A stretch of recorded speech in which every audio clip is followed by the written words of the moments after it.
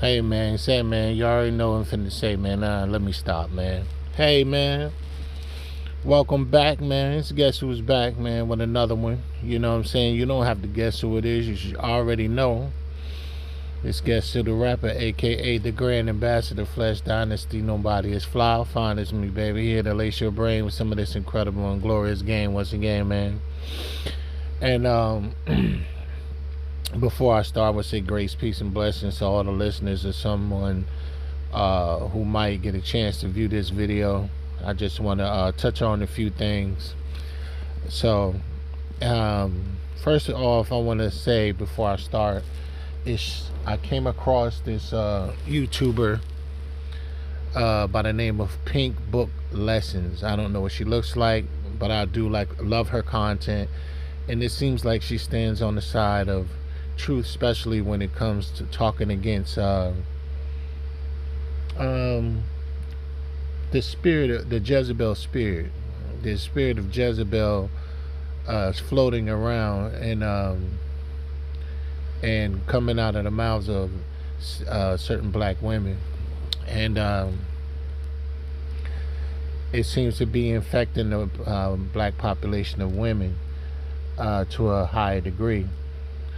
And it's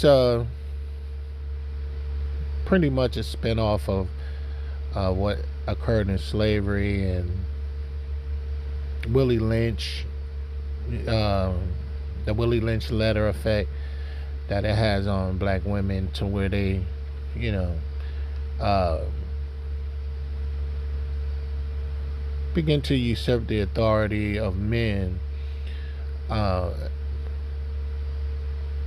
as with at one point where they were dependent upon him, but through our slave masters, and particularly the ones in this country, the white man,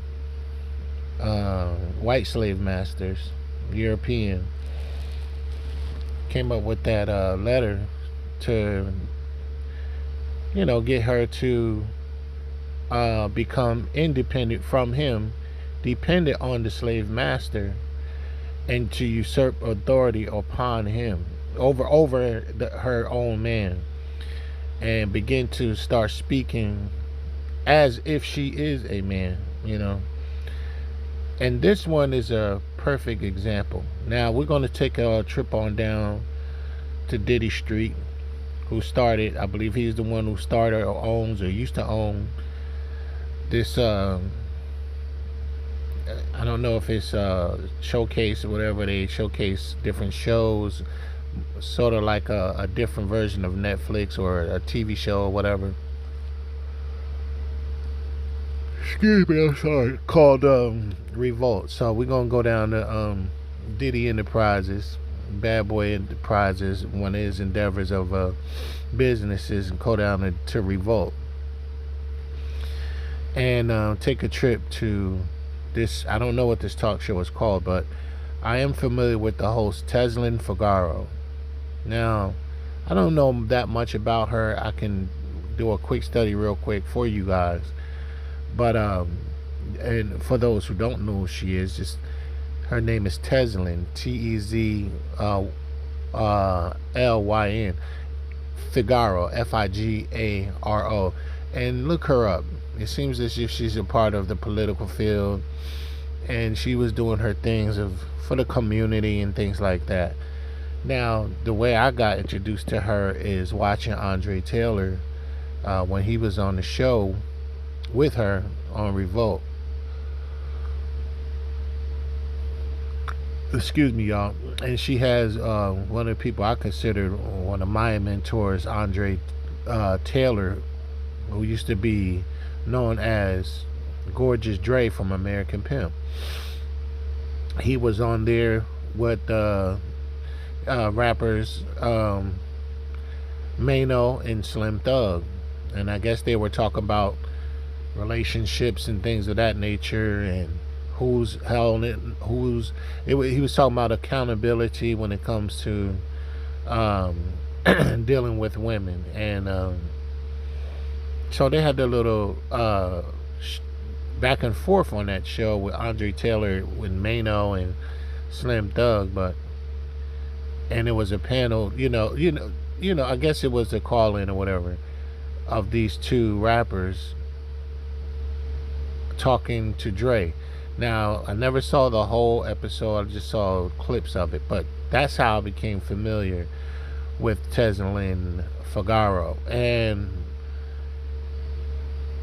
from the small clips of seeing that, I never suspected that she was a feminist. Now, I did see, a little small inclination of it, of when she started talking about how it was on her terms when she wanted to get pregnant, as if it was in the tone of the tonality of it. Now, there's nothing wrong with trying to plan in your way to be a parent, but it seems as if she was more driven by her career, and she wanted to take that route instead of being a mother or the family route.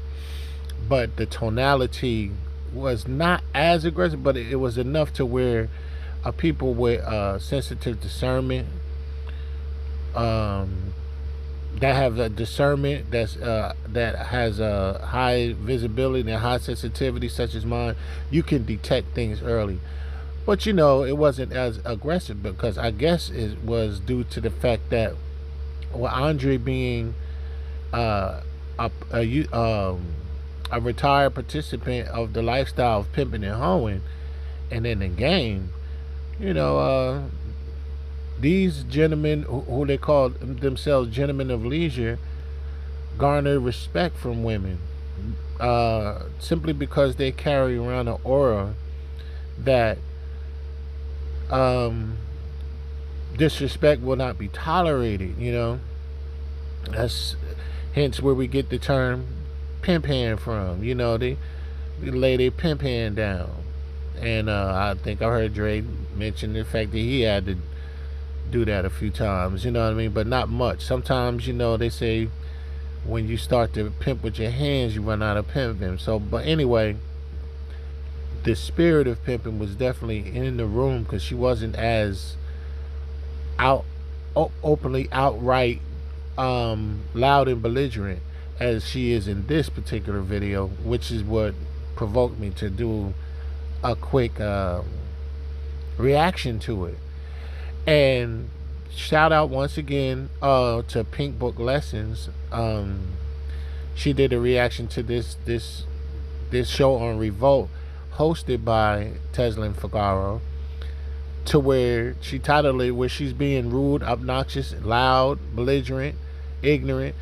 And those type of women, I used to call them snapdragons, and like, cause they'll snap and breathe and start breathing like a dragon in front of you, and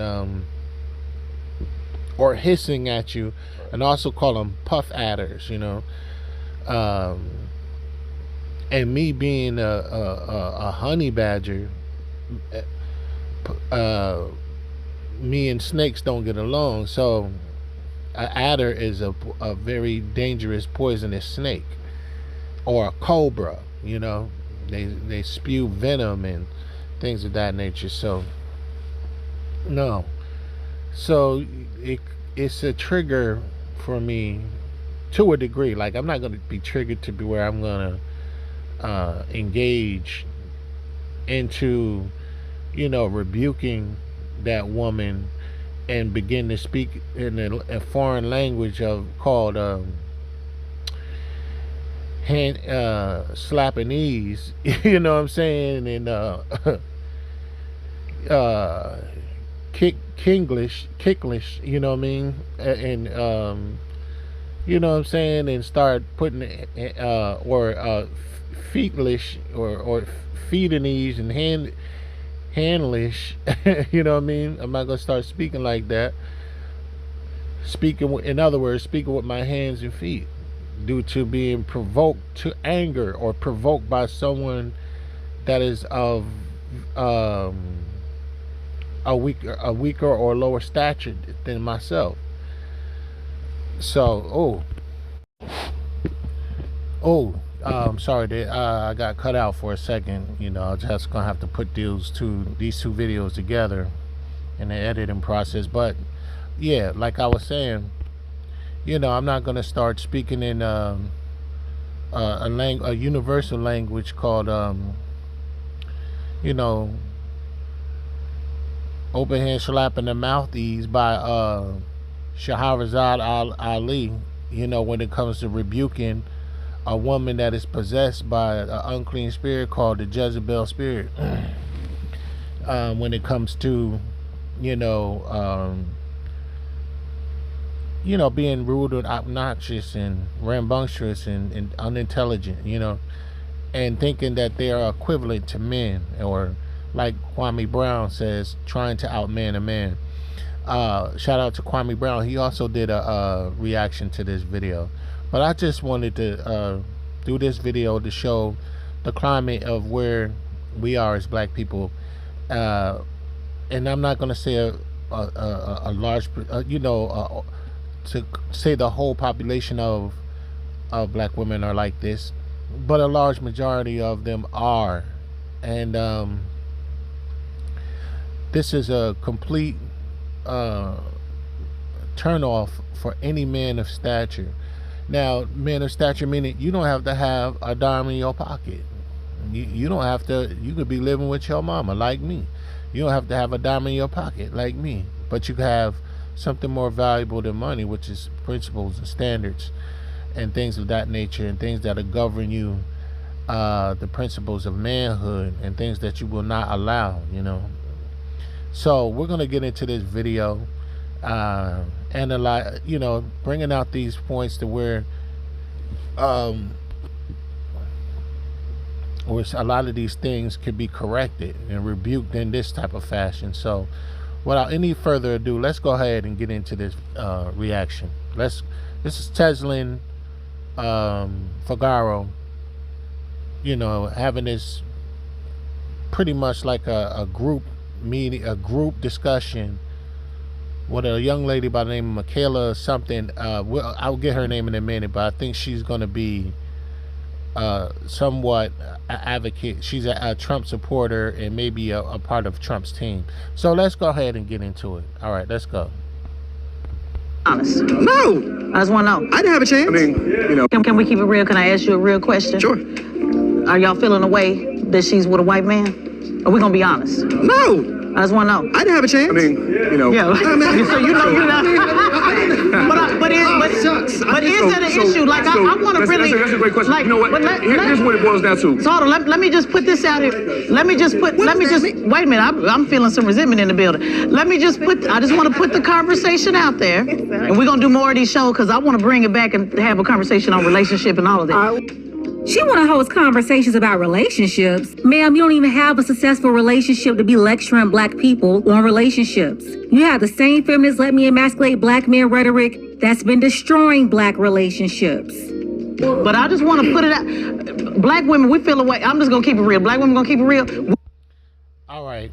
Now, you heard what the lady from Pink Book Lesson says about her personally.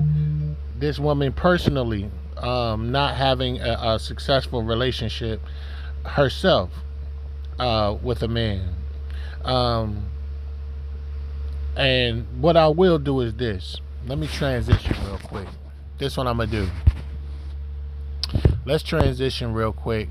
And I'm going to do a reaction to Kwame Brown's reaction, because I want to include him in his commentary and his reaction in my reaction. So I'm going to be reacting to Kwame Brown's reaction to Pink Book Lessons reaction. That's something I never did.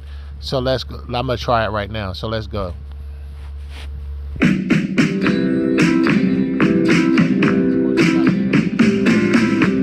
Christian, then don't worry about it. But it's about walking. I was further along, but so this is what I'll do. I'm going to do Kwame Brown's reaction to Pink Book's Lessons reaction to Tezlyn Figaro and this girl named, I think her name is Michaela something, and it's pretty much dealing with the difference between she made this difference in another video she did on this same interview, where old bitter black women versus the young vibrant young black women, and why they can't get along. But it seems like she have something against this young black woman. All right, come on.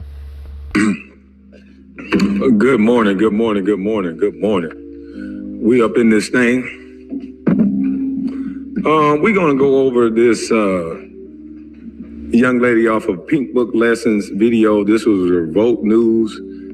Shout out to Pink Book Lessons. Y'all should go sub up to her channel. She keep that heat. She keep it going short, quick, to the point.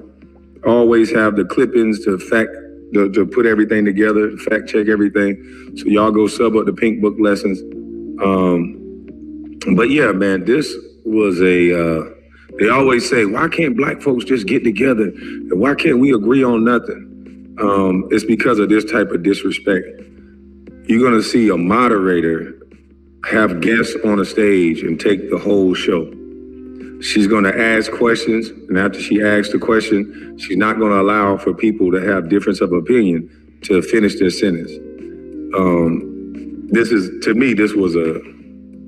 was an embarrassment, if you ask me. This was a terrible display of what it is that we would want to have in our community, which is a healthy dialogue.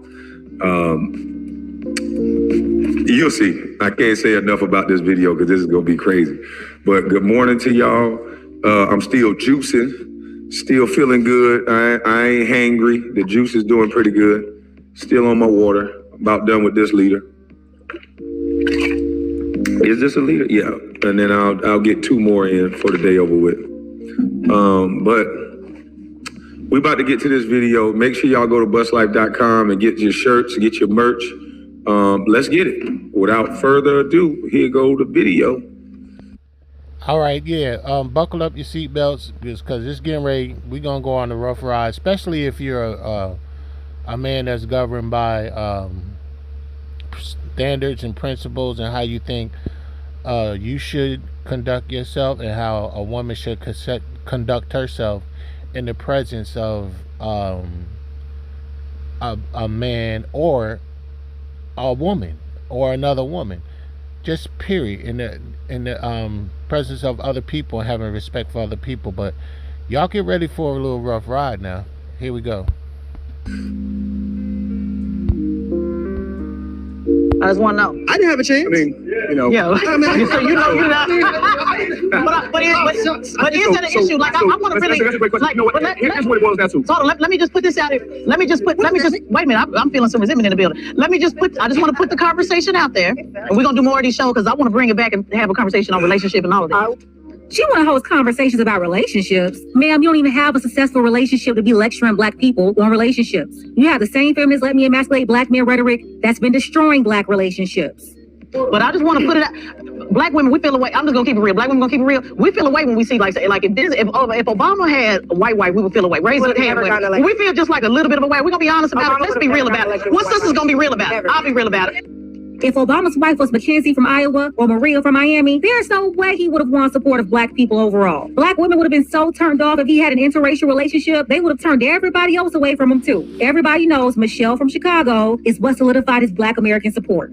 I'll be real about it. Yeah, I've asked that on my channel too.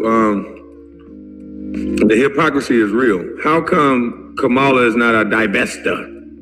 If a black man has a white woman, automatically he's not with the black community. If you listen to the men and the women speak about it, when you have a white man, we okay with that. I mean, this is 24th century, this is 21st century, you gotta grow up. But as soon as you see a black man, Byron Donalds, they go after him because his wife is white.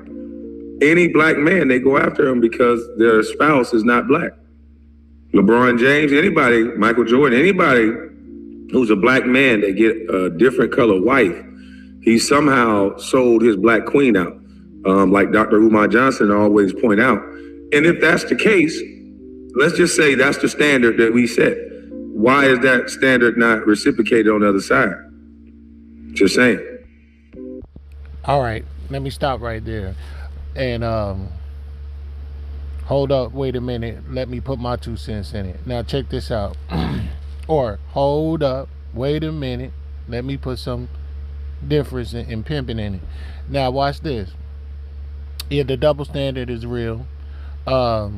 Yes, Umar Johnson is very vocal when it comes to bunny hopping, bunny flopping. You know what I mean, and things like that. Does he specifically point out the fact that she, Miss Kamala Harris, is married to a white Caucasian man? I don't know, but I know he used to give out lashes. You know what I mean?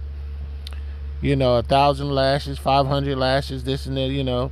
Some Stephen A, some of them Shannon Sharp. A lot of them got about 500 to several thousand, 5,000 lashes. You know what I mean? But when it came to the slave master, them lashes were, they didn't discriminate between genders. So I don't know if Umar Johnson has said something about Kamala Harris receiving lashes for what she's doing with this Caucasian husband. But I don't know. But this is what I will say about Umar Johnson, and this is what gets him off the hook. Will get me off the hook. We don't care if she's married to a Caucasian husband because she's not black. Or let me put it in our vernacular. She ain't black. Now she got the feminist black women deceived and convince them to believe that she's one of them and that she is black, but she is not black. She is a East Indian. And this is why we need to get back to who we are and begin to identify ourselves and have knowledge of self. Meaning, who are we? We are the chosen people of God, the children of Israel, the Israelites of the Bible. If you knew that, then you'll begin to discover who everyone else is and who everyone else ain't. She's an ain't in our community. She is not a black woman. So she could be married to a Caucasian man all she want. When she was getting smacked down by Big Willie Brown down up in San Francisco, out of that Bay Area, that Yay in that Bay Area. Yeah, you know what I'm saying? She was with the brothers then, 304 on her way to the top. Allegedly. You know what I mean? That's what they say, not me. That's what they say. But yeah, it's real. They even brought up Obama, Michael MJ and LeBron James. If they were to have white women, oh yeah, black women be all over them. They wouldn't support them. Obama wouldn't support him, even though let me put some paint where it ain't say what most can't about him. He also is not black. He is also not a Negro. He is not a nigga like we are. He is not one of us.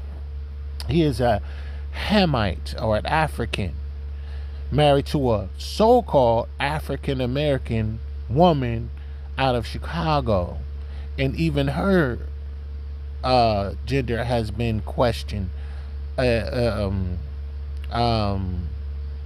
in the past by and brought to light by Joan Rivers, saying that even Michelle might be Michael, you know what I'm saying, allegedly. So no, but these people that they put in front of us, it exposes the the double standards. Let's go.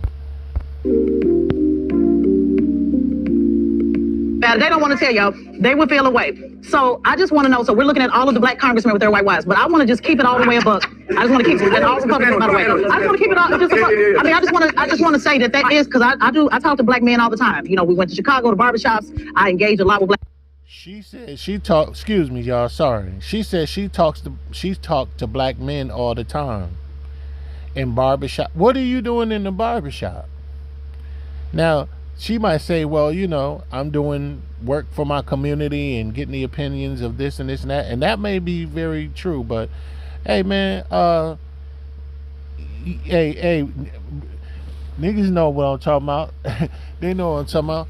We be in there talking politics, sports, whatever. But when the chick come in there, like, we don't want it gets silent. Just like when we walk in the beauty salon, they get silent. You know what I'm saying? Because they in there running their mouth about us. You know what I'm saying? And we running our mouth about them and everything else. But I said that to say, why are you all up in the barbershop as if you getting ready to get a haircut or something? You gonna get a fade? But I'll get back to that haircut in a minute. Come on.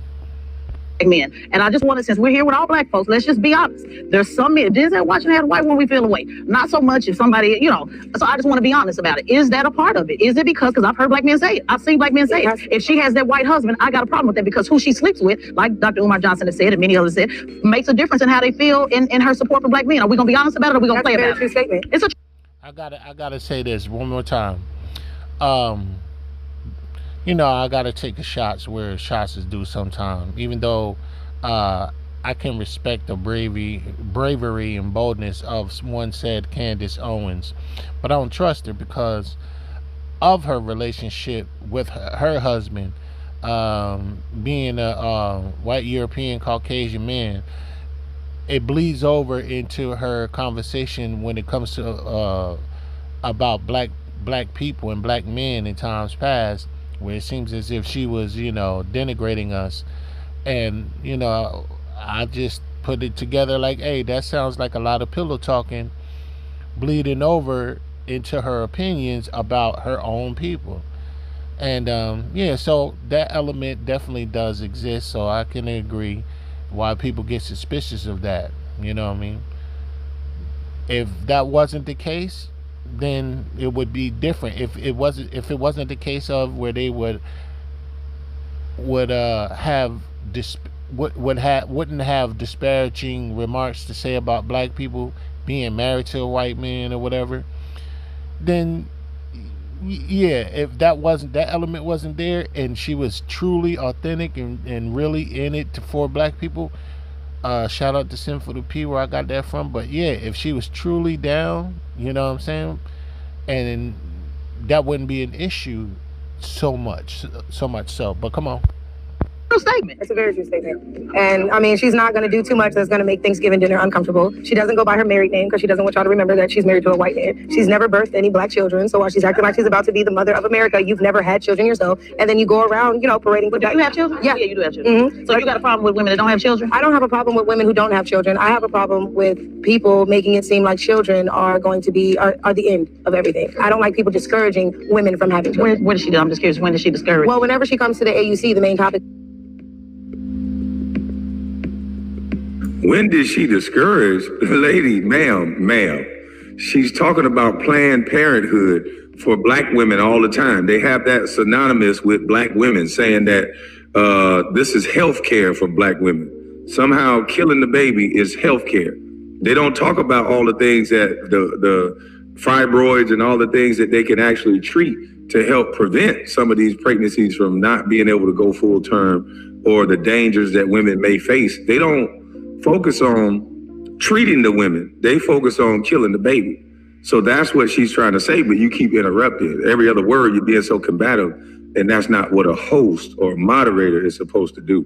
You ask the question, you let somebody get their thought out, but this is the way of media now. They don't never have a conversation. They want to embarrass. They ask questions, and they have the biggest mic, so they just overtalk you. So it's always a combative situation. All right, let me go ahead. I agree with Kwame and Kwame Brown when he says that this is the way of media now. It's like more of a battle of words and confrontations, and other than sticking to the dynamics of a conversation. If you're a host or a moderator, she's really supposed to be, you can be biased, but you're really not supposed to be that way, but more listening then and less talking is the job of the moderator or so-called host. Which, and for her to act as if she didn't know and had to question the young lady about what do you what is her position on why you her position on you know black women, and talking about and spreading the fear of them dying from having children and stuff like that, as if she doesn't know. This is Tezlyn Figaro. She used to be down with Bernie Sanders, so I assume she used to be part of the political movement, and she's aware of the policies of different candidates throughout these these politicians, be a Republican, Democrat, or Independent. So I'm quite sure she's aware of that. For her to purport that she asked that question as if she's unaware or as if she's defensive about it, hey man, that was kind of disappointing. It was whack. It was unprofessional. What do you mean? What does she mean by that? As if you don't know. You know exactly what Kamala Harris was talking about. You know exactly what this young lady meant by what she said when she was talking about Kamala Harris and her stance on black children being born, from black women. You knew she was talking about abortion, Planned Parenthood. But it seems as if you got something against this young lady. Come on.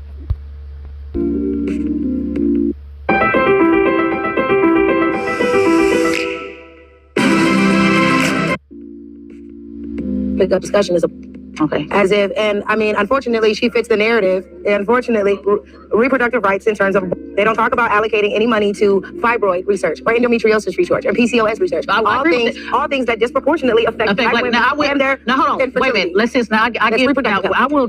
She's a black woman. Let's be clear. Reproductive health. Well, let's hold on. Wait a minute. I agree with you on that because if they do need to talk more about, we were talking about it in the dressing room about fibroids and IU, because I do want to say that white women are the ones pushing the narrative with abortion. Get that clear. Let's stop acting like this is a black woman issue. No, let's get this clear. Every election, it's a black women will die unless a right. But I'm talking about the reality. The reality is when you look at the women who are advocating for abortion, because we're gonna I'm a mother too. So. Did y'all hear that? The young lady made a point. She said, every election they make it seem like black women are going to die. And then this young lady said, in reality, we're talking about reality. So you're okay with them lying to black women. So let me go back. She basically saying, well, they lie to black women. Because she said, this young lady, Miss Marco, she said, hold on, let's go back in here.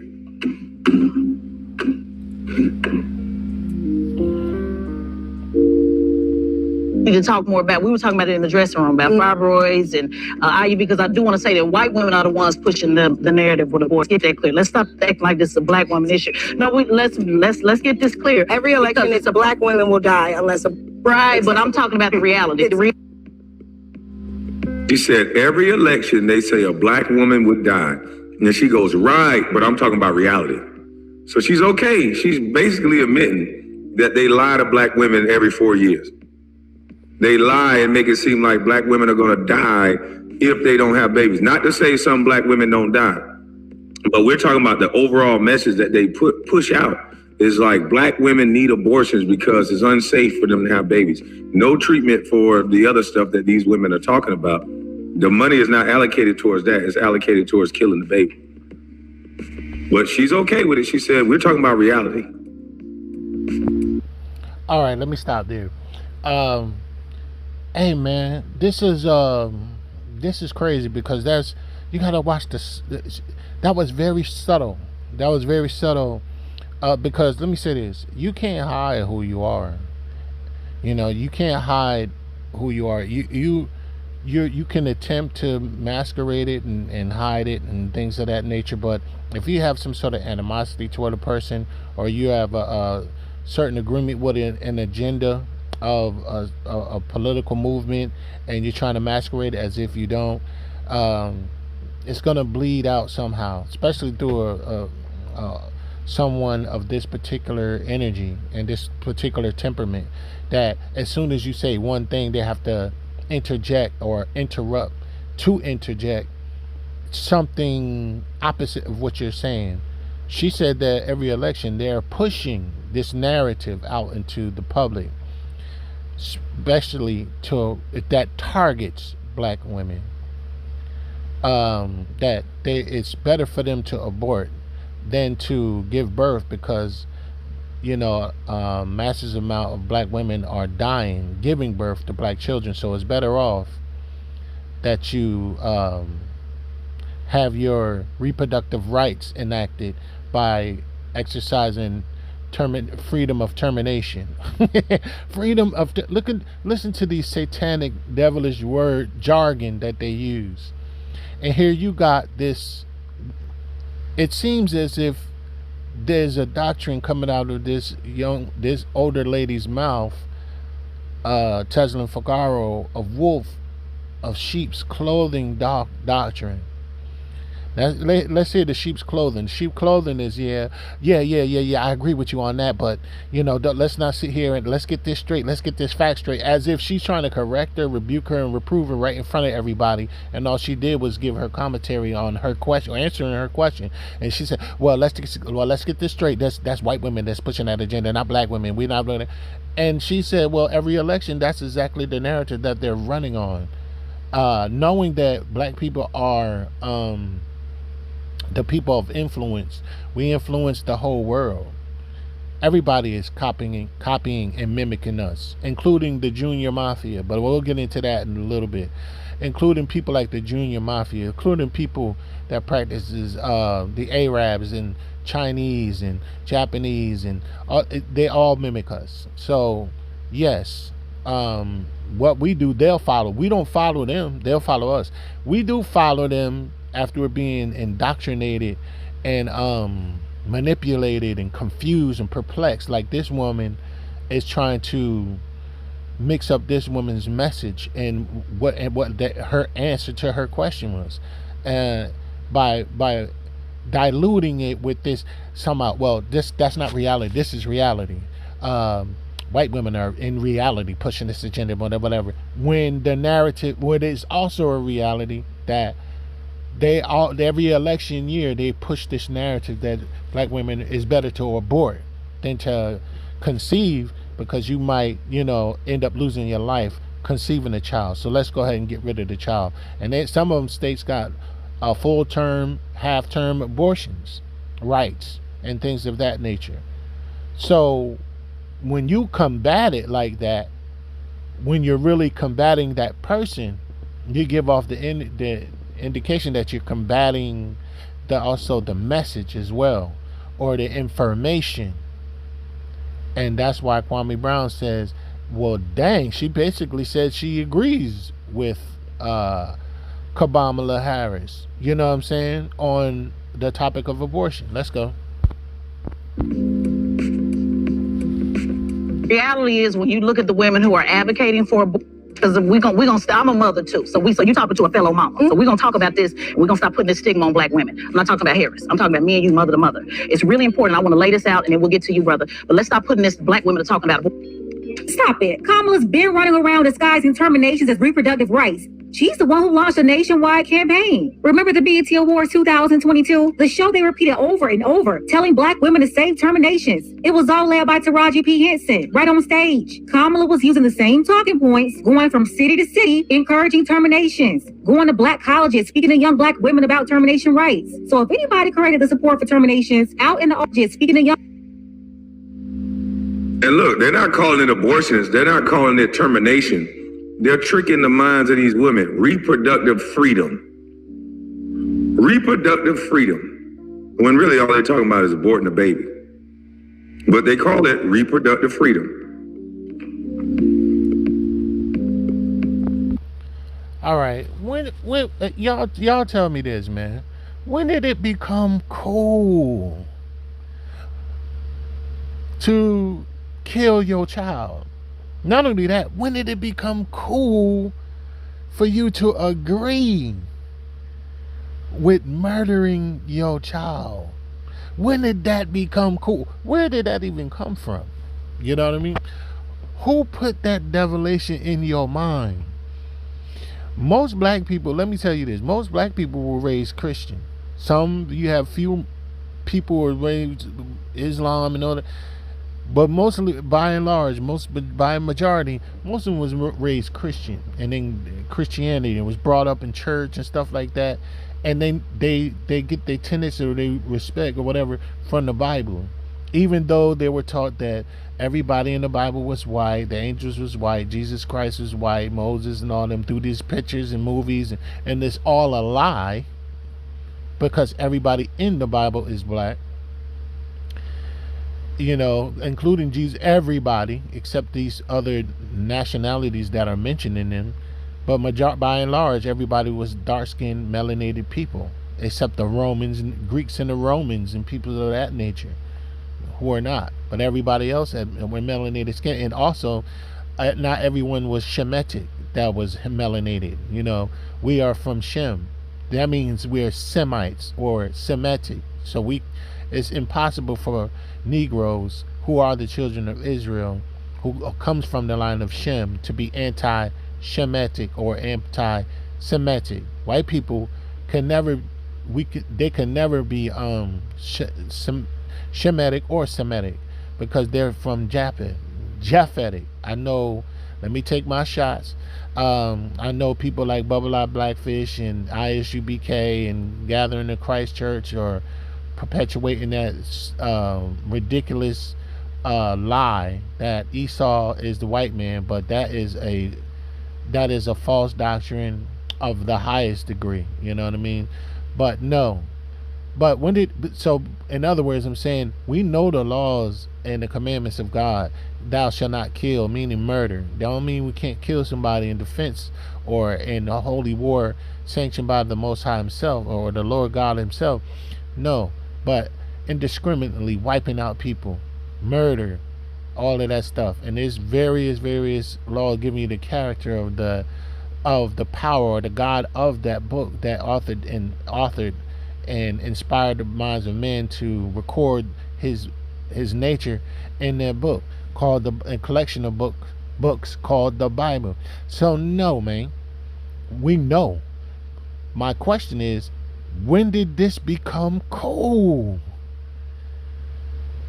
If you wanted an abortion before, you knew you wasn't supposed to do it, so you used to be in the closet with it, with a hanger or something like that, trying to get the baby out, risking your own life doing it that way.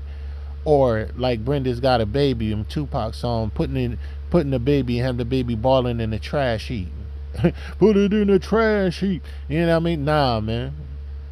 And now look, and then they market it, repackage it at like a corporate slander or a product or whatever, or campaign, and calling, basically terminating or killing or outright murdering your child, and calling it reproductive freedom.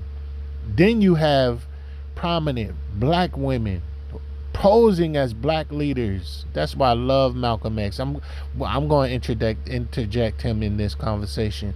I want Malcolm's opinions on these so-called celebrities, these so-called women of power, or black people, these celebrities purporting to be men of faith and standing on and being black leaders and things of that nature. Look, that's Shirley Ralph. That's Shirley Ralph sitting with cackling Kamala Harris on this panel called Reproductive Freedom. Before that, at the VMAs or the BET Awards in 2022, that was Taraji P. Henson. The Jezebel spirit, man. Then they said Sanaa Lathan. Oh my God, Lord Jesus, Sanaa Lathan. As beautiful, man. Shout out to Sinful the P. Sinful the P taught me, and rest in peace to Sinful the P, taught me through his videos. Do not allow the appearance to be the interference from you seeing the truth.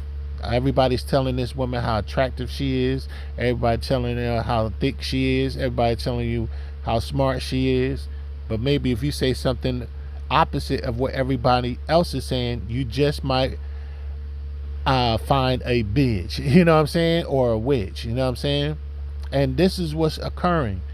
These women are professing to be black women are nothing but lowercase females acting like bitches, you know what I'm saying, or having the spirit, excuse my language, but I have to kick down the door with it, and acting like bitches and with and spreading this Jezebel spirit. Look at this. You can't have common sense. You can't be in your right mind, knowing the laws of God, and actually being reprobated, your mind being reprobated into that mindset, to where you actually get on stage and promote it as if it's right and you know it's wrong. Come on.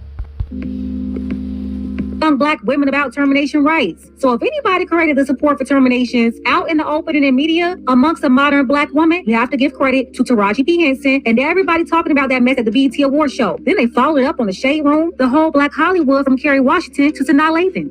This is what we know based on facts. So I just want to be clear. I understand the issue, and I tell Democrats all the time. But I want to be clear. I wasn't saying that. I know, but I just want to be clear because I don't want that stigma out there just running with the trolls in the comments. Yeah. I want to be clear that black women are not the ones. That's why you don't see us in the cat hats and all that talking about abortion. They're promoting this too. Yeah, but no, and that's where I'm disagreeing with you, because the thousands of women that are out.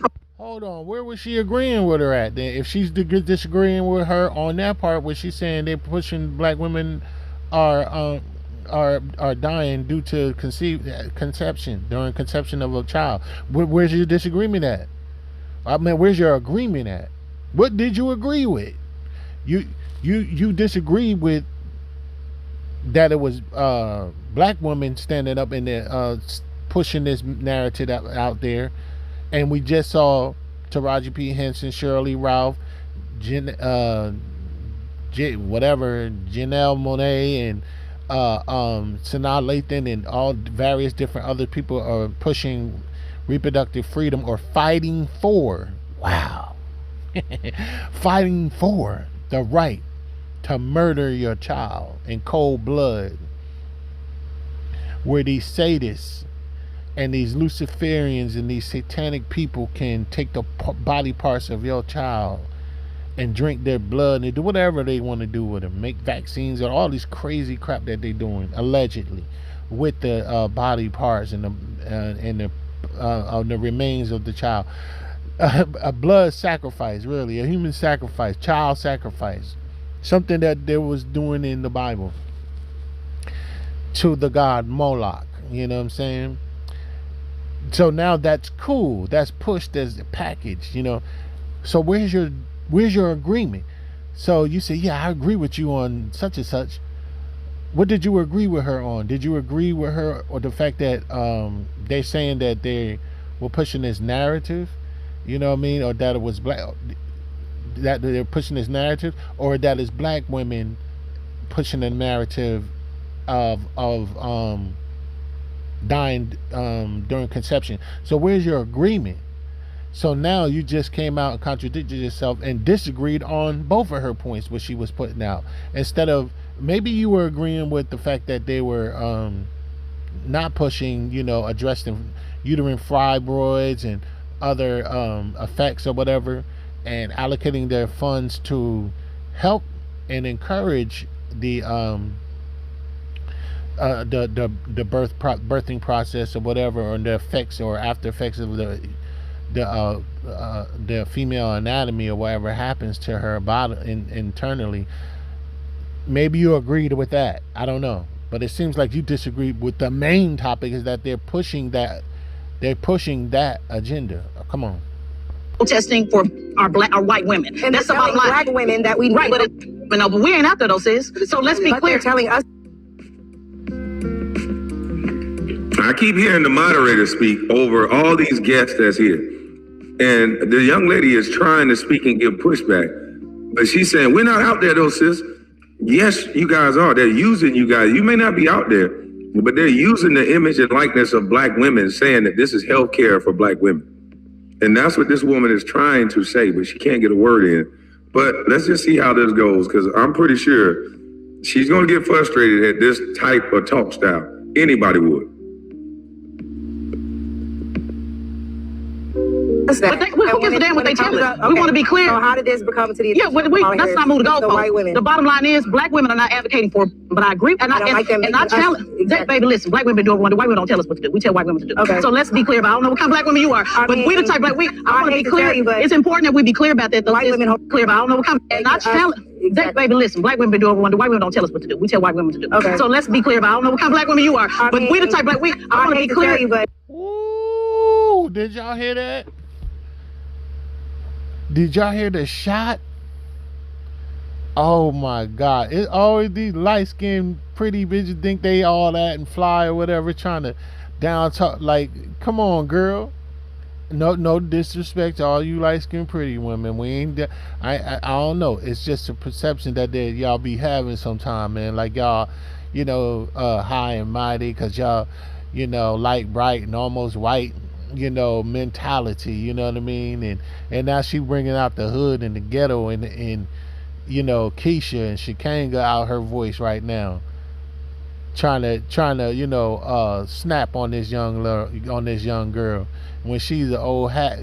Really, she's giving off the vibration of she's an old, bitter, black, light-skinned chick or bitch that don't nobody want. You know what I'm saying? And the veneer of what brings her some sort of value into her life as she's pursuing in her career. But all of that can burn in flames, you know what I mean? Miss me with all of that, because you can't, when you pass on to the afterlife, you can't take none of this stuff with you. Come on, let's go back. I want y'all to hear that. Sure, she's gonna get frustrated at this type of talk style. Anybody would.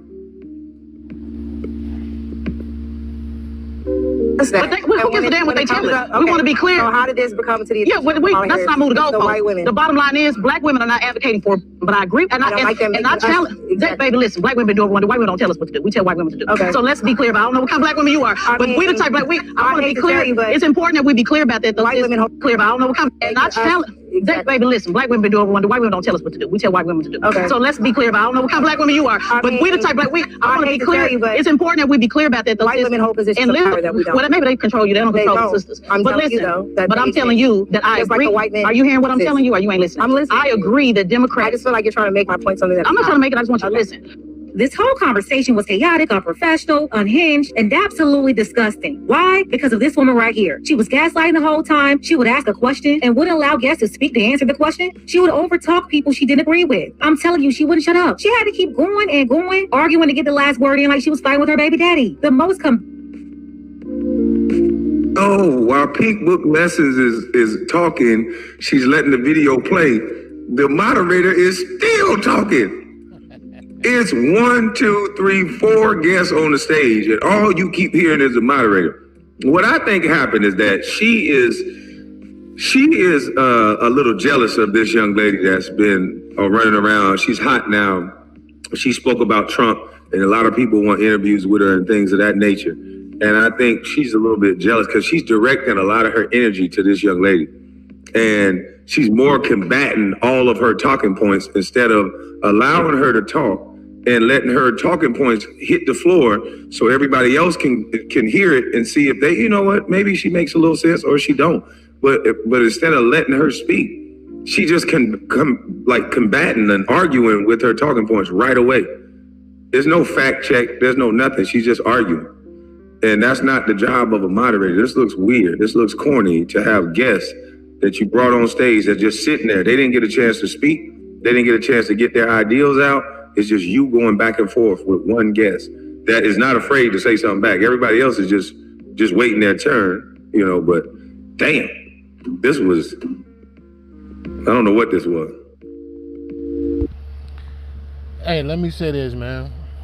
I'm ashamed of who I was in times past, man, but say about 25 years ago, about what I'm 52 down. 52, about 25 years, about 25 to 30 years ago. 52, no, not 30, because I'll be 22. About 30 years ago, man. And that's wonderful. I'm still here. Y'all dudes who made it past 50, I mean, y'all don't be ashamed, especially if you black, because you still be looking young, fly. You still be looking young, active, and attractive out here, man. Don't let the smooth taste fool you. We still fly out here, you know what I'm saying? But also be celebratory of the fact that you even made it, because a lot of your friends have not made it to this age and stage of the game. You know what I'm saying? It's a beautiful thing to grow old gracefully, man, and see some things change. But in times past, oh yeah, I had a spirit of rebuke sharply. You know, I used to rebuke attitudes like hers very sharply. Kwame Brown said, you know, this woman Tezlyn Figaro is not allowing this young lady who's on the panel her talking points to hit the floor. But let me tell you something, man. In times past, her talking points won't be the only thing that'll be hitting the floor if allowed. You know what I mean?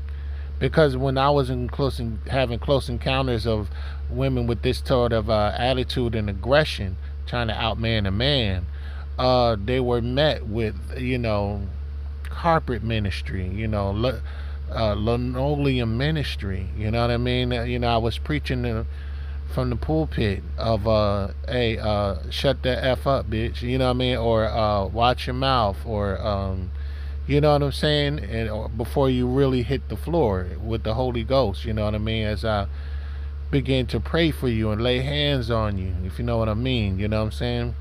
Yeah, I used to be one of them preachers, young preachers back in the day that used to lay hands in order to rebuke the foul spirit that was coming out of your mouth, you know, to correct them, and not only just rebuke them sharply. You know what I mean? It was a sharp rebuke. You know, I used to, you know, and it was in a language that required hands and feet, and you know, like I said, we was gonna go back to that barbershop that she invaded when every nigga was in there talking about sports and all that, and she just busted right up in there and started talking, and we just all stopped and looked at her and say, hey, yeah, you talking that way, aggressive. I need to take you to the barbershop and give you a haircut and give you a nice new hairdo myself, you know, take you to the beauty salon and give you a nice, you know, unrecognizable hairdo, you know what I mean, give you a nice fade or a flat top up top of your head for talking out of turn and things of that nature. Yeah, I will not do that now. You know, but back when I didn't have the information, you know, this uncommon information called the game and how to regulate my emotions, when I was reacting out of my emotions instead of responding out of mentally responding or intellectually responding, yeah, I engaged in such ministry, you know what I mean, to where, you know, a rebuking service was, you know, being held, you know what I mean. And I had to get that chick mind right, you know. Sometimes you got to open up their head to see what's in it and see what deficiency is going on so you can correct it, because why did that come out your mouth, you know what I mean? You know, just like what's his name is, Jack Boy Maine said he was talking about what he heard about, pow, right back in the mouth, you know what I'm saying? Like, nah, so yeah, that kind of energy, I would never have tolerated that. I still not gonna tolerate that, and you know, I just ain't gonna take it there no more. But you know, let's go. That of hostile, unprofessional moderator I've ever seen. A person like this with the temperament of a 10-year-old should not be controlling adult conversations. And no, this wasn't it. It got worse. Our community. She said it got worse, and she's right. Will y'all watch this? Come on, Pink Book Lessons. See, I never did this, a reaction to a reaction to a reaction, but, you know, I never did it. And sometimes they speed up the voice of the person reaction, but I don't mind. Y'all get through it. Come on. That of hostile, unprofessional moderator I've ever seen. A person like this with the temperament of a 10-year-old should not be controlling adult conversations. And no, this wasn't it. It got worse. Our community has 25 million children. And how many white folks? And what white folks do don't set the standard in the black. I know. I just want to make sure we get the fact. The moderator talks after one word this man said. She said, how many white folks? And I like what he said. White folks don't set the standard of what we got going on. White folks don't get around a whole group of white folks and say, what black people got going on? They talk about their issues. At least I would think. I've never been to a all white space like we got going on right here. But why are we talking about white folks? What white folks don't, what white folks don't, community has a, Controlling adult conversations. And no, this wasn't it. It got worse. our community has 25 million children. And how many white folks? And what white folks don't, what white folks do don't set the standard in the black. I know. I just want to make sure we we need get to the be facts. measuring ourselves. Ooh, what about white folks now? This brother, you know what I'm saying, can barely get out a word because he's speaking about black people and also put the number of 25, I guess it was 25 million, whatever. I'll go back. And here she is. How about white women? Look, let him finish his dissertation first. You know what I'm saying? What is the matter with this? What's the matter with this woman? So as soon as he mentioned black, she wanted to divert it to white. And what? Dang, you know what I mean? Them light skinned bras, man. Them light bright, almost white. You be thinking that, hey, dang, are you half white, or you got some white in you, or where's this energy coming from? And I'm not saying this as a shot to all white people, because a lot of white people have decorum. You know what I mean? They don't. She has blended, not only in her messages but in her attitude. she's blended as if, don't sorry. We're not going to just talk about black people. We're going to talk about white people. No, we're addressing our issues. White people don't determine and sit around in the round table and we talk about what we're going to get out the deal. They don't give a damn what they're concerned with them, what they're supposed to be. And we're supposed to be concerned with what the effects it's having upon our community. But she's posing as if she's part of being an advocate for the betterment of our community. So why are you diverting? Why are you diluting? Why? Is your skin an indication of your dilution? Like, what are you doing? Like Brian almost right. What you doing? Yo, chill out, girl. Chill out. Come on. We need to measure ourselves on our own performance. No problem. I just want to know the white folks. That's all. Fair enough. We've 25 million children, and it's my opinion that the world is better with those children in it than not. Okay? Wow. You know what? I should have stuck with her. Okay? Is in many ways a very difficult topic for a lot of people to deal with, but what we're really not talking about is the root issue, which is premarital sex. Premarital sex is the most significant issue. You against premarital sex? So I am actually. As of today. So I wish he was able to finish that before she asked him the third question. You know, out of the uncompleted sentence, he ain't even complete through 2 or 3 sentences or 4 sentences to make a paragraph yet. He ain't even made a paragraph yet, and she already asked him 3 questions. So every time what is she, a traffic director? You know what I mean? She out there as a policewoman directing traffic. Oh, you can tell she one of them Wanda Smith when Cat Williams had to rebuke her in front of everybody and let her know that she is not on the you're an inferior comedian. You're not on this level. To be, you know, talking out of turn like she did with that aggression and that masculinity, and that you could smell feminism in the air.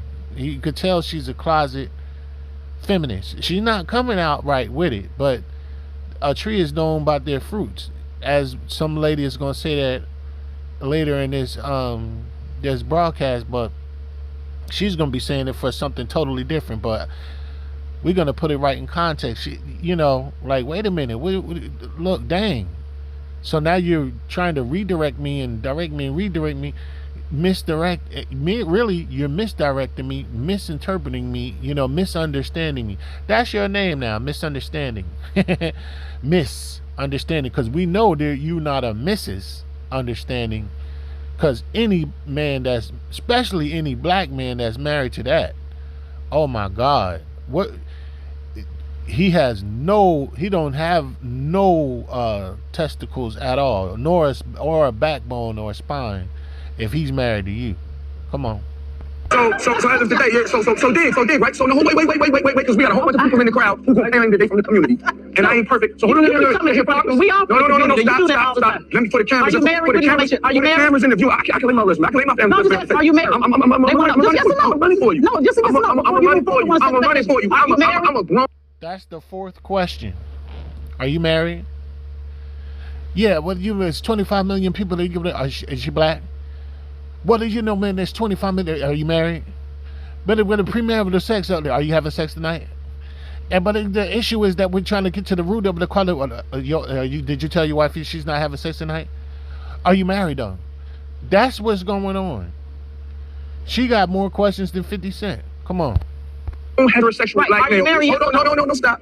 Who has benefited? He won't answer. Somebody answer. For the cameras, I'm gonna give you more than you asked for. No, but I just want to answer. No, but I don't want one to answer. I just want to know. I'm a black male who benefited. I didn't ask you that. I asked you what you did just last time. At 18 years old, I benefited with another sister from a birth, but that don't mean that I don't know that it's wrong. Right. See, one of the issues we have.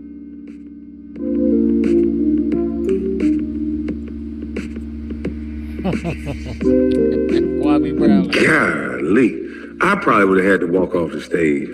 The man is trying to finish his complete thought of how he wants to finish his thought. You can look at his hand and can tell he's not married. But at the end of the day, even if he wasn't married, premarital sex is an issue. We wouldn't have so many babies out of wedlock if it wasn't. I'm a guy who's not married who created several bastard children, and that's the correct terminology. But because I'm not married and because I participated in the destruction, that gives me the qualifications to talk about it. I can tell you how this doesn't really work. You got a kid over here, a kid over there. They all got school almost at the same time. You're going to disappoint somebody. You see what I'm saying? So that is a problem. And so she's focused on him personally, but what he said overall could help. If people start, focusing more on what 50 Cent was saying, he's meditating, he's focusing on what he got to do as far as work and not having sex, because that cloud a lot of judgments. Before I started having sex, I was more focused on basketball, more focused on my purpose and goals. When you start having sex, you invite things in that a lot of people are not ready to deal with. So for her to keep, instead of letting him land his plane and make his point, she made it personal. And she will not stop talking to see if we can get a through line out of this man's message. You can learn something from an alcoholic. You can learn something from a bum off the street corner.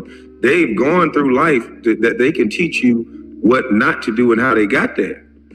So I think this is a very closed-minded way of thinking. So we only can listen to perfect married people. And even those marriages are not perfect. So I don't get her point. Kudos to Kwame Brown. I totally agree with that. Yes, when you having participated in actions that are contrary to what we were taught out of the Bible, meaning, and that's where it came from, having children out of wedlock. A lot of us did this too. Got the girl pregnant, then married her to cover up the fact. You know what I mean? But by the time the child was born, with we were already went to the ceremony, went to the government, got a marriage license certificate, and then went on ahead and went through the ceremony and got married, and then the child, was conceived. Yeah, a lot of us did that. Still yet premarital sex.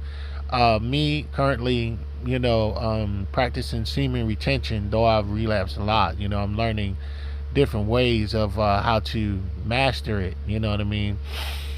And trying to be a little bit more patient with myself. But he's right. When you're not focused on sex, you're focused on, the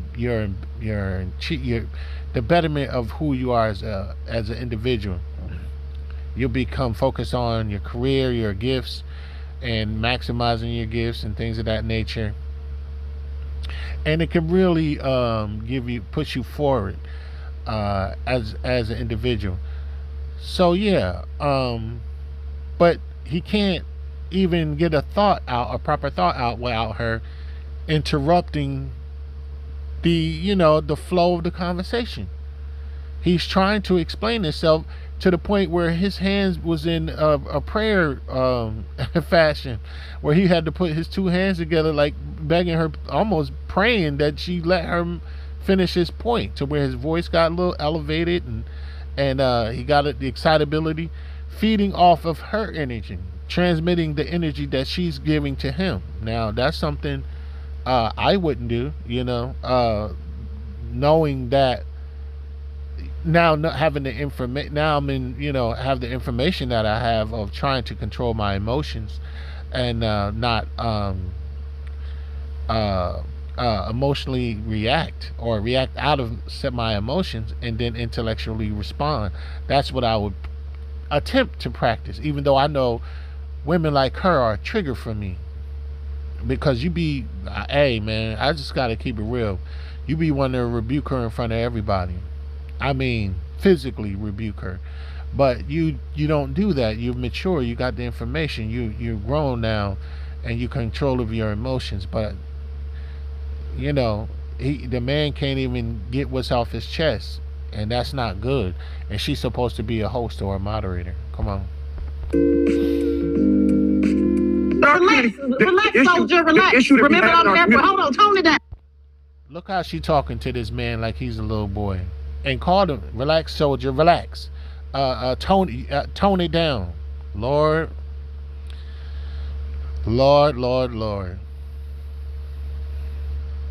That's what you call provocation, or being provoked. I used to say to people all the time, provoke the Lord and see what happens.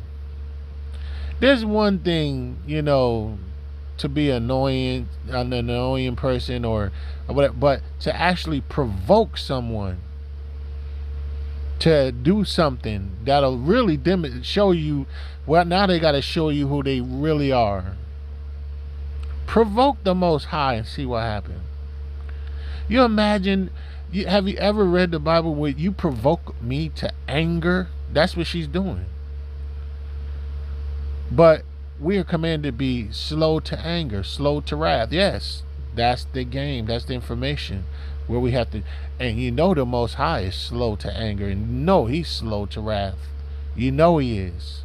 All of the things that he gets to see us do and forgive us 1,000 times for, even including myself. You know what I mean? Very merciful. Thank God for the mercy of God. We got to be merciful. But at the same time, being provoked, though. Provoke the Most High, see what happens. When you're provoking a man, you are a woman provoking a man who is stronger than you. He don't have to ask you to submit. He can literally make you submit. Just like God can make man submit, and you woman submit, and your child submit. That man is being endowed with the power and the strength to make you submit, to make you and to answer your provocation. Don't you dare provoke a man to anger. A lot of women have lost their lives being shot and killed from provoking a man. All right, real quick. Y'all know the story. The dude posted on Facebook, had killed his girlfriend, went back to kill his ex-wife, and then killed himself. You know why he did that? They provoked him. This dude was working at a hospital. They said, and he was saying that his ex-wife said all this mad stuff about him and disrespected him as a father, and made him look like a deadbeat dad to his children, and he felt like he had nothing to lose. And not only did he went and killed his girlfriend at the time, ex-girlfriend, then he went back to the source of the problem. And as she was approaching, not even knowing, her day of visitation came that day, and she didn't even know he was there. to kill her, to end her life. You know why he did that? He was provoked. Somebody need to let this little light skinned little thing, you know what I'm saying, know that, hey, she bleed once a month just like the rest of the hoes. And watch your mouth. And don't ever provoke a man. You lost your mind? Come on. Relax. Come on, you foaming at the mouth. Relax, baby. Relax. Relax. She said this man is foaming at the mouth. I hate to keep cutting it off, but see what I mean? You foaming at the mouth, called him soldier, trying to denigrate him and whatever. Now, if he was any type of person that was wild and unruly and not in control of his emotions, he would have stood right up and yanked her out of here and smacked the dog. She smacked the shit out of her right there in front of everybody and went to jail and all that. Because you know she ain't going to do nothing but call her real man, the white man, which is the police, and get him, and then still talk junk. But imagine she couldn't call the police. Imagine she wouldn't even be this way. If she couldn't dial 911, boop, and the other one after you go upside her head. Come on. She did this over and over. She would gaslight the guests, wouldn't let them get their words out, kept cutting them off and escalating an argument. Then when the guests matched her energy, she went to shame, insult, guilt tactics, while she continued to argue and show her need to be right. Sign language 101. This flamingo went through every stage of it just to shut down anybody she didn't agree with. But I just know this because they want to know the answer. No.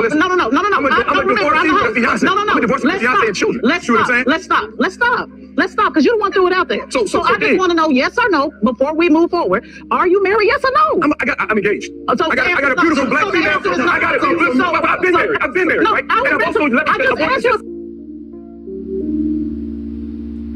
Well, I'm willing to bet if he throw that same question back out at her, is she married?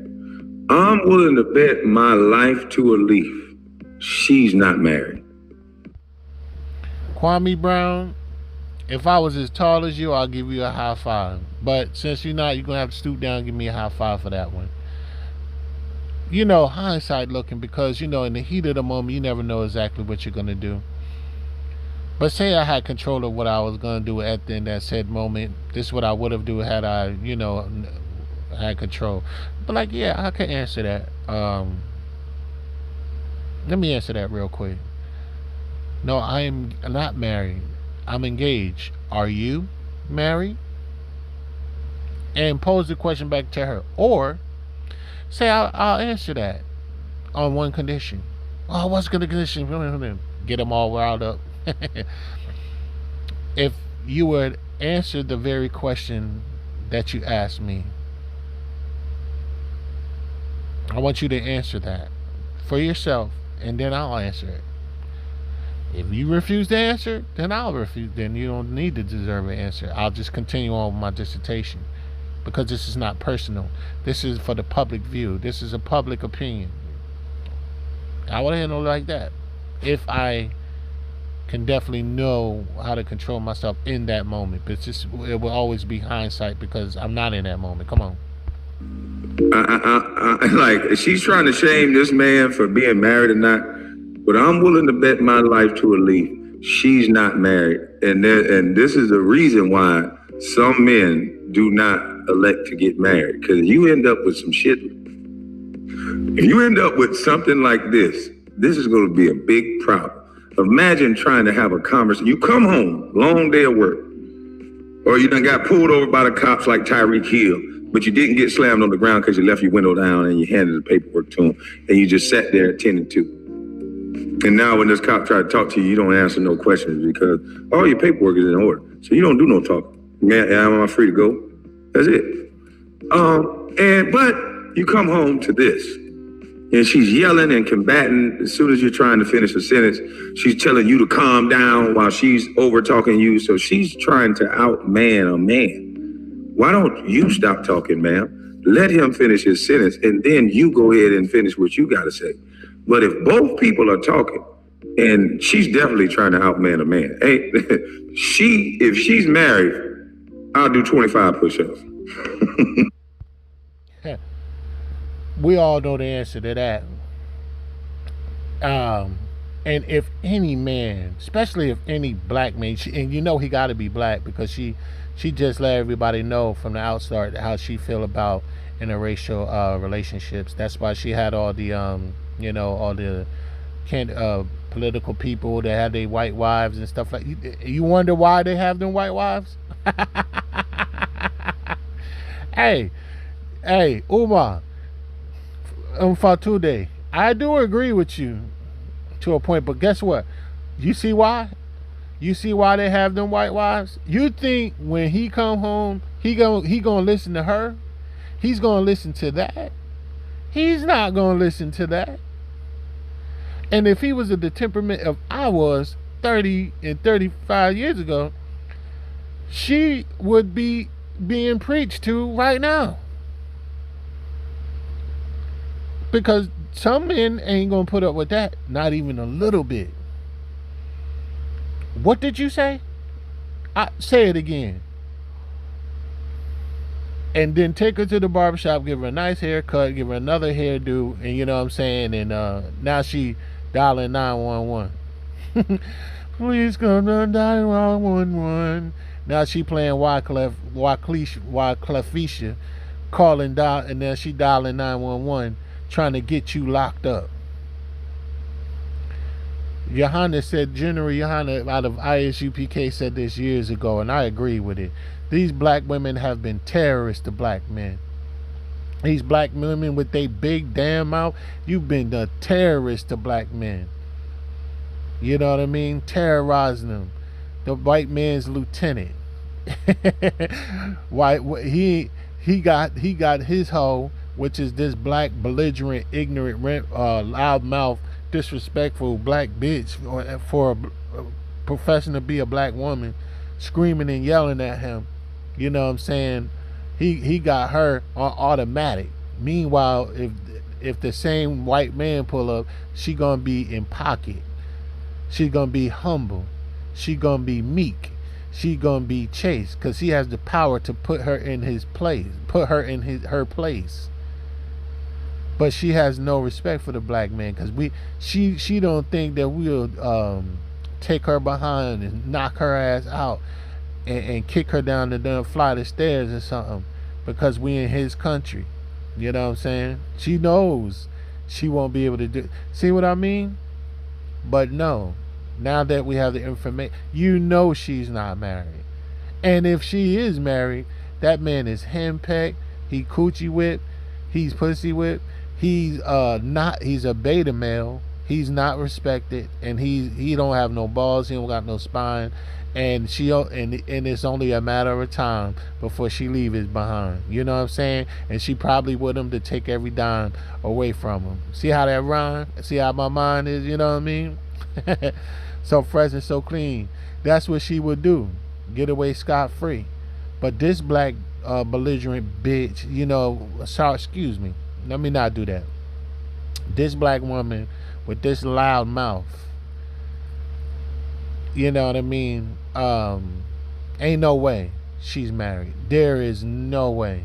And she will never be married. Not with that attitude. But I love the game. I love Andre Taylor, one of the wisest men I've ever heard of. I haven't had a close encounter with him yet, but I believe I will.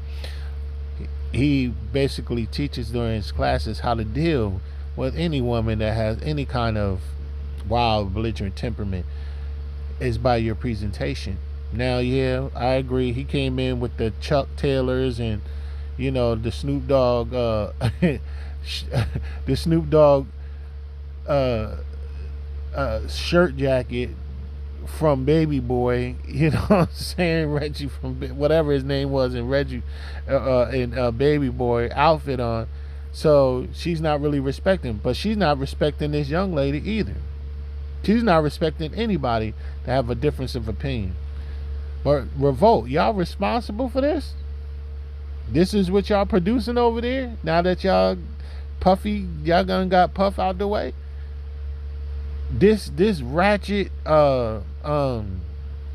hip hop Atlanta whatever TV show purporting to be a political news show, man, sad. Oh, Watch how she act with an effeminate type male. Watch this. I highly doubt it. She's definitely trying to outman a man. Hey, if she's married, I'll do 25 push-ups. Kwame Brown says she's trying to outman a man. Lord have mercy. That's what I'm talking about, man. She's trying to outman a man. She don't got no wins in Mikasa. There's no wins. You can only get away with that in this kingdom. You can only get away with that in this white man's kingdom, in this satanic kingdom. There's ain't no way you will be able to get away with that if we were in power. You would be in pocket. Trust me. You would be in pocket. Trust me, you would. Come on. I highly doubt it. Simple question. Why you married? Yes or no? So bottom line, she ain't getting none tonight. So bottom line, she ain't getting. I just want to make sure. Because the people want to know. Ma'am, you ain't getting none tonight because he said ask us tonight. No, we're not You are diverting from the real issue here. The real issue is people don't want to be accountable to the fact. We accountable, but man, you ain't getting none tonight. Damn shame, because he look a nice looking man. It's being we got all that, but I know you ain't getting none tonight, man. Make sure y'all say that in. Man, this is some immature shit. This is immature as a mother. The man is trying to make a point, and he even said, you're deflecting from the real issue. Rather, he said, I'm going to lay it out for you. Whether this brother had premarital sex or not, now that he knows and probably has gone through the pitfalls of it as a man, and seeing how the kids are affected by it, because I can see how my kids are affected by it. Kids that are not in the home with a man and a woman at the same time, they're emotionally different than the kids that are home with the father and mother and have that structure and discipline. That's a fact. They're different. So, being that he made that mistake, he can see the difference. You don't have to shut off his words just because he's not married and just because he's not the thing that he's pointing out. You can still point it out through your shortcomings in that situation. So this is kind of whack.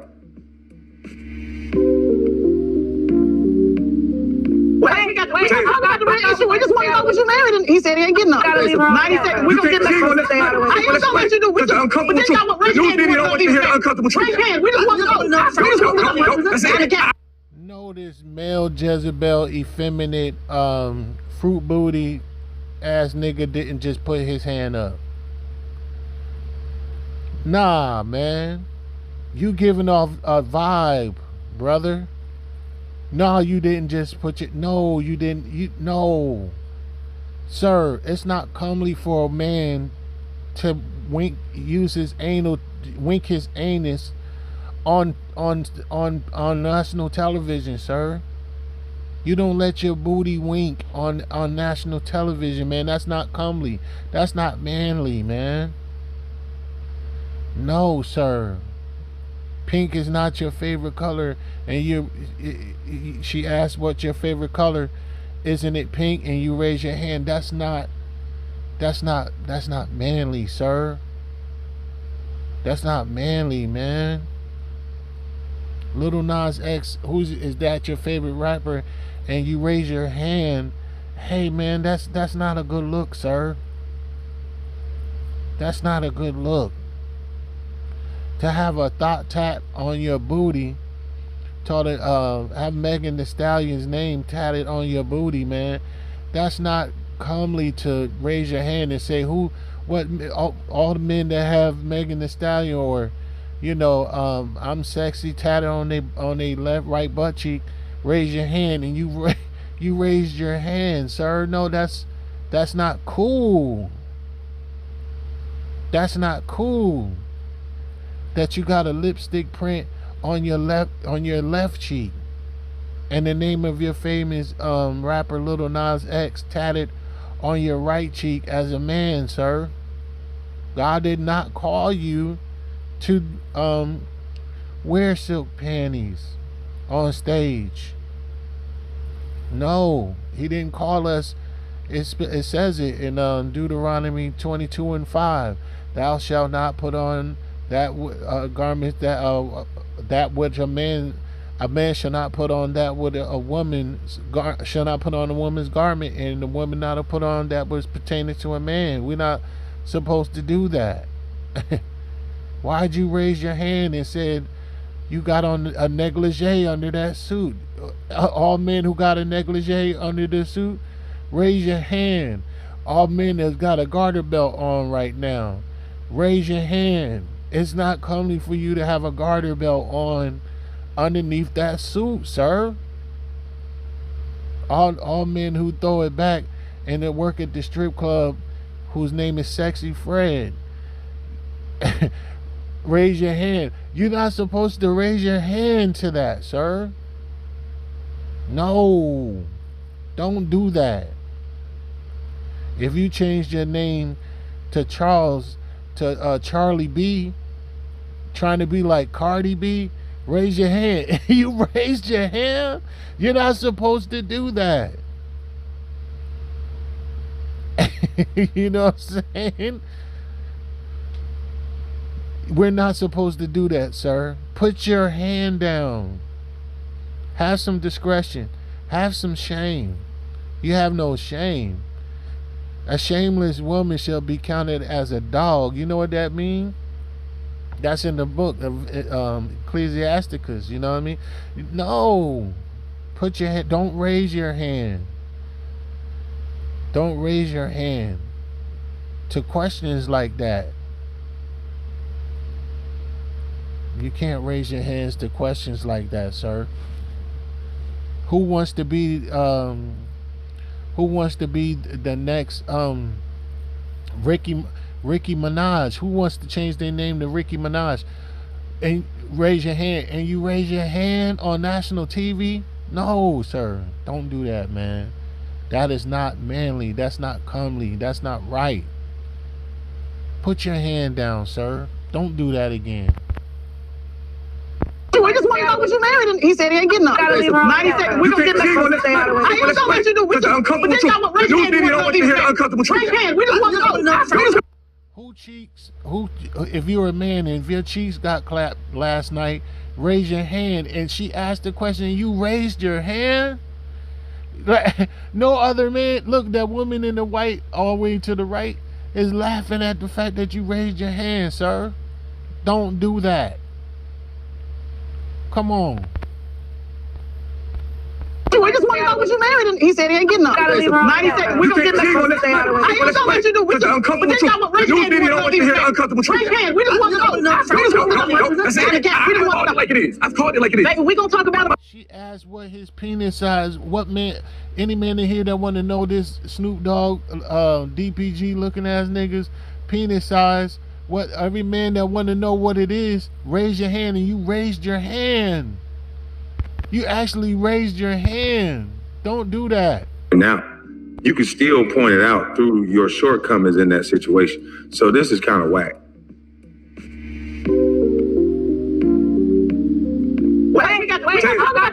We just want to know what you married, and he said he ain't getting nothing. 90 seconds. We're going to get the I ain't gonna let you do what you uncomfortable truth. The news media don't want you to hear the uncomfortable truth. Raise hand. We just want to know. Raise your hand if your name is DJ Booty Meat. Raise your hand.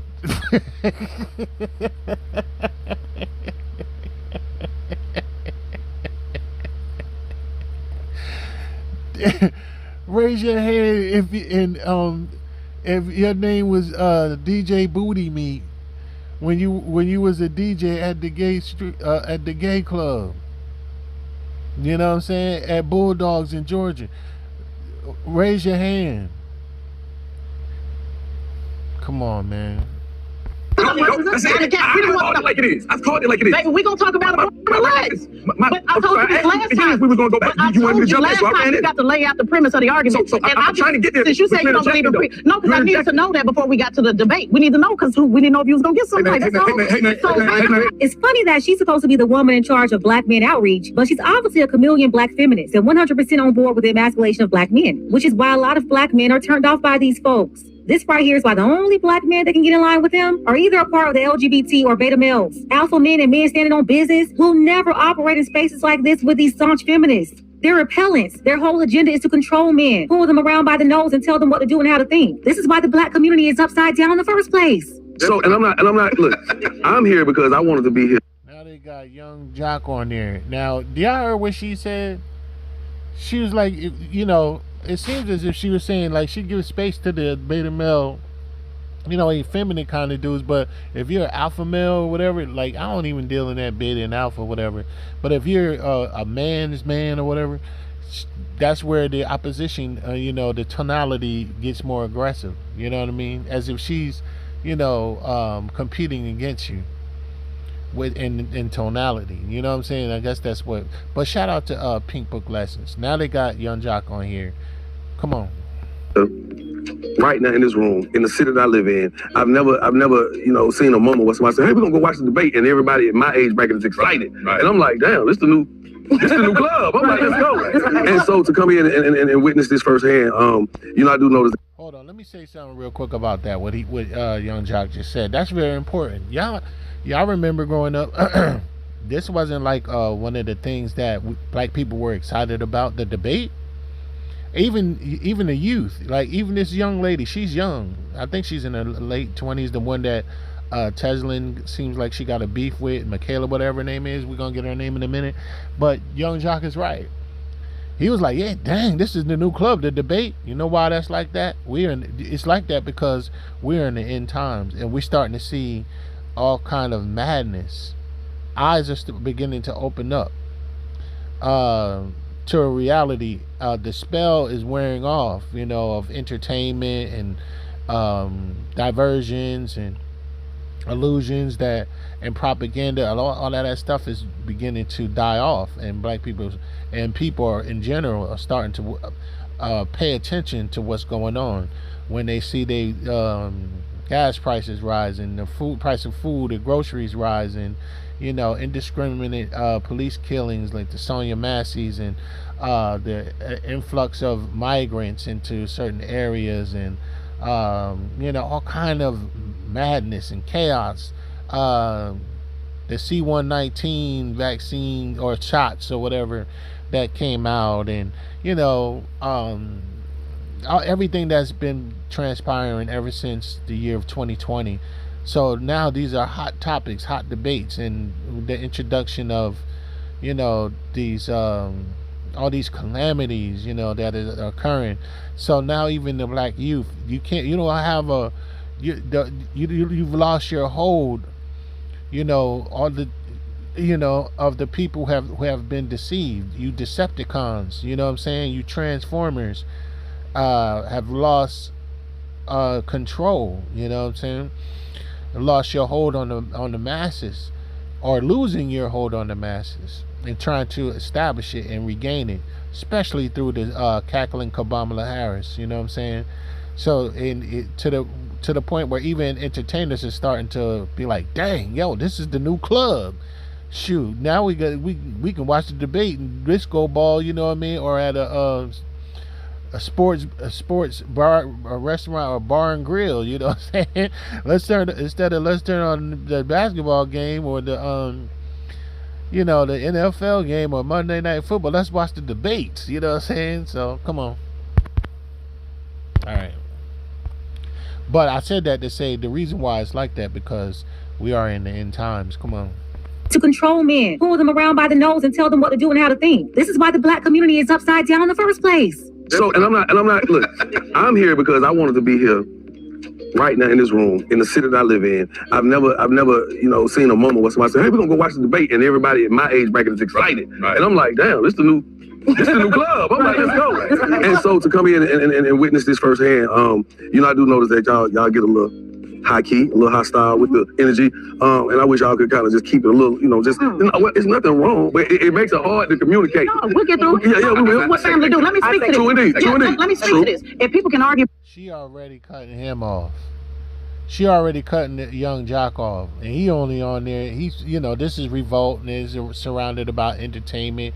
Like, I think the Breakfast Club is part of Revolt and all that stuff, and, you know, hip hop and all that. But he's you know, a participant in the hip hop community, and she already talking. Look at her. Come on.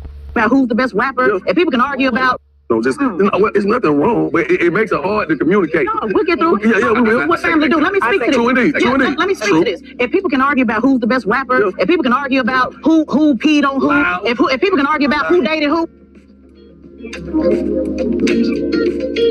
That's right. And the only way for that to happen is I have to actively be present. Right. Here I am. That's right. We appreciate you being here. Straight up. And also, even if you wasn't activated. See, my job being the hood was to go get people who's not activated. So nobody was, since we got Christian folk, if you're not a Christian, then don't worry about it. But it's about walking among people that are not activated. So when I was in the streets yesterday in Atlanta, I'm talking to the brothers literally homeless who are under the bridge. We got to get them in the fold. Anybody can talk to their own choir, but who can go bring people to go follow them up the hill? So we want to be clear that this space is for those who are activated and non-activated, because that's Trump's. Here's why I'll give Trump campaign some credit. They follow the what do they call it, the lost man or the unspoken man? What do they call it on your side? The forgotten man, where they literally go and say, let me strategically peel off 1-2%. Let me go and get Iceware Bizzo in Detroit to peel off 1 or 2%. You have people online saying, oh, why they got Iceware? He got clout in Detroit. So while you ignoring that rapper in Detroit and saying, oh, he don't know what he's talking about, that 1 and 2%. I've never seen a moderator talk this much. This is a moderator. They done changed the guests, except those two. They changed the two guests on the other side. They bring in Young Jock and they bring in this brother with the high waters. And hold on, Squabby, did you just? Hey, I ain't even. I think I noticed it before, but I ain't really noticed it. But look at this dude with the high waters. And yes, they did change out the other two guests. I guess they were waiting for Young Jock and this brother here with the high waters. Man, is it gonna rain tomorrow? That's what we used to say when you had high waters back in the days. Look at this. Oh my Lord. That is effeminate. The high waters. Come on. they changed the two guests on the other side. They bring in Young Jock and they bring in this brother with the high waters. And I still hadn't heard anybody else I don't know what anybody else on the panel really think other than this lady. I thought we were supposed to, if you're going to have a discussion, a conversation, you got to know what everybody on the panel is thinking. She's supposed to induce things out of them. She's supposed to have a conversation with them, not make the whole conversation about her. Let's just see. There's a little more to the video. Let's just see if anybody else get to talk and make their point without her talking. Because Young Jock was going somewhere and she cut him out. So let's go.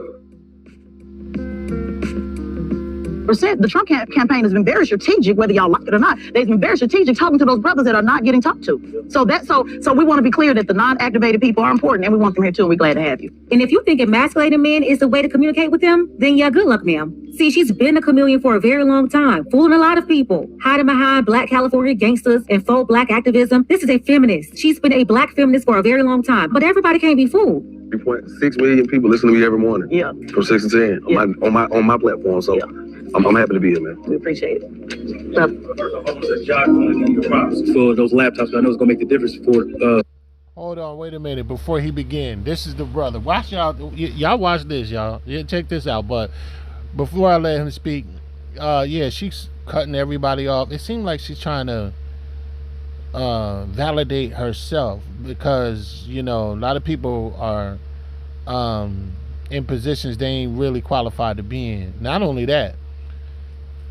Shout out to Pink Book Lessons, for exposing the fact that this woman has been a chameleon. She's masquerading as if she's for the people when she's really an advocate of emasculating Black men, and she's a true feminist.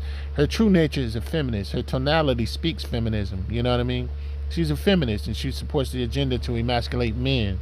And it bleeding out by the fact that she got to cut everybody off and get her point across. And you know how it seems like people when she was younger overlooked her, didn't pay her that much attention, or they let her gad about and gave her too much liberty because she was a light-skinned thick chick, you know what I'm saying, or whatever, and she was after niggas with money and drug dealers and or whatever. She kind of was telling niggas what to do or whatever, and ain't nobody ever put her in her place, you know what I'm saying.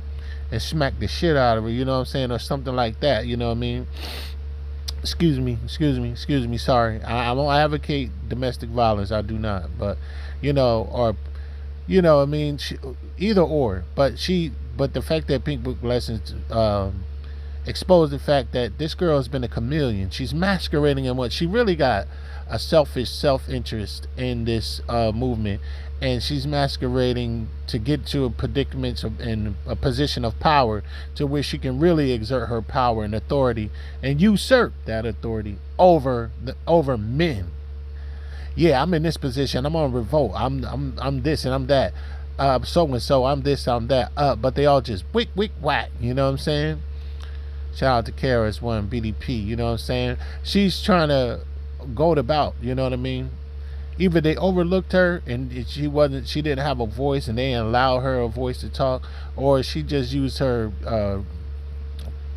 light-skinned pretty privilege to, have this attitude, you know what I mean? And over men, you know what I mean, that fell for her appearance, and it interfered with them seeing the truth about what her character really is, because it's not about beauty, it's about duty. That's what I learned from participants of the game, you know what I'm saying? And I make it applicable into my own life, which makes me, it illuminated in that area. So no, it ain't about her, but it seems like it's centered around her and her projecting her energy onto everyone else in the audience, including the one in the internal circle, those 4 individuals. Young Jock couldn't even really get a few words out, but he just capitulated easily because he's like, yeah, I'm Young Jock, I got my own following, I got a whole bunch of, when I wake up in the morning, I got such and such numbers looking at me, so but I am happy to be here. But he's ain't really, she's not on no Young Jock level, even though she's doing this so-called powerful stuff in the community and speaking to people under bridges and all of that. Like, I don't know. Come on. Every morning. Yeah. From 6 to 10. On my For a very long time, fooling a lot of people, hiding behind black People are important, and we want them here too, and we're glad to have you. And if you think emasculating men is the way to communicate with them, then yeah, good luck, ma'am. See, she's been a chameleon for a very long time, fooling a lot of people, hiding behind black California gangsters and faux black activism. This is a feminist. She's been a black feminist for a very long time, but everybody can't be fooled. 3.6 million people listen to me every morning. Yeah. From 6 to 10. Shout out to Young Jock. Right in front of her, he checked her. In the most softest tone. This is how I will operate now in this spirit right here.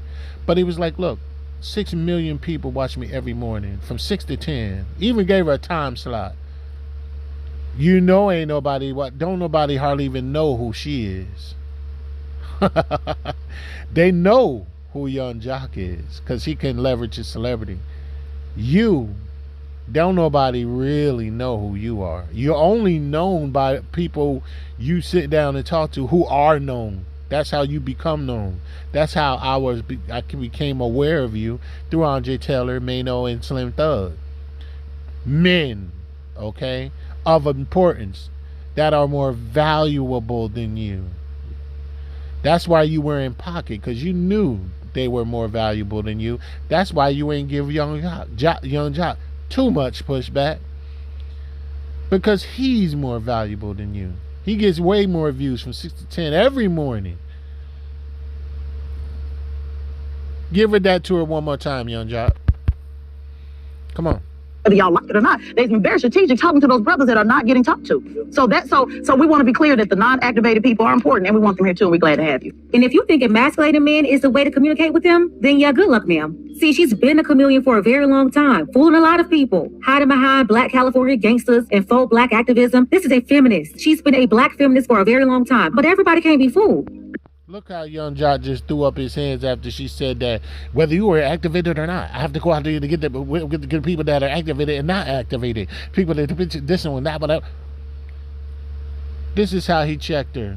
So subtle. Come on, Young Jock, give her that business. Give her the business. 6 million people listen to me every morning. Yeah. From 6 to 10 on my platform. So yeah. I'm happy to be here, man. We appreciate it. For those laptops, I know it's gonna make the difference for those kids. This is the brother that I told y'all to look like. You think Young Jock checked to watch this? That you did that to. So people who are online, please just watch who you give, who you're trying to knock, and who you give respect to, because those are resources that you didn't have to do, but you did it because you've always been a real one. And so we, as a community, we appreciate you, and you should be, if anything, one of the first people to speak, because when people aren't looking, you're still working for us. And I do want to say this. Shout out to Young Jock for getting laptops for kids in his community. Shout out to Young Jock, and shout out to this brother for paying homage to that. We don't pay homage to people that help quietly and in the dark. So shout out to that. That's what I mean. You know what I mean?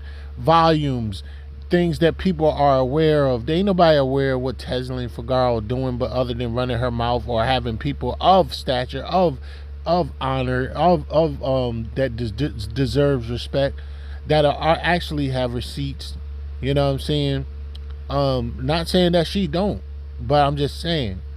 Shout out to him. Don't be like talking about you got to go get people that weren't activated and not active. You don't know if he and kind of find out he's activated. He gave our people, our young children, laptops so they can learn, so they can watch this. And this young brother right here gave him props, and Kwame Brown gave him props for giving Young Jock props. I give all of them props for that, except for this black chick in the middle. You know what I'm saying?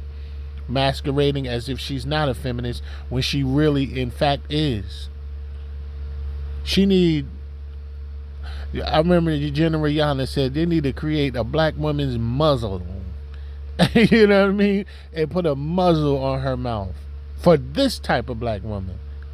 Not Pink Book Lessons. Pink Book Lessons is the type of woman that black men want and need. There's a famine in the land for women that even have the mentality of a Pink Book Lessons. You know what I'm saying?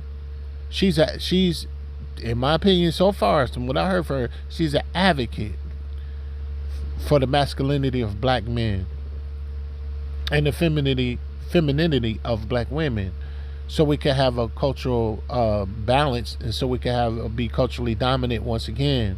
These are the attributes and characteristics that we need to fix what's going on, because she probably saw this as a deficiency in her own life, of how these black women are out here being a off the chain rabid dog, blazing black men and they black young children, black male children to pieces in front of everybody, blazing them, running off at the mouth. Lesson number 1: shut your damn mouth. Come on. Shout out to Young Jock for getting laptops for kids in his community. Shout out to Young Jock, and shout out to this brother for paying homage to that. We don't pay homage to people that help quietly and in the dark. So shout out to that. And this is, Tez, I know you said one thing. You said, hey, you sit next to a big dog. You sit next to a big dog. But out of that whole stage right there, if Trump wins, only one of y'all going to the White House, and that's Michaela right there. So we got to be honest on what we got to know. We have to know. No, what I'm saying is, hold on. Out of the whole crowd, only. Oh shit, bro, you started off great, but this woman is already in her ego, and now I can already tell. I ain't watched this part. I watched like the first 7-8 minutes. This finna go bad. They finna throw you out, bro. I promise. This lady is in her ego already. You cannot bring up the fact that Miss Markle, I'm trying not to butcher her name, but she's probably the only one that's going to be in the White House if Trump or whatever get in office. She would be invited to the White House. So that's what this brother pointed out. I don't know why. I guess he's tired of hearing this lady talk. So that's why he said Young Jock should have been one of the first ones to talk because of the laptops he gave out. He clearly tired of hearing this lady talk, but I'm willing to bet she gonna talk some more. You should have said this, bro. He said, all right, let me stop right there. Kwame Brown said he shouldn't have said that. That's his opinion. Let me say this. He was provoked. See, this is what happened. We can't tolerate Jezebel. Some of us can't tolerate that Jezebel. Now, I like how smooth and silky and slick, how Young Jock subtly checked her, and things like that. And that's cool. Some people have that approach. But some of us have a righteous indignation against the spirit of Jezebel, and we will not suffer her. We don't suffer a witch to live in our midst.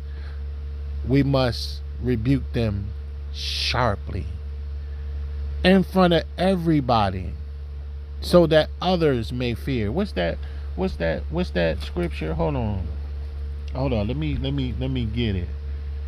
Let me get rebuked sharply first. Hold on, because some people are they deserve it.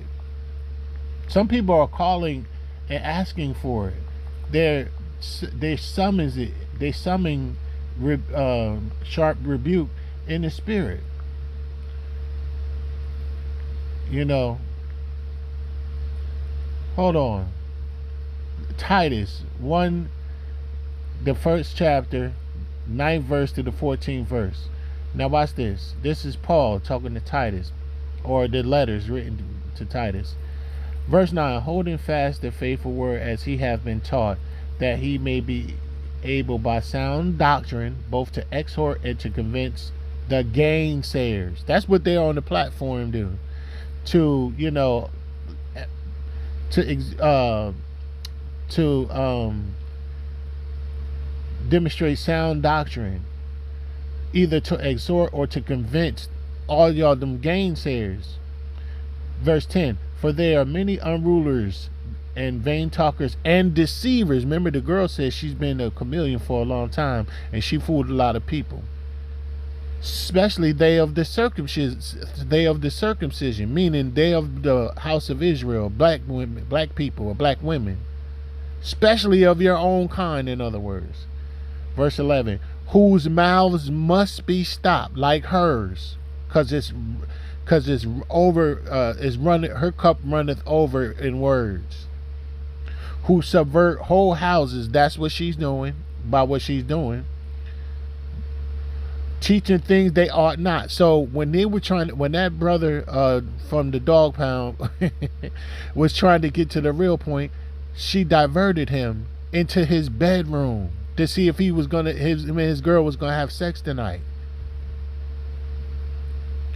You ought not do that. That wasn't the topic. The topic was, he was talking about premarital sex, which leads to abortions, and we can eliminate that. That was the diversion. She diverted him. Was she supposed to do that, or she ought not do that? By her doing that, she's teaching the audience what to do, because everybody started vibing off her vibration, and that's why this young brother got a problem. Was provoked to say what he said, teaching things they ought not. And why is she doing that? For filthy lucre's sake. You know what lucre mean? Money.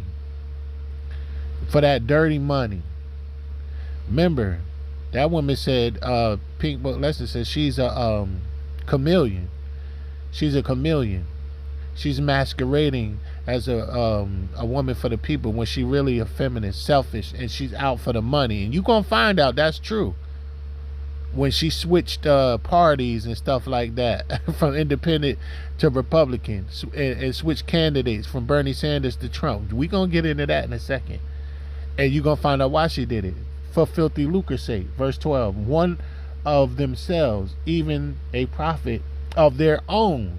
So everything she's coming out is out of her own mouth, of her own thoughts. Said the Christians are always liars, evil beasts, slow bellies. 13, this witness is true. She's like a Cretan, where she's always being called always a liar, evil beast. She's acting like an evil beast, slow bellies. You know what I'm saying?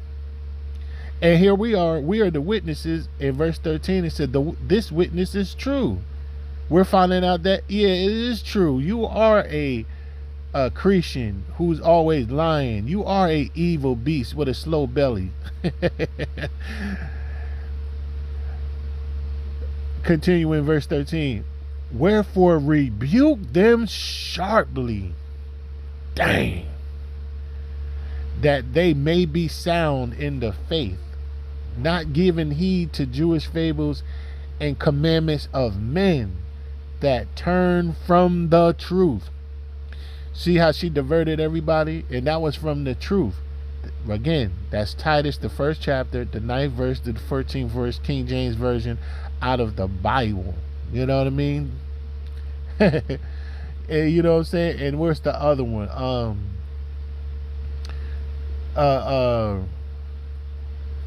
What is it? Rebuke before all, so others might fear. Yeah. And look, now this one is 1 Timothy 5:20. Them that sin or transgress against the law, rebuke before all. Meaning, that's what he doing. He rebuking her in front of everybody. And why? That it says, them that sin rebuke before all, that others also may fear. Yeah, sometimes, Kwame, it's best to rebuke that chick right then and there in front of everybody, so they might be afraid to be rebuked, where they would suffer public shame for what they're doing, because she's definitely transgressing. She's transgressing, the tenets of a conversation or the position of a moderator. She's transgressing the laws of being a host or a moderator. So she needs to be rebuked before all. So other moderators or other people that are aspiring to be hosts in the future on Revolt, or moderators in the future on Revolt, or other platforms or more prestigious platforms, that what this is what potentially can happen to you. Really, they should fire her from every platform and send her under the bridge where she was getting people who were underactivated at, so she could have a more humble spirit and get out of that filthy Jezebel spirit for filthy lucre's sake. Come on. You should have said this. Oh shit. Wait. First ones to talk. Kwame Brown said homeboy shouldn't have said that, but I just went through a whole dissertation. I don't agree with that. Get her in front of everybody. Come on. But look what he said though. Trump or whatever get in office. Hold on. And I do want to say this. Hold on. Resources that you didn't have to do, but you did it because you've always been a real one. And so we, as a community, we appreciate you. And you should be, if anything, one of the first people to speak, because when people aren't looking, you're still working for us. And I do want to say this. Shout out to Young Jock for getting laptops for kids in his community. Shout out to Young Jock, and shout out to this brother for paying homage to that. We don't pay homage to people that help quietly and in the dark. So shout out to that. And this is, Tez, I know you said one thing. You said, hey, you sit next to a big dog. You sit next to a big dog. But out of that whole stage right there, if Trump wins, only one of y'all going to the White House, and that's Michaela right there. And so we got to be honest on what up. We got to know. We have to know. No, what I'm saying is, out of the whole crowd, only. Oh shit, bro, you started off great, but this woman is already in her ego, and now I can already tell. I ain't watched this part. I watched like the first 7-8 minutes. This finna go bad. They finna throw you out, bro. I promise. This lady is in her ego already. You cannot bring up the fact that Miss Markle, I'm trying not to butcher her name, but she's probably the only one that's going to be in the White House if Trump or whatever get in office. She would be invited to the White House. So that's what this brother pointed out. I don't know why. I guess he's tired of hearing this lady talk. So that's why he said Young Jock should have been one of the first ones to talk because of the laptops he gave out. He clearly tired of hearing this lady talk, but I'm willing to bet she gonna talk some more. You should have said this, bro. You should have said this. Oh shit. Trump wins, only one of y'all going to the White House next to, of course. And I do want to say this, and this is, Tez, I know you said one thing. Boy, as soon as he said that, watch the cutoff come. Like she been doing to everybody, including Young Jock.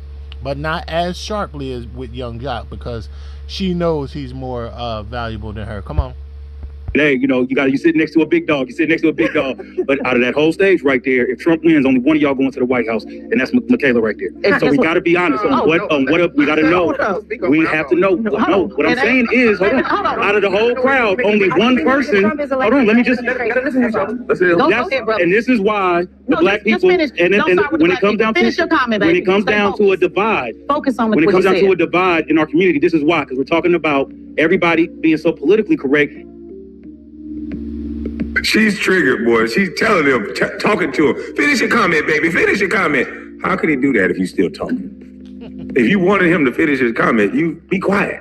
Don't try to knock. Look, he's getting frustrated because you're trying to knock him off what he's thinking. That's one of the tactics that they do when they don't want to hear you. They just give context. They just give commentary. Oh, finish your comment. Finish your comment. How can I do that? Just be quiet. This is gonna go bad. I can tell. Let me just sit here. Boy, if you was good at sports prediction, you could see this blood sport. I know you used to be in the sport of basketball, Kwame, but that was a good prediction. This is also a sport, a blood sport. You know what I mean? Called Conversation with Tezlyn Figaro. Yeah, that's a blood sport. Your prediction was right. It is about to get ugly. It's about to get bad. It's about to go bad. You are right. Watch this. If Trump wins, only one of y'all going to the White House, and that's Michaela right there. So we got to be honest on what we got to know. Hey, shots fired.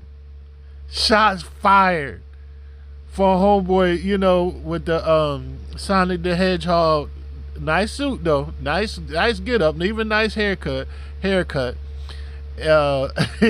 Dude, he was tired of her. He came in. And look at homeboy with the high waters. You know what I'm saying? Look at homeboy with the high waters. His booty winked just now. Golly. What is up with these booty winking ass niggas, man? Like, what's wrong with these effeminate male Jezebel ass niggas, man? Like Symphony the P used to call them. Male Jezebels, man. Golly. It's written all over his face. It's written in his reaction. Look at it. He like, oh my God, he done started some ish now. Look at him. Ugh. What is up with y'all, man? The preference over the person. You know what I'm saying? Like, golly. I had a friend that's a part of that community, and I love this brother. Like, you know what I mean? We haven't spoken in a while, and I don't know if we ever will, but we probably will or probably won't. And that's probably what's separating our relationship as far as a brotherhood. You know what I'm saying? I always looked at him as like a little brother. But he's very smart. His personality is beautiful. He's a wonderful person, man. But the preference, you know what I mean? He's part of that community. I could never agree with, never condone, but you know what I'm saying? It's just, golly, man. So they could be cool people, you know what I mean? It's just that, nah, brother. You have to leave that alone. And them pants is tighter than bongo skin. Like, come on, man. But he sensed the drama coming. You know how they like that drama. Drama queen. Oh, drama queen ass nigga. Look at Young Jock has a different look on his face. He's like, oh, you know what I mean? But look at this sassy ass nigga right here. This saucy Santana looking ass nigga right here. Look at his reaction. Come on. We have to know. No, what I'm saying is, hold on. Out of the whole crowd, only one person. Hold on, let me just. And this is why the black people. And when it comes down to a divide. Focus on when it comes down to a divide. How can he finish what he's saying if you're still talking? Listen, baby girl, we can sing at the same time, but we can sing together, but we can't talk at the same time. Conversation mean we have to converse. You know, we have to engage in conversing. That's a transaction. Let me say what I'm gonna say, then you say what you say. It's an exchange. But for us to have two things going on that's not part of a song, look, baby, that causes confusion and friction and static. and misunderstandings occur out of that. See, God is not the author of confusion, but of power, love, and a sound mind. That's also in the scripture, baby. You are causing confusion. If God is not the author of confusion, who is? The devil must be the author of confusion. And if you're engaging in confusion on purpose like that, then you're the devil's advocate. Come on. Or an advocate of the devil. Meaning you're a Jezebel, a celestial light, a Jezebelite bitch. You know what I mean? Or witch. Come on. In our community, this is why, because we're talking about everybody being so politically correct instead of in 4 years, what are we going to get? You mentioned chaos. Black people have been in chaos way before this debate ever started. We're in chaos in the homeless shelters. We're in chaos when it comes to the Department of Labor. We're in chaos with the fact that Jock has to bring out laptops for the kids because there's not enough resources in our community. Right. And so when we have a sister with a different opinion than ours, it's about giving that respect. And the fact that... Hold on, wait a minute. Wait, no, you're not. No, I'm going to stop you because you're going on and on. This sister here is the one that invited this sister. So if I did not respect this sister, she wouldn't be sitting there. You're going to put... Get Kwame Brown. Look at Kwame Brown. Kwame Brown's reaction to this girl cutting him off like she been doing the whole show. In other words, like she always do, like she has been doing since her whole life, until some real people, some real men get in the building. You know what I mean? Where she gotta get in pocket. Look at Kwame Brown. I'ma stop you right there. I'ma check you. I'ma read you your rights right there. Let me read you right now. Let me stop you right here. Because I don't like the tone of your voice, sir. And I got to put my 2 cents in it right here. Let me be the mean, corrupt, evil, wicked black bitch that I've always been all my life. You know I don't bleed once a month. I ain't no black bitch. Listen, I'm a queen. I'm a big dog. I'm a female dog. Watch her say that as if she's a male. Watch this. I ain't mean to jump ahead, but watch this. But look at Kwame Brown. Let's go back.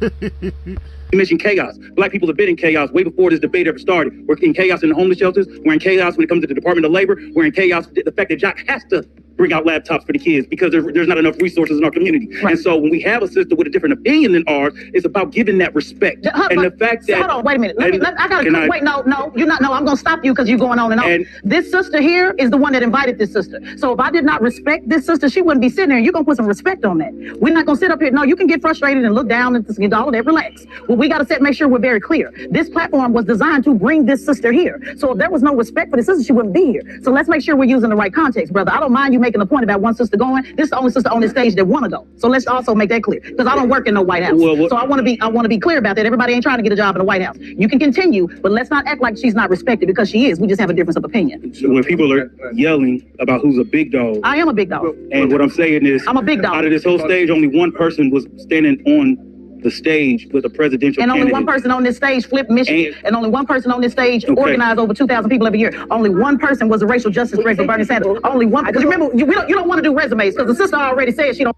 Hey, for Kwame Brown not to have seen this part like me, I'm wondering what's taking him so long to hit the space bar to pause it and interact and interject and cut her off like I'm doing right now. Because I see him over there flinching and because he didn't see it. He over there flinching like, oh, I can't believe what I'm hearing right now. Yeah, go on, hit the space bar, pause it, and comment on this flagrant, foul-mouthed, belligerent, loud, obnoxious, rude, bossy black bitch right now. That's what she's behaving like. Come on, Kwame. Hit that space bar. I think you just did. Come on. No resume. So you might want to back that. Yeah, you did. He couldn't take it no more.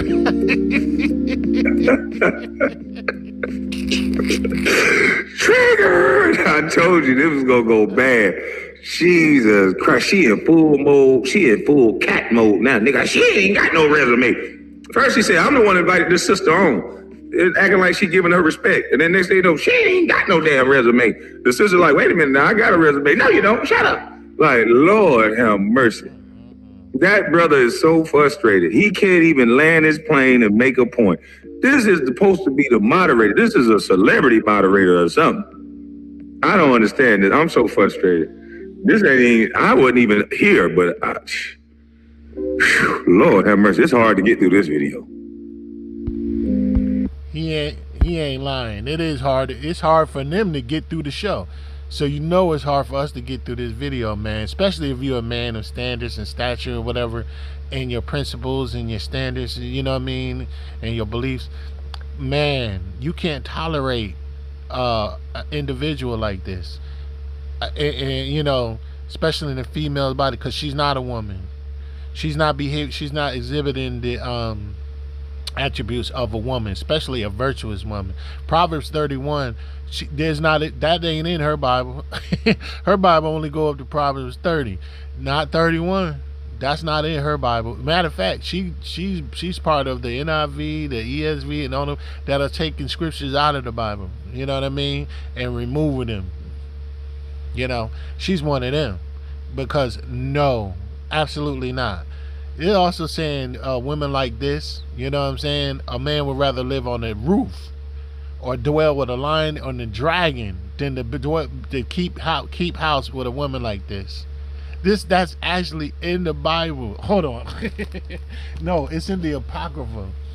It's not in the Bible. It's in the Bible, but the Apocrypha part of the Bible. Hold on. Let me get that one real quick. Hold on, don't start acting up. Hold on.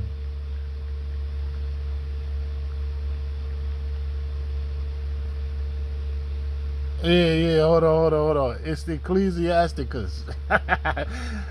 Look. Ecclesiasticus. This is in the Apocrypha. It's the book that is like Ecclesiastes, that's in the regular Bible, but in the Apocrypha, the lost other books that's included in the King James 16:11, the Apocrypha is a book called Ecclesiasticus. It's different than Ecclesiastes. It's Ecclesiasticus, and this is Ecclesiasticus, the 25th chapter and the 16th verse, and it reads, I had rather dwell with a lion and a dragon than to keep house with a wicked woman. Lord have mercy, man. Let me read that again. Ecclesiasticus 25th chapter, 16th verse. I had rather dwell with a lion and a dragon than to keep house with a wicked woman. King James Version.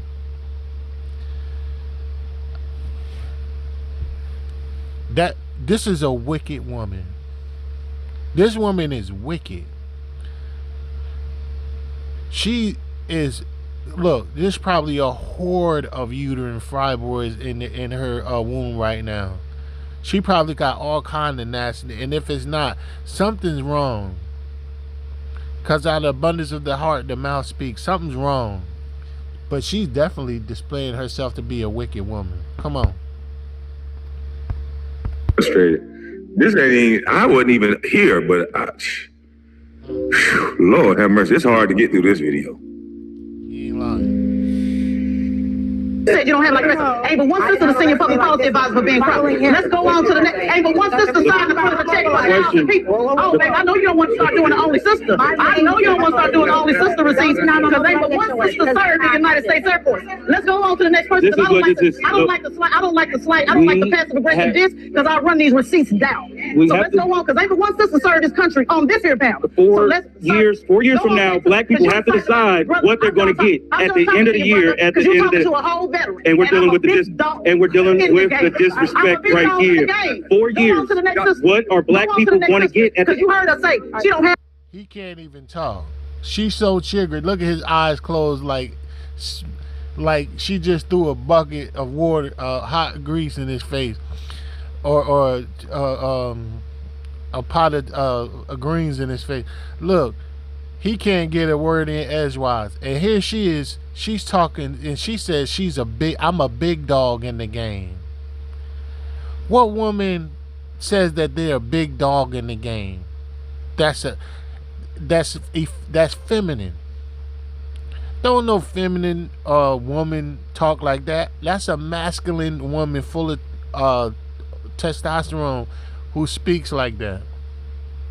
You ain't no big dog in the game. You might be a big bitch in the game, but you're not a big dog in the game. And you're not big.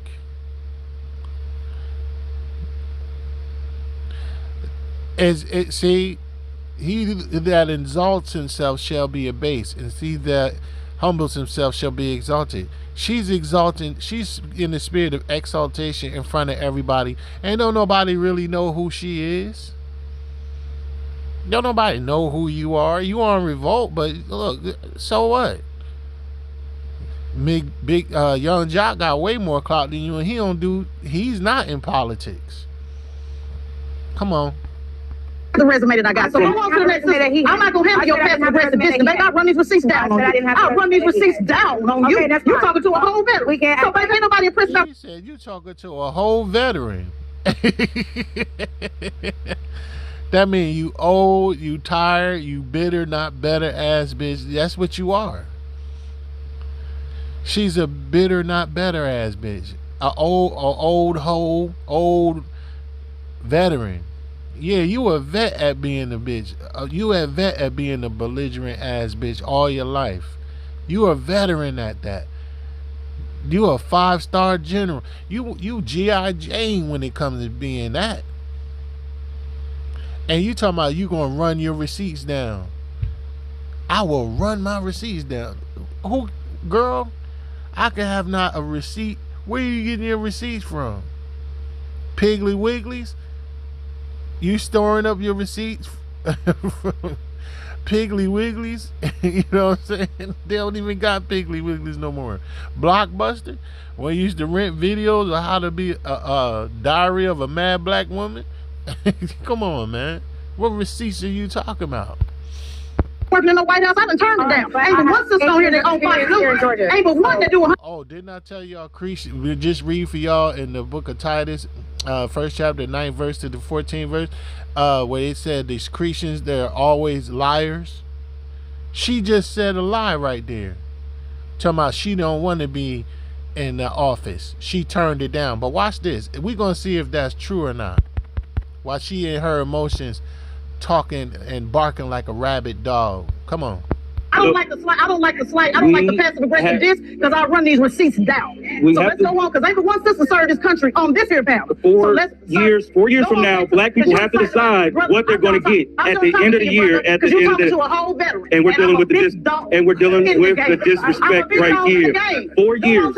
What are black people going to get? Because you heard her say she don't have the resume that I got. So go on to the next. I'm not gonna handle your passive aggressive diss. Baby, I'll run these receipts down on you. I'll run these receipts down on you. You're talking to a whole veteran. So baby, ain't nobody impressed about working in the White House. Do y'all think Young Jock coming back to this? Now here he is. He's got the most clout than everybody in the room put together, including this loudmouth black bitch we listening to right here, right now. You think he's coming back to this?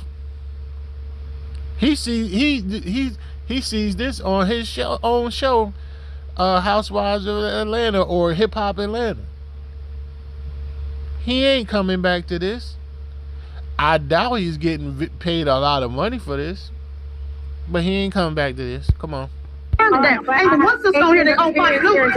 Ain't but one that do 100 hits on Fox News. They don't call this sister. They call me. How many you doing here? How many do you do a year? I literally do 30. Baby, I do 100 every year. And I said what I do 100 per year. I do 100 per year. You couldn't even hear the Michaela's response, but since we got the loudmouth witch in the house, I'm a break it down to what Michaela answered her when talking about 100 hits a year that she gets on Fox News, as opposed to Michaela's response. Then here's Michaela's response. She said, "Well, I get 30 and I got 30 in the past 2 months. You talking about what you do in 2 years? I mean, what you do in a year? 100 hits a year. I got, you know, 1/4 of that, above 5%, above a quarter of that in 2 months. There's 12 months within the year. So another 2 months, I'll be up to 60. That's 30. That'll be 60. Another 2 months, which would be 6 months, I would have surpassed you in half the year. That'll be 120 if we're going on that average. And 120 times 2 is 240. So while you running your mouth and not allowing me to speak, if that continue on that trajectory, and I've only been in the game for 2 months. You've been in the game since Methuselah was in high school. You've been in the game before Moses ran into the burning bush. You know what I'm saying? You was in the game before Moses parted the Red Sea. You've been in the game since Jesus was crucified. So you are a whole veteran. You pick a BC day because you're history, and she knows it. She's history.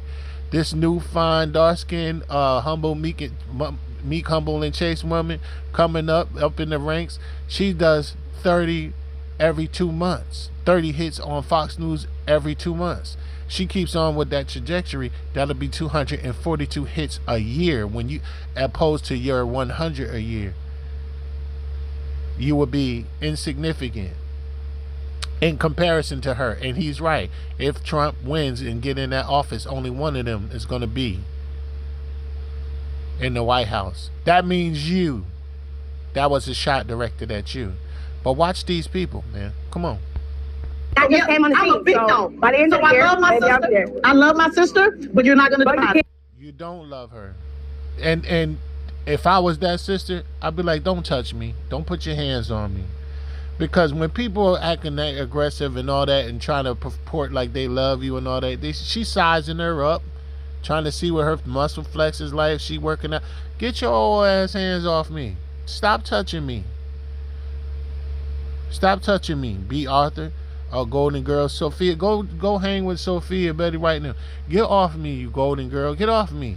Don't touch me and proclaim that you love me while you disrespecting me to my face with aggression, with all that heat. Don't touch me.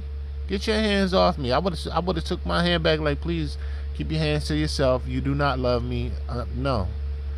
But she didn't even do that. She has too much decorum to do that. She allowed her to touch and all that. Me, if I was her, I wouldn't have let her. I wouldn't be like, nah, don't touch me now. You know what I'm saying? It is what it is. Come on. The real thing is going to be, we need to...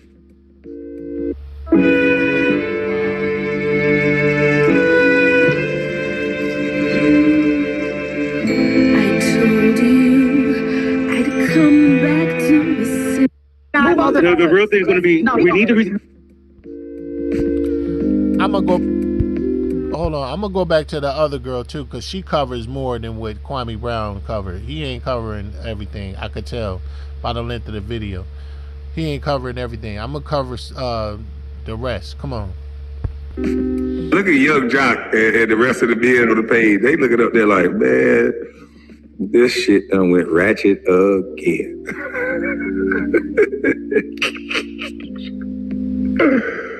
Oh, man, golly. Oh, I'm trying, y'all. I got to smoke to get through this video. All right, let's do it.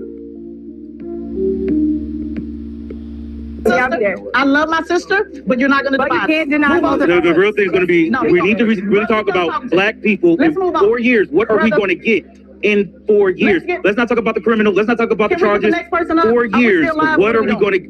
What is Harris promising black people in 4 years? That was a valid question. That was a valid question. She said she didn't want to go to the White House, but she was working with Bernie Sanders' camp. If Bernie won the election, you better believe she would have been hopping up and down for a position. She didn't go to the White House with him because he lost. And word is she would have joined Trump's team for a bag. I've had black Democrats offer. Hey, I think when I might go ahead and, have Kwame Brown go on to the crib and smoke on his hookah real quick and pick it up from right here. You know what I'm saying? At this part of the video, since she's running out of real estate, as y'all could tell right here. So we're gonna go ahead and let Kwame Brown go ahead and respectfully smoke his hookah. You know, shout out, thanks for, you know, coming on the show, Kwame Brown, or having me, you know, me having you, you know, because, you know, you're well invited, welcome and invited guest. So, but we're gonna go ahead and let you go ahead and smoke your hookah. I'm gonna pick it up with just me and Pink Book Lessons right here. Me and Pink Book, me and PB, the girl PB gonna take it from here, man. KB, man, I'll see you later, man. Shout out to you, man. Go ahead and enjoy that hookah or whatever, man. And let me take it on over there with her, cause she got more on. She got a little bit more on it than you do. You know what I'm saying? She got a little bit more on it.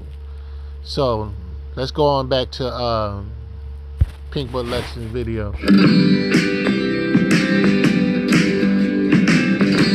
Hyper down. We feel away. I'm just gonna keep it real. All right, let's go on to where we left off with. Let's go on where we left off. Dang, where is it? I'm gonna keep it real. We feel away when. Come on.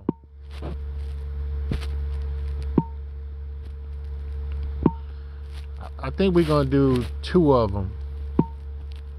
No, let's go. Let's stop right here. All right, let's pick it up from here. Wait, a little bit further. Sorry, y'all. I want to see it when Young Jock, after Young Jock comes on, because I think some parts were missing. Oh no, yeah. Let's go past that. Come on. I'm sorry, y'all. We're gonna pick it up to where homeboy come in right here, and then we're gonna go on to her second video on this topic, because some things I want to point out. But let's go. Come on. Dang, man, I didn't know it was this long. Come on. Word is she would have joined Trump's team for about years. That was a valid question. The real thing is going to be, we need to really talk about black people in 4 years. What are we going to get in 4 years? Let's not talk about the criminal. Let's not talk about the charges. 4 years. What are we going to? What is Harris promising black people in 4 years? That was a valid question. That was a valid question. She said she didn't want to go to the White House, but she was working with Bernie Sanders' camp. If Bernie won the election, you better believe she would have been hopping up and down for a position. She didn't go to the White House with him because he lost. And word is she would have joined Trump's team for a bag. I've had black Democrats offer to support Trump for money.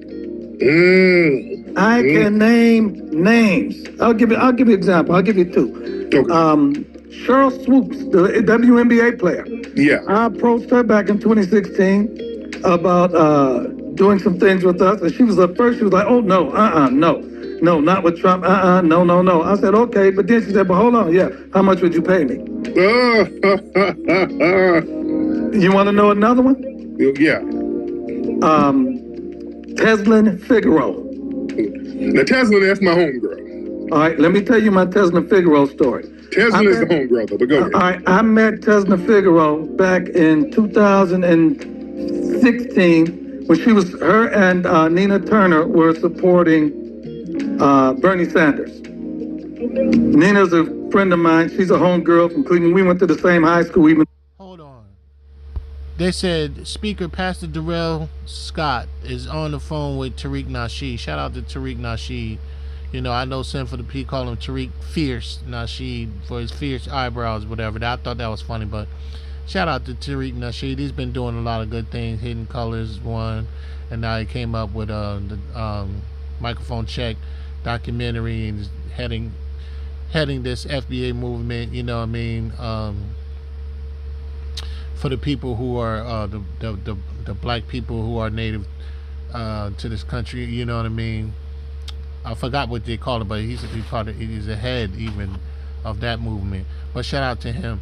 But yeah, Figaro, this chick who will not do it big on Fig. You know what I'm saying? His last name Figaro. I say Figaro, but it's Figaro.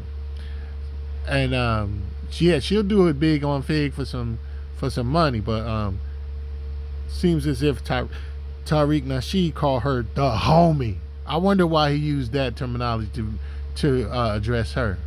Come on. Let me see. Approached her back in 2016 about Sanders camp. If Bernie won the election, you better believe she would have been hopping up and down for a position. She didn't go to the White House with him because he lost. And word is she would have joined Trump's team for a bag. I've had black Democrats offer to support Trump for money. I can name names. I'll give you an example. I'll give you two. Okay. Cheryl Swoops, the WNBA player. Yeah. I approached her back in 2016 about doing some things. Notice he said Cheryl Swoops first before he even brought this unknown chick up, because she's unknown. She's not a big dog, but she's big enough to be. Anyway, come on. With us, and she was at first. She was like, "Oh no, no, not with Trump. No." I said, "Okay," but then she said, "But hold on, yeah. How much would you pay me?" You want to know another one? Yeah. Tezlyn Figaro. Now, Tezlyn, that's my homegirl. That's my homegirl. Tezlyn, that's my homegirl. In other words, yeah, Tezlyn, she's one of the guys. You could tell she's one of the guys. You know what I mean, by the way she talked. But that's the way he put it. I didn't even know this video was this long, but come on. Let me tell you my Tezlyn Figaro story. Tezlyn is the homegirl, though, but go ahead. I met Tezlyn Figaro back in 2016 when her and Nina Turner were supporting Bernie Sanders. Nina's a friend of mine. She's a homegirl from Cleveland. We went to the same high school, even though not at the same time. And they approached me. We were downtown. I had to do some things for the campaign. And they approached me and said, "Listen, Bernie is going to lose. And when Bernie gets out, we want to come over there with Trump." That's how I met her, right?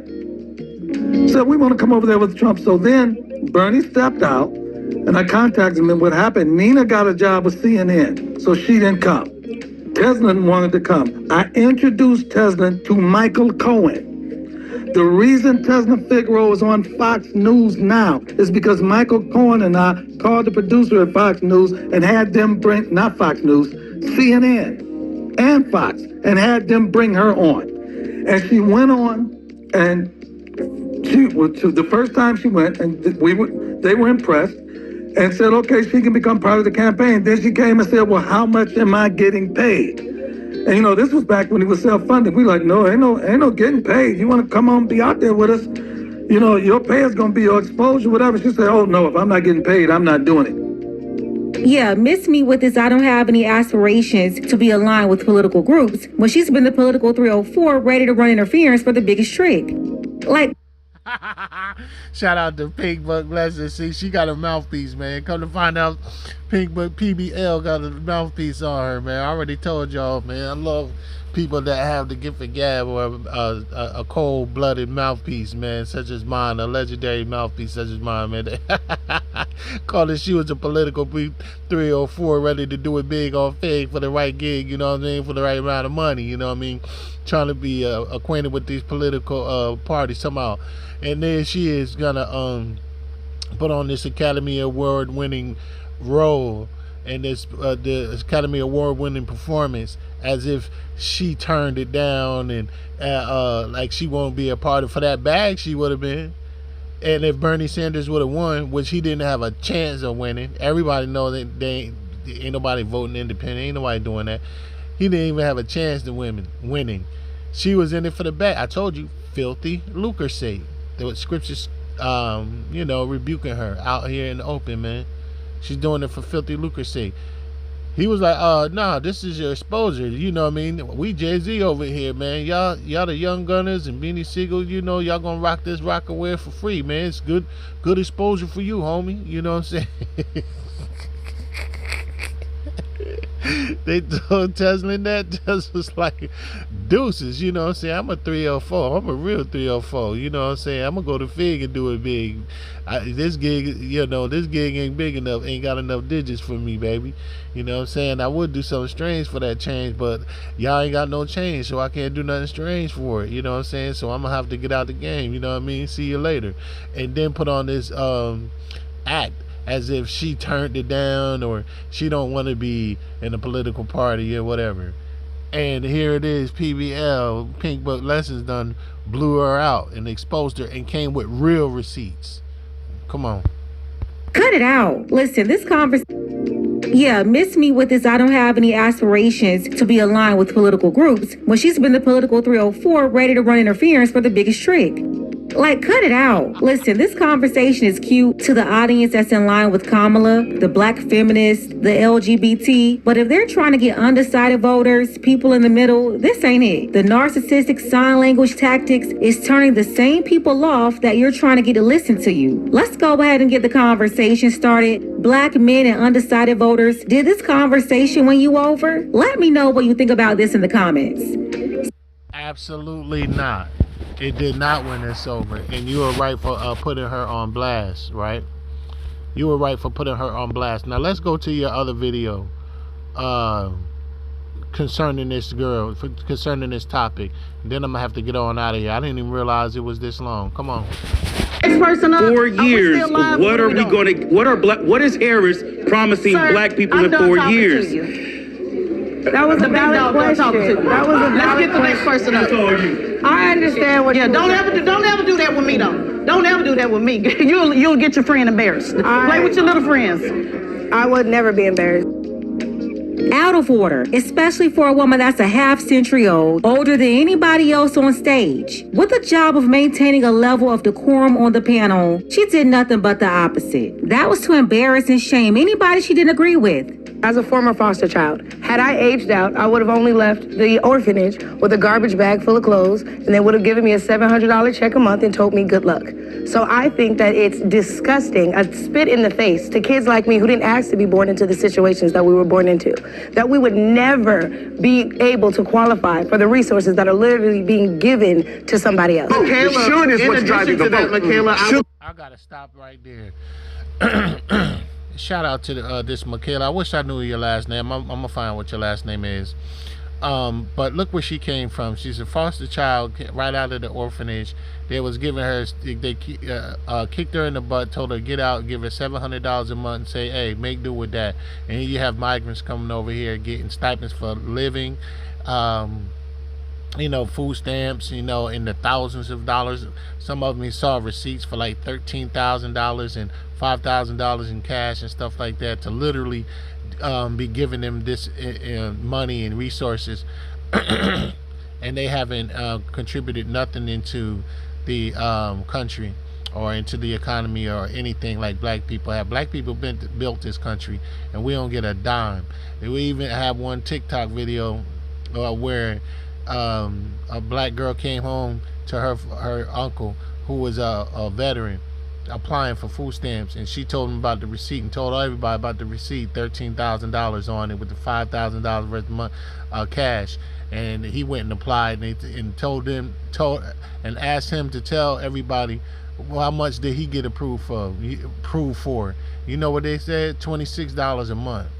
Now that's a slap in the face, you know what I mean? And she was like, this Michaela girl who did all of that and made her way out of the orphanage, and now she's about to potentially be in the Oval Office, from the orphanage to the Oval Office, and you got this old black bitch hating on her, you know what I'm saying, with this attitude or whatever. Come on. I'd like to ask you a question. Okay, hold on, guys. Foster care in which state? California. The same California that is giving $150,000 can I ask you to this? illegal migrants. But if my sister, who just aged out of foster care 2 years ago, she wasn't Hold on, wait a minute. Then there's no point in talking about that destitute situation. It is. Let's move on. Because right now people are being allocated resources, and we have people who need those resources. We're talking about the fact that we're not prioritizing American citizens. So look at Young Jock. He moving and twerking in this, not twerking, but moving uncomfortably in the seat due to this energy that this black bitch is, this Elvira looking ass black bitch looking, is giving out this energy, man. I don't know how me. I don't know. I don't know. I don't know. Come on. No, but that wasn't what I asked we're you. not prioritizing American you heard me say at the beginning of what I said that I believe it should go to American citizens first. I said that, ma'am. Okay. I just asked you I'm what pointing was out your the fact response. that when we're talking about immigration, we understand that But that wasn't Republicans what I would asked not you. give out these resources. That's all I wanted you My to say. point is Democrats are only That's all proposing I that these asked you. resources go to a Sis. certain group, and black people need to pay Ma'am. attention to the fact that y'all won't get those resources. Ma'am. That's the point. Y'all go ahead. Y'all move on. Ma'am. I'm right. We said that it's not about right or wrong. It is right. No, it's not. It is I just right. want to know. Black people won't get those resources, and therefore you should not vote for a Democrat who will allow foster children. Wow, what is wrong with this lady, man? Yo, for real, man. What is wrong with it? Hey, let me say this. Let me let y'all know something, man. I had some ex-friends of mine. They're not friends of mine anymore because these times and these topics will reveal people in your life, and it may cause them to either excommunicate themselves out of your life, or you may have to excommunicate them out of your life. You know what I'm saying? And this is how the fallout. Look, it's gonna be the Bible. It talks about a falling away. That's real, bro. The script falling away. Watch this. This topic right here. These topics going on. What's going on right here? It's about a falling away. Falling away first. It's going to be a falling away first. Let me see if this is it. Second Thessalonians, the 2nd chapter, the 3rd and the 4th verse. Let no man deceive you by any means, for that day shall not come, except there come a falling away first, and that man of sin be revealed, the son of perdition, who exposeth and exalteth himself above all that is called God, or that is worshipped, so that he as God sitteth in the temple of God, showing himself that he is God. Look at the spirit of exaltation that this Jezebelite chick right here. But I brought that out to say the falling away. It's a falling away process. The separation of the wheat and tare, harvest time. And one of the individuals that excommunicated himself out of my life, I used to warn him about harvest time and the wheat and the tare. Come to find out, damn, it was due to conversations like this. I told him, I said, y'all worrying about if Trump is a racist. Trump, this back when Trump and Biden, y'all worried about if Trump is a racist. Wait, I told him, wait till the Dungeons and Dragons get in office and watch what happened. This is before they started the Biden and the Obama, the Obama part 2. You know what I'm saying? His 3rd term with these crazy leftist people. I said, wait, y'all sitting there arguing, y'all racially stimulated and emotionally stimulated through race baiting when it comes to Trump. But y'all never check out his policies and see what they really mean. You're too focused on the person and not the policies. You're all focused on the politician, not the policies. I mean, they attacked me. He attacked me. You know what I mean? Like, for even putting that out. And I told him. I told all of them. I don't support no politician. I don't trust him. If it ain't Jesus Christ, I'm not rolling with him. Period. But that one went in one ear and out the other. But these topics caused the falling away, man. Real talk, man. Falling away. And for a while they excommunicated themselves out of my life, came back in and then left for good one last time. But I told them, I warned them, I wait till these Dungeons and Dragons get in. And there Dungeons and Dragons came in, Tiamat, with Biden and Harris. They gave money away for the Asians came first, then the Ukrainians, now the migrants.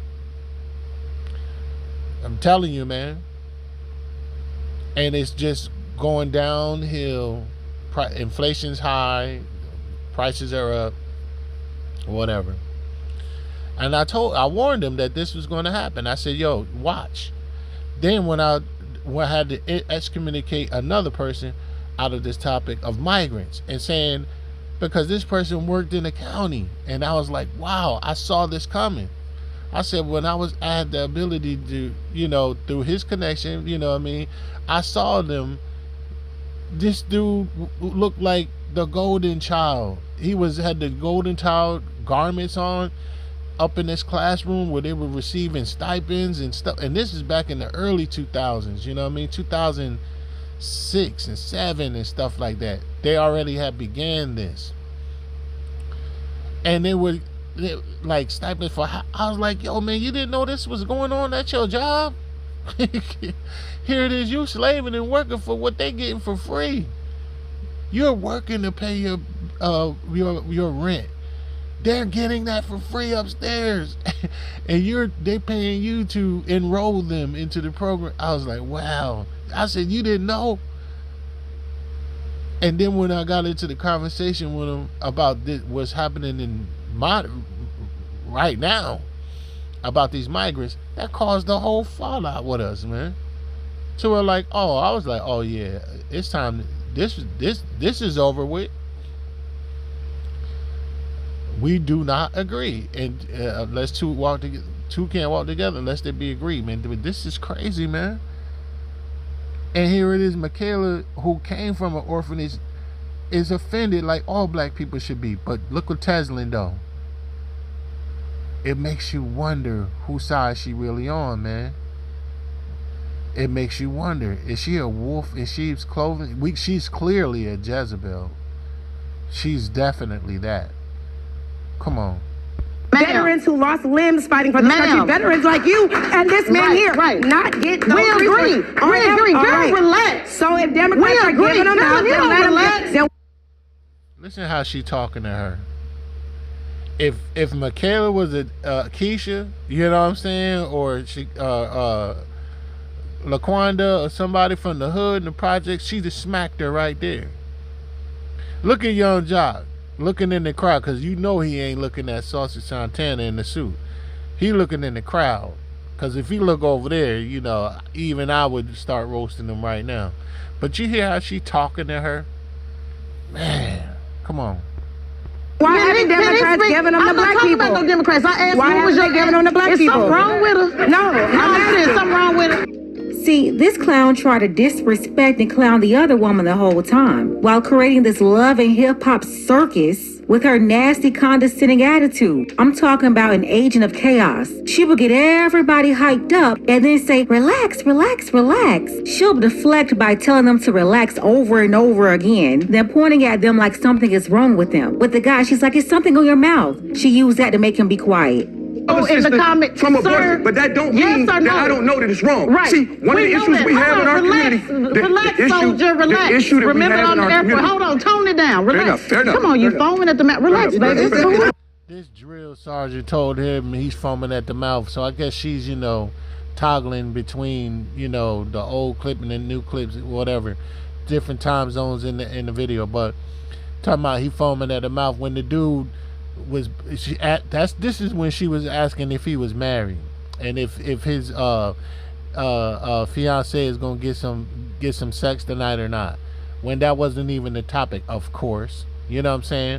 But what he was basically saying, listen, it doesn't matter whether I'm married or whatever, but if I engaged in premarital sex, which I'm against, that I still knew it was wrong, even though I engaged in it. I'm just trying to tell y'all that I'm giving y'all this example of being a proverb of what not to do going forward. You know what I'm saying? But no, she wanted to get in his bedroom like she's some drill sergeant, you know what I mean, in the army. Evidently she must have did some time in the military. That's why she's so masculine, you know what I mean? She probably a homosexual. Come on. Relax. Relax. Then with the woman, she's like, is something wrong with her? Giving them the black people. I'm not talking about no Democrats. I asked why haven't they giving them the black people? Is something wrong with her? No. I'm saying something wrong with her. Like, ma'am, everybody can see what you're doing. You don't have this position right now because you're intelligent. There's nothing feminine about this woman. There's an energy about a feminine woman that could still get the job done and communicate to everybody more effectively to actually have a decent conversation. This whole conversation is pointless because it's only filled with shame, insult, and guilt tactics, along with this hound dog energy. Y'all see how she's trying to switch it to She said hound dog energy. Lord have mercy. And they keep going back to being a dog. I told you, female dog. Watch this. Here's another reference from the Bible that I'm about to give y'all. Cause you watch this. Watch this. Watch this. Right back in the Ecclesiasticus, baby. You know what I'm saying? Watch this, y'all. Ecclesiasticus 26th chapter, 25th verse. A shameless woman like this girl, she ain't got no shame at all. This is a shame the way she's behaving. But she's shameless. A shameless woman shall be counted as a dog. But she that is shamefaced, that means she has shame, will fear the Lord. Look. A shameless woman should be counted as a dog. What's a female dog? A biatch. A bitch. A shameless woman, even in the Bible, it says she's going to be counted as a dog, or in modern terminology, a bitch, because she's a female. A shameless woman, not a shameless man, woman, should be counted as a dog. A female dog is a bitch. This bitch can't keep her mouth shut, and she has no shame about it. No, bitch, is there something wrong with you? Something wrong with her? She acting like she look like Dawn Staley in the face, but you know what I mean. This Dawn Staley looking at his bitch. No, is there something wrong with you, ma'am? No, sir. Is there something wrong with you, sir? This dude with this wig on and this black dress on is has no shame. Tezman don't have no shame. Figaro. Tezman is off the chain. He don't have no shame. So he's now he's not longer a bitch. He's a bitch ass nigga. Don't he look just like a dude? She dressed in drag. He's dressed in drag right now. That's why you can't tell that this. He's really a man. This is really a dude. Look, she's probably down with the LGBTQIMOUSC community, man. That's why when Michaela starts talking about the Democrats and their agenda and just passing out money to the migrants, and especially when she get in the alphabet LGBTQYMCA community, she gets aggressive and hostile. Because that's really a dude. That's really a man. Yo, bro, chill out, bro. No, sir. Is there something wrong with you, sir? Make it seem like something's wrong with me when all I'm trying to do is point out the fact that black people are not being prioritized in the administration. Therefore, when you ask about what Republicans are doing for us, what are Democrats doing for y'all? Besides putting you out. Nobody asked you that. Thank you. Nobody asked you that. What I'm asking you now is to let young John, please go ahead and share your thoughts. I'm asking to share your thoughts. I didn't ask you any of that. Girl, relax. I had to put it in there because I saw where you were trying to pigeonhole it. She's telling her to relax after. No, excuse me. This male Jezebel is telling her to relax. This male masquerading as a female black bitch is telling her to relax after she excited everybody and amped up everybody with her rude and crass and despicable behavior, as if they need to you incited them. You incited them. You inflamed them. Man, I tell you, man, these Transformers out here, bro. Transformers, more than meets the eye. I just ask you a simple question. You the one that was at Chick-fil-A, wasn't you? No, yeah, it was me. Okay, yeah, I thought so. What does that make? Does that prove a point of some sort? No, I just want to know. Since It's a simple question. Why y'all can't answer simple questions? What's wrong with it? All right. Let us finish. You're relaxed. No, but people try to associate Chick-fil-A and No, I asked because I wanted to make sure there was one because you was in there. But I was also the girl who spoke at the rally. Yeah, and so was I. I'm also the girl who mobilized. Look at young Jock. He can't even look, bro. He can't even say anything, man. Cause this woman, this guy who's dressed up as a woman. No, this male who's dressed up as the female who's acting like a black bitch right now. Is interrupting everybody. Come on. Then run the students every year. I'm also the one who provides internships and jobs to these kids. So stop acting like all I am is a girl that showed up at Chick-fil-A. Do you want to do the responsibility? I had the opportunity to meet a president and it happened to be at Chick-fil-A. I'm going. If I let me, don't do that. A president, you're going to lose their how many people in this room have been a president? Okay, can you let him speak? When you meet him at? If I ran in a truck at a gas station, I would have been just as excited. The anger and jealousy that was oozing out of this insecure, immature woman that's nearly 50 years old is crazy. She should have the wisdom of a grandmother by now. And it's not normal to behave like this. 100% out of order. It's my show, man. Sorry, Pink Book Lessons. She should have the wisdom of a grandfather. But I get it. You know, he's dressed up as a she, so I get why you said that, you know what I mean? But yeah, she should have the wisdom of a grandmother by now. She's almost she's a half a century old, you know what I mean? No, she's century 21, you know what I'm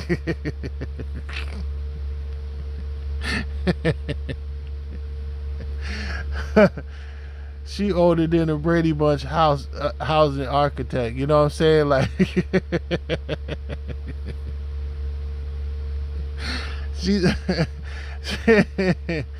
she's older than Columbo's jacket. You know what I'm saying? Like, she's older than Columbo's cigar that he used to smoke from the 70s TV show Columbo, man. For y'all who don't know who that is, go look it up. Peter Falk. She went to school with Peter Falk. He went to school with Peter Falk. His real name is Tezman. Tezman. Get it? Figaro. Yeah, Tezlyn Figaro. Yeah, this dude who's dressed up as this. Yeah, she should have the wisdom of a grandmother right now. But you know, she's over there hating. You know, you got to get their pronouns together, or else they're gonna be offended. Yeah, so I'm gonna say she. You know what I mean, just for the sake of not violating these Transformers feelings, and rights. Yeah, she's over there jealous because the new young girl is hot and on the move and about to replace her, and so her loud, belligerent, and ignorant behind is being exposed as for the old hag that she really is. But that's really a guy. That's a dude. You know what I mean? You should have the wisdom of a grandmother, dude. See, that's the problem. You think business. Ain't but one sister on here that on Fox News. Ain't but one that do 100 hits on Fox News. They don't call this sister. They call me. How many you do a year? How many do you do a year? I literally do 30 in the Maybe I do 100 every year. And I said what I do 100 per year. I do 100 per year. And I just came on the scene. I'm a big dog. The jealousy that was clearly displayed on stage for a woman half her age was super embarrassing and real life proof of what I'm always telling young women. But listen, there was a lot of gaslighting on TV the night this was broadcasting. I have to say though, Revolt was the worst. It was unprofessional, embarrassing, chaotic, and as long as they have that hyena they call the host of the show on there, they should never be taken seriously. Yeah, I could blame her, but that's not enough. I gotta place the responsibility at the feet of whoever's running Revolt now. It's not Diddy, so who knows who it is. It was definitely the most serious, unserious program that night because they allowed this woman to come in there and orchestrate so much chaos and turn everything into this big joke. This lady is a liability. She had your audience members about to fight each other physically. And I'm surprised there wasn't a fight on stage. They try to turn Magic City into Fight Night and package it to viewers as a real news program. Yeah, absolutely crazy. I had to get that out of the way first. Whoever's greenlighting this chaos over at Revolt, you're the problem. Now, the horrible host of this awful Revolt 5th grade news show, she had it out for Michaela Montgomery the whole night after this comment was made. And I do want to say this, and this is, Tez, I know you said one thing, you said, hey, you sit next to a big dog, but out of that whole stage right there, if Trump wins, only one of y'all going to the White House, and that's Michaela right there. And so we got to be honest on what up we got to know. We have to know. What I'm saying is, hold on. Hey man, did y'all see Saucy Santana say, listen, you can't speak on where I'm going.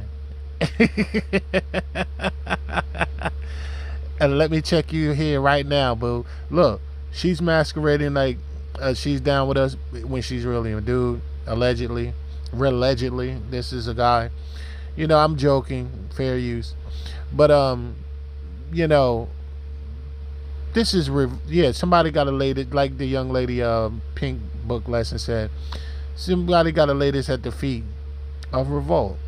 This is Revolt's responsibility for this garbage, for this Magic City, like how she put it. I love how she put it, man.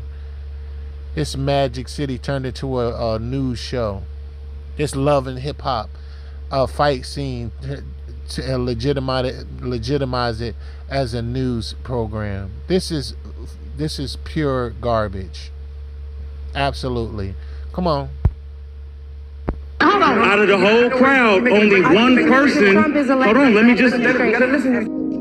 Now, I have to say the moderator was already on 100 before. She was cutting everybody off, asking questions, not letting anybody else answer after she posed a question to them, ultimately attempting to babble and argue her way to answer her own questions. She was doing that from the beginning of the show, but when he made that comment, she spiraled out of control and started comparing herself to the woman that's half her age on stage. Let's hear Go ahead, brother. And this is why the black people. Just finish. Don't start with the black people. Finish your comment, baby. When it comes down to a divide. Focus on what you said. When it comes down to a divide in our community, this is why. Because we're talking about everybody being so politically correct instead of in 4 years, what are we going to get? You mentioned chaos. Black people have been in chaos way before this debate ever started. We're in chaos in the homeless shelters. We're in chaos when it comes to the Department of Labor. We're in chaos. The fact that Jock has to bring out laptops for the kids because there's not enough resources in our community. Right. And so when we have a sister with a different opinion than ours, it's about giving that respect. The fact that... Hold on, wait a minute. I got to... He said with a black sister with a different opinion of ours because we've been in bondage, enslaved to the propaganda and lies and deception that the Democratic Party are on our side. And these liberals are friends of ours. And when they're not, they are staunch enemies. In times past, they were the ones that was hanging us from trees. This was the Democratic Party, the party of the Ku Klux Klan, you know what I mean? The KKK. And here you go. Look, she's secretly undercover is the LGBTQI MOUSC. She's a part of that community, and she's masquerading as if she's not by going independent. And once the independent flops, she want to go over to the Republicans as if she's a conservative.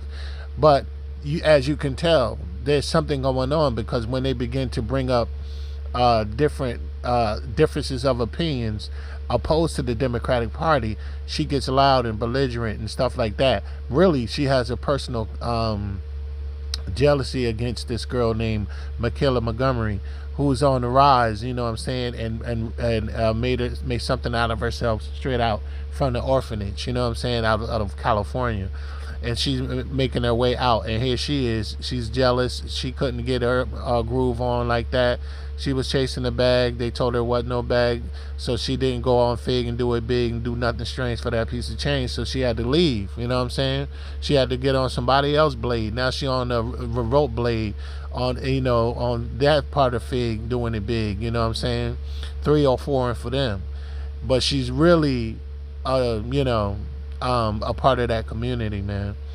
And so that's the reason why he said that. Now that she's coming up, he's thinking that it's just the fact that she's coming with more conservative ideologies and being a part of the Republic in support of Donald Trump.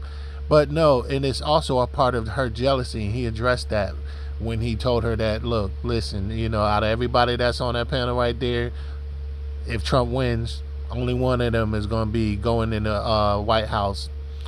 And that would be Michaela Montgomery. And that sent this bitch on fire. You know what I'm saying? She started really going ham, hard as a mug after that. You know what I'm saying? And it's distasteful. It's despicable. It's disgraceful. It's very unprofessional. And she acting like a hound dog. She acting like a shameless woman who shall be counted as a dog, or a black bitch. You know what I'm saying? Really, I think, she's a transformer. But that's just my thoughts. You know what I'm saying? But come on. Wait, no, you're not. No, I'm going to stop you because you're going on and on. This sister here is the one that invited this sister. So if I did not respect this sister. This brother here is the one who invited this sister. This brother who professes to be a sister is the one who invited this sister. And so if this brother who actually is a sister didn't invite this sister, didn't respect this sister, then I wouldn't have invited this brother. As this brother who is acting and dressed up as a sister wouldn't have invited this sister. But it is possible that this brother who is dressed like a sister invited this sister to disrespect her in her face instead of far away. And that's exactly what you're doing. Come on. Sister, she wouldn't be sitting there. You're going to put some respect on that. We're not going to sit up here. No, you can get frustrated and look. Now she's Baby from Cash Money. She's the CEO of Cash Money now. You going to put some respect on my name. I told you. I told you. This young and made this Dawn Staley looking ass nigga done threw a wig on and the black dress and got a boob job and took them pills or whatever and that prep test or whatever and changed over, man, allegedly. And now put some respect on that. You're gonna put some respect on my name. You know what I mean? You're gonna put some respect on what I did, because I got receipts here and there. Come on. Down and all of that, relax. What we got to make sure we're very clear. This platform was designed to bring this sister here. So if there was no respect for this sister, she wouldn't be here. So let's make sure we're using the right context, brother. I don't mind you making the point about one sister going. This is the only sister on this stage that want to go. So let's also make that clear, because I don't work in no White House. So I want to be clear about that. Everybody ain't trying to get a job in the White House. You can continue, but let's not act like she's not respected, because she is. We just have a difference of opinion. When people are yelling about who's a big dog. I am a big dog. And what I'm saying is, I'm a big dog. Out of this whole stage, only one person was. Hey, if I to justify myself, my own mouth will condemn me. That's in the book of Job. The book of Job. If I tend to justify myself, let's get it. Out of the abundance of the heart, the mouth speak. You hear what she just said? I'm a big dog. I just read for y'all in Ecclesiasticus 26 and 25, a shameless woman should be counted as a what? Dog. My own mouth shall condemn me. Wait. My own mouth would condemn me. Job 9 and 20. If I justify myself, my own mouth shall condemn me. She just brought her upon herself the self-fulfilling prophecy or self-condemnation right there. You and confessed in front of the world and said she's a big dog. Ecclesiasticus 26 and 25, flying off the pages and revealing itself right out of this woman's mouth, or this man professing to be a woman's mouth right here, man. That's crazy. Shall be standing on the stage with a presidential and only candidate. one person on this stage flipped Michigan, and only one person on this stage organized over 2,000 people every year. Only one person was the racial justice director for Bernie Sanders. Only one, because remember, you don't want to do resumes because the sister already said she don't have no resume. So you might want to back that. Yeah, you did. You said you don't have like resume. Ain't but one sister, the senior public policy advisor for Ben Crump. Let's go on to the next. Ain't but one sister signed to put in a check for 1,000 people. Oh, baby, I know you don't want to start doing the only sister. I know you don't want to start doing the only sister receipts because ain't but one sister served in the United States Air Force. Let's go on to the next person because I don't like the passive aggressive diss because I run these receipts down. So let's go on because ain't but one sister served this country on this here panel. 4 years from now, black people have to decide what they're going to get at the end of the year. At the end of the, to a whole veteran, and we're dealing with the disrespect right here. 4 years. What are black people going to get at the? Because you heard her say she don't have the resume that I got. So go on to the next sister. I'm not gonna handle your passive aggressive distance, baby. I run these receipts down on you. Look, she talking so much. Michaela's trying to answer. She said, I didn't say I didn't have no receipt. Or resume. I said I don't have the resume that he has. And I ain't even talking about you. I said I don't have the resume that he has. And of course, you should have a resume long as the Nile River, or long as people getting their fix on Route 66. It should be longer than I-95. Your receipts, because you've been in the game since Enoch was talking to the angels. You've been in the game since Abel killed Cain. Cain killed Abel. Yeah, you was there. You were the one who told God. Of course your resume should be long. It should be as long as the Nile River, baby. It should be long and wide as the Euphrates and the Tigris. And Pishon, you know what I'm saying? Like an Atlantic Ocean. Like, come on, baby. It should be long. It should be that long. You've been in there since Jesus was crucified, since Moses parted the Red Sea. Come on. You've been there since forever. Was that you with God? You know what I mean? When he was making this world, you've been there since then. You know? Come on. And look, I don't have to have a resume at all. You know what I mean? A lot of people got a closet room full of resumes. But what could you do with that resume? You know what I'm saying? And here she is. She's surpassing you. And she hasn't been in the game for long. She just got in. And she's surpassing you, and you mad at that. I understand, dude. Chill. I know your success is trying to be a successful black woman. You know, it's coming under scrutiny out of your mouth, out of your own mouth, and your behavior. And come on, dude. And Daniel Staley. I know you want to be Dawn Staley, Daniel, but chill. I know you want to be Tezlyn Figaro, but you're Tezlyn Figaro, bro. Figaro. Come on. I'll run these receipts down on you. You talking to a whole veteran. We can't. So, baby, ain't nobody impressed about working in no White House. I done turned it down. Ain't but one sister on here that on Fox News. Ain't but one that do 100 hits on Fox News. They don't call this sister. They call me. How many you do a year? How many do you do a year? I literally do 30 in the past 2 months. Baby, I do 100 every year. And I said what I do 100 per year. I do 100 per year. And I just came on the scene. I'm a big dog. By the end of the year, maybe I'll be there. I love my sister, but you're not gonna divide us. Like I said before, don't touch me. You know what I mean? Dude, don't strong arm me, man. Leave me alone.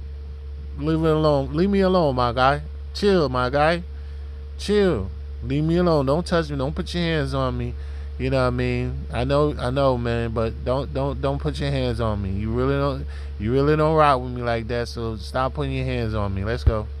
The real thing is going to be, we need to really talk about black people in 4 years. What are we going to get in 4 years? Let's not talk about the criminal. Let's not talk about the charges. 4 years. What are we going to?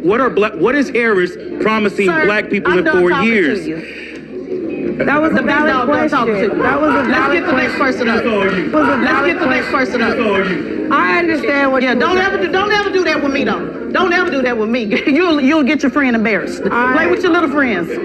I would never be embarrassed. You would get your friend embarrassed after she just grabbed her arm and talking about she loves her. You know what I mean? Come on, man. Now the disrespect is on a whole nother level. It's hotter than lava right now. Come on. This was the most idiotic crash out response ever. It was actually a comment that didn't even need a response. But her ego and low self-esteem couldn't handle another woman being perceived as being in a better position than her. Super unnecessary. She was so jealous she escalated the whole situation to outright disrespect towards the other woman. See, young ladies, I've been saying this for a long time now, and I know some people didn't want to accept it, really the older ones still running interference. You can't get the advice you need from them. You can't get the support you need from them because they really have an agenda to sabotage you. They put bad ideas in your head and steer you into destruction, loneliness, misery, and struggle. Why? Because misery needs company. They won't tell you that they messed up in life, so don't be like them. No, they do the opposite. They tell you to do exactly what they did so you end up in the same spot. For years, I've been telling you that they've been recruiting all the younger women to be like them. And if you don't join the Black feminism sorority of lifelong degeneracy and failure, then they will bully you and make you feel like an outsider. Well, I'm here to tell you, don't feel bad about being an outsider because the levels of the devil that's inside with them, that's some heat you don't want to feel. You don't see any femininity. That's a very bad look. No amount of makeup and weave can hide that unpleasant energy. It's a repellent not only to men, but women too. And women, you have to stay away from it because it'll rub off on you. If you're a day one supporter, you already know my favorite law. Avoid the unhappy, avoid the unlucky. This is why. This is not feminine or inspirational. Nothing pretty about it at all. Very ugly behavior. And it doesn't matter if you agree with the guest. As a moderator of a debate, your job isn't to argue with the participants. You're supposed to be there to maintain decorum in the conversation, not cause chaos and stir everybody up. I have to show you this. The Jezebel energy was so strong, it permeated through the whole building. The audience members even started arguing with each other. Yeah, I just want to speak to the people in the Christian. Before we let this sister speak, did y'all notice that she used this word Jezebel? Shout out to Pink Book Lessons. But you notice she used the word Jezebel? This girl is possessed by the Jezebel spirit. And look, I also used the term drill sergeant. Here she is. She's a drill sergeant, a recruiter in the army of miserable, tired, old, bitter, not better Black bitches recruiting the young generation, the young women, to be just like them. Because in a company called Misery, they are on a hot pursuit to be the next to recruit. You know what I mean? They're on hot pursuit to recruit the next Black, old, bitter, and ruin their lives from youth, from the young girls. And she's saying, don't listen to them, because they're trying to indoctrinate you and to becoming just like them. Decadent, distasteful, disgraceful, despicable. You know what I mean? To join them. And that's hell on earth. See, she's recruiting for the devil. She is a Jezebelite. She's a Celestialite. She's miserable. She's sexually frustrated. You know what I mean? This guy here, who he's so upset that he can't really be an authenticated woman, that he's trying to recruit other women and spoil them and bitter them. Look, recently I believe that I've been exposed to mold toxicity, and I have to go get tested to get that out, that toxic out of me. Now, she's like black mold. You know, that's what you would call her, the black mold. If it gets into your body, you're gonna have problems, autoimmune deficiencies and all that. So she's gonna make you autoimmune and give you autoimmune deficiency problems, to where you're gonna start having all kind of erratic symptoms. You're gonna have all kind of unpleasant symptoms of not being lucky in life, not being happy in life, and you're gonna be very bitter, and you're gonna start listening to her propaganda and her doctrine of all black men ain't ish, and they ain't nothing, and girl, you don't need to ever let no man talk to you like that. You see how I put these niggas in check? You see how I do? You see how I talk? I'm a big dog. They little dogs to me. Yeah. And I emasculate black men, you know what I'm saying? And you put that going in, you got to stay away from her. She's bitter, she's rotten, you know what I mean? She's contagious, and if you stay around with her, you're gonna evil communication corrupt good manners. That's something else the Bible says. You have to get away from this evil woman. She's wicked. See, that's a wicked woman. I told you. I had rather dwell with the lion and the dragon than to keep house with a wicked woman, man. You got it. That's Ecclesiastes, the 25th chapter. You got to get up out of there. You got to get away from her, young black women. Leave her alone. She's an old black bitch that's hurt, busted, and disgusted, trying to masquerade some sort of position of authority, and she's not even close. You know what I'm saying? You got to get away from her. She's trying to recruit you into being just like her, a bitter and not better black mold black bitch. You know what I'm saying? And no, you got to regard her and as a Republican or as one of the sinners, and just discard her from your life. You got to excommunicate these type of women out of your life, man. They'll do nothing but ruin you, young black women. Stay away from her. God ain't called you to be a man. You know what I'm saying? And God ain't called this dude to be a woman. You know what I'm saying? Who's displaying himself as a man in women's clothing. Come on, man. You ain't supposed to do that. This Dawn Staley looking ass nigga, you gotta stay away from him. He's dressed up as a woman to convince you to be a old, better, not better, black, moldy ass bitch when he's not even a woman. Tezman, you need to get your life together, bro. Come on. The Jezebel energy was so strong, it permeated through the whole building. The audience members even started arguing with each other. Yeah, I just want to speak to the people in the Christian community. As a Christian, I'm actually very disappointed in some of their point of views, including the rights. Telling people, I've heard a couple of conversations, people saying that a man can't tell me what I need to do with my body. But as a Christian, I just feel like, how can you agree with something or someone who says, when the Lord had already said, do not murder? So how can you agree with somebody who said, yeah, let's go ahead and abort, even when they have came out the womb? You know what I'm saying? And then the lady back there who said, Kara, was that your name? Who said, how can we agree with someone who said, grab people by the vagina? Well, as a Christian, I'm agreeing with Trump, and I don't identify with necessarily either party, but this year I am Team Trump because of his policies. Most of the ones, when I go by line, they agree with Jesus' principles that's laid out in the Bible. You know what I'm saying? So I can't be mad at someone who half of his principles is aligned with the Bible. I can't disagree with someone who is against the LGBTQIA, plus agendas with men, including men, playing in women's sports. I cannot agree with someone who's going to go ahead and take away our gun reform when in the Bible, Jesus is actually for us protecting ourselves. Somewhere in Luke, he definitely said, here's two swords. Okay. That is enough. So let's let because she was talking to her in the pink. Look. You notice how she was so readily available to give the opposition the chance to speak. I think she was the one that chuckled. I'm not going to put that on her until I verify it. When she was talking about, Jesus Christ and how Trump's policies are in line with that of the Bible and of the principles that's taught from our Lord and Savior Jesus Christ. Absolutely. Hallelujah to that.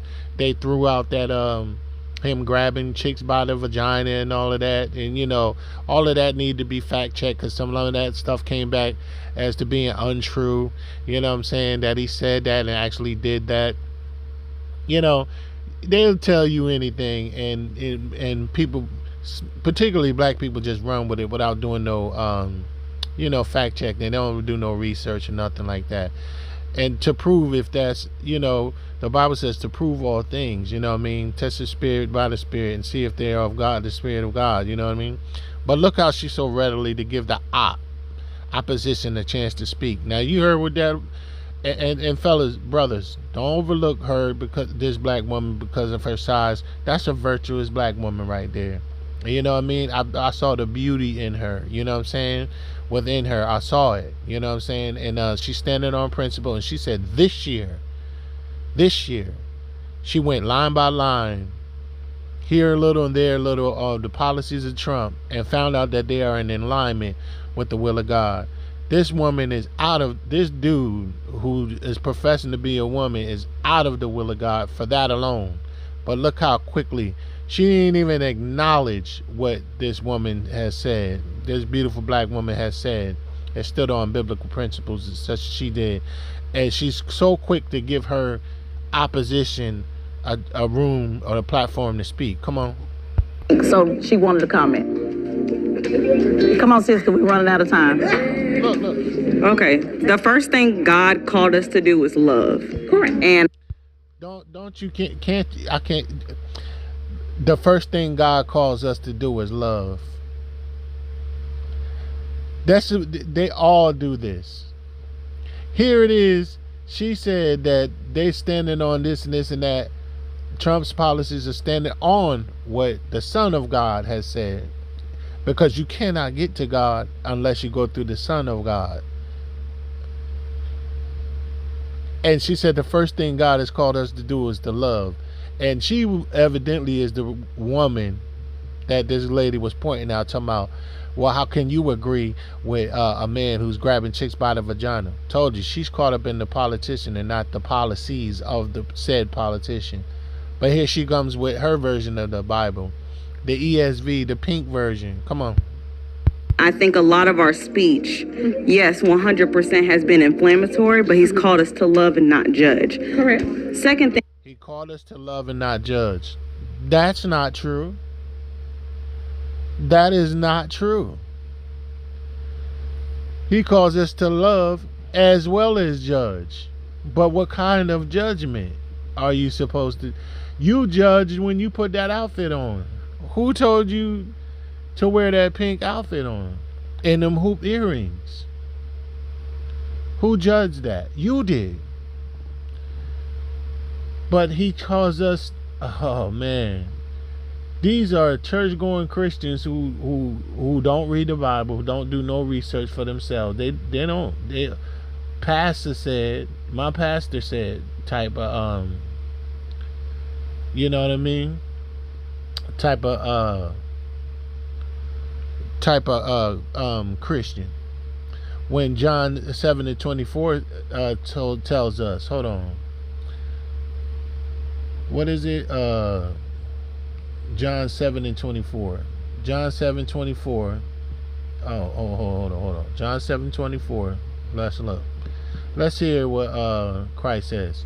Judge not according to the appearance. Now the appearance is the veneer, the outside, the external, whatever.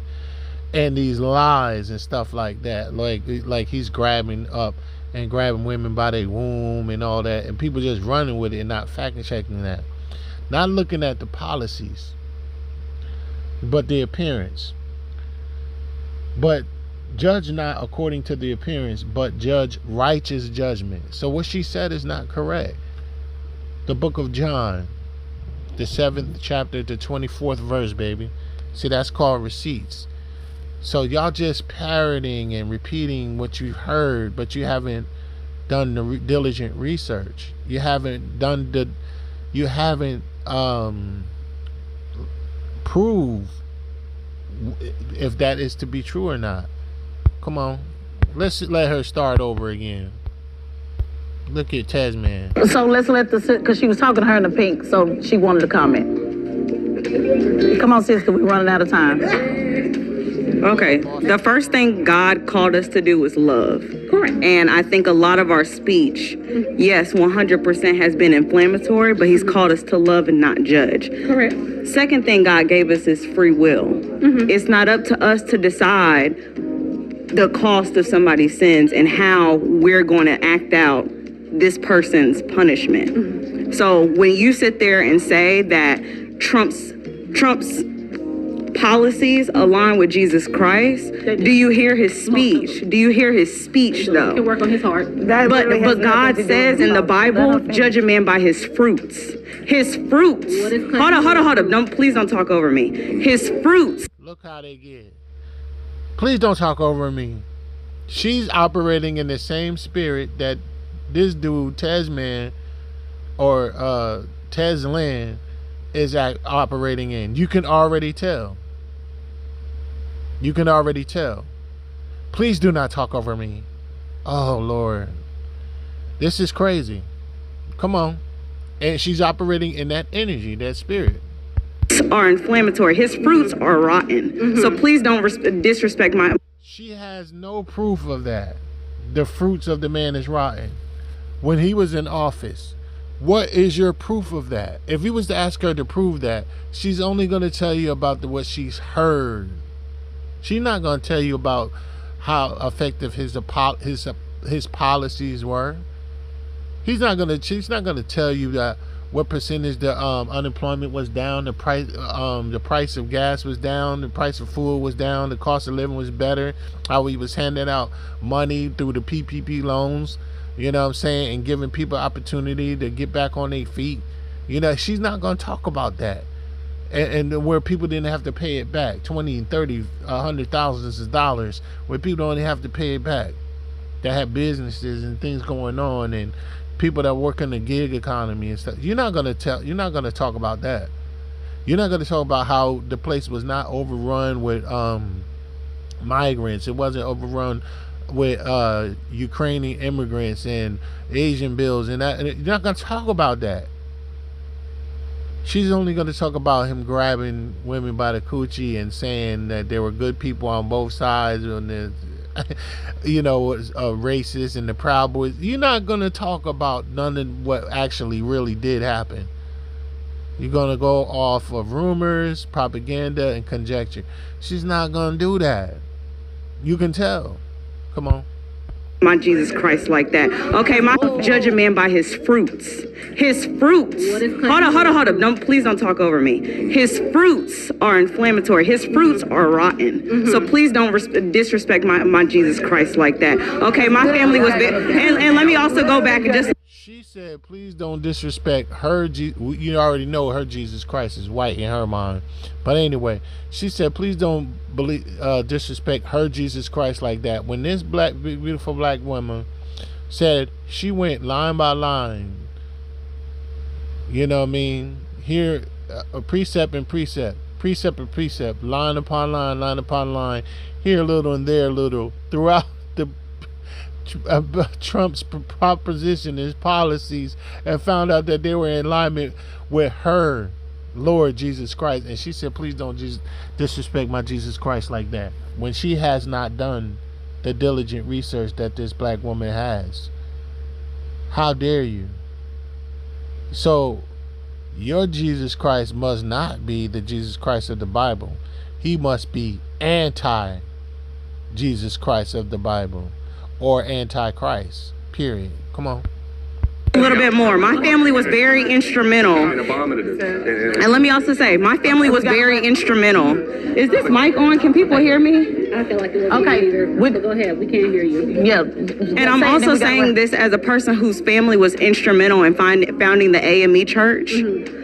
I don't know where your relationship with God went wrong, and I'll retract that, because I can't judge where you're, but I think you need to go back to the Bible a little bit more and have some one-on-one time with him to really think about whether the person that you're calling. Tezman turned her head even from her mentioning the word God or Jesus or whatever. Tezman did that, but what this young lady is doing, she just judged her and told her not to judge, and then took the judgment away. I'm telling you, man, you can tell. This will separate. This is harvest time, man. The separation of the wheat and tares. You think she's really down with Christ? She's telling her to go back in the Bible. No, woman, you need to go back in the Bible. You said we are not to judge, and that's not true. To represent this country actually represents Jesus Christ, or whether he's actually thwarting Jesus' word. You said that I'm disrespecting Jesus Christ, but what is disrespectful when he is the one who creates life? I think anybody who's a Christian can say he is the end all be all. He is the Alpha and Omega. He is the only one responsible for life. So what is disrespectful to the Lord Jesus Christ is him giving you a baby and giving you life, and you dropping it at his feet saying, I don't want it, because you don't want to control who you having sex with. If you do not want to have a baby with somebody that you don't want a baby with, you don't need to be having sex with that person. Maybe you need to close your legs. Hey, Tezman, maybe you need to close your legs. Tezman, you need to close your mouth along with your legs, like your mouth is closed right now.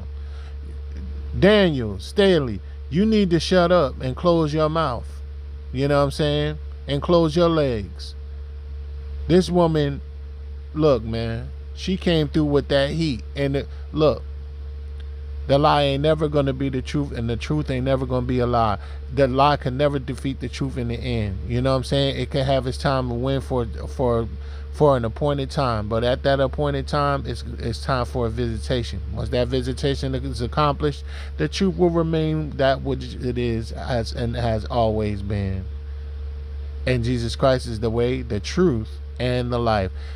Right in y'all face, this black woman said, "You saying I'm disrespecting Jesus Christ when you're advocating for a candidate, Kamala Harris, who's advocating for abortions." And when the other lady, Michaela Montgomery, wanted to bring up the part about abortion, you know what Tezman started doing? Deflecting, getting aggravated, and attacking that woman. Look at her. Just look at this dude, man. Come on. Maybe that's what you need to do, because you just don't want to be responsible with your body count. You want to use I don't want a man telling me what to do with my body as an output and as an excuse. But that is not. You telling me I'm disrespectful and I need to revisit? Maybe you need to revisit. Okay.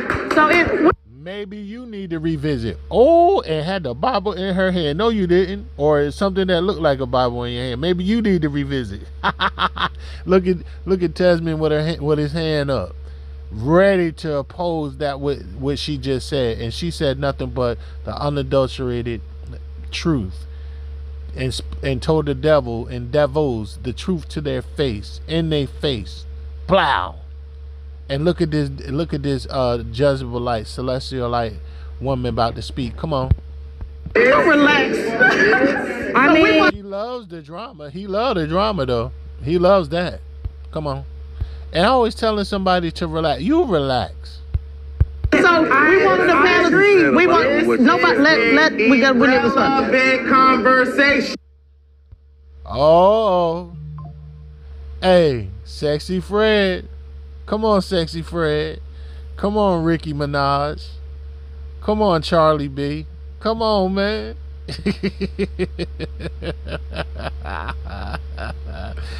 Come on, man. Kevin the Stallion's ready to speak. Come on. Kevin the Stallion. So relax. Kevin the Stallion. So the waters were getting too high for his high waters he got on, and his booty got too hot in that seat because he know. You know, when that Bible came out, it convicts him. It condemns him, not convict him, because he is reprobated in his mind. Come on, Kevin the Stallion. I mean, we wanted to pass. We want nobody. We got relevant conversation. How is it irrelevant if we're talking about policies? Sis, hold on. Irrelevant, young lady. Can't hear. Let's let him respond. It's irrelevant because there's. Hold on, people. Hold on. Let's let him respond. Let's give him the floor. Now, watch the change in trajectory and the attitude of this dude. You know, called Tezman, allowing this gay male girlfriend to speak right now, this male Jezebel to speak right now, and give him all the floor, no interruption or nothing. Watch this. This is how she treats the beta male, effeminate man, who got a scholarship on his way to hell with this attitude. Watch how she give him free reign, liberty to speak, and give his full measure of being a full-blown flaming homosexual, with his mouth wide open to utter these this thing, his speech against his opposition against the scriptures right now. Free reign. She ain't gonna interrupt him like she did homeboy from the dog pound. Watch this. There's such thing called separation between church and state. Your religious beliefs, if you would just let me finish, your religious beliefs. You know who he just said, if you would just let me finish to? He said that to Tezman. I told you.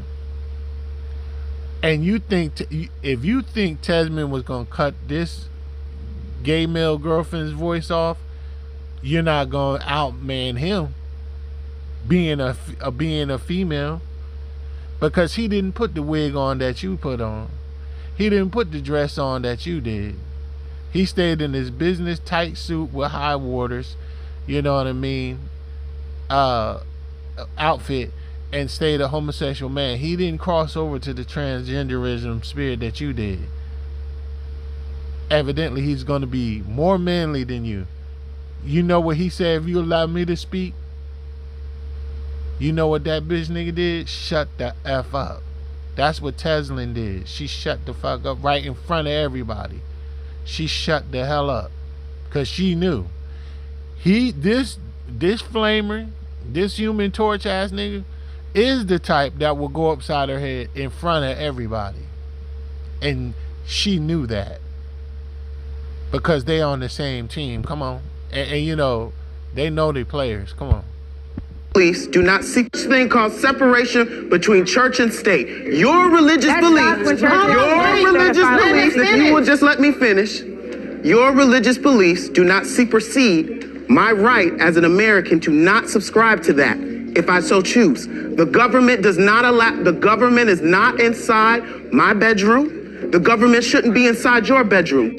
And side note, ever since she said something about LGBT, the woman in the audience, this one right here started looking more and more like Billy Porter. I already told you, most of the black men like the Roland Martins, the Bakari sellouts, the ones trying to stop us from running away from the Democrat plantation, they're either flaming hot like Billy Porter or low-key Andrew Gillum. It's a lot of questionable sassiness. And if it's not that, the beta male tendencies are screaming out loud.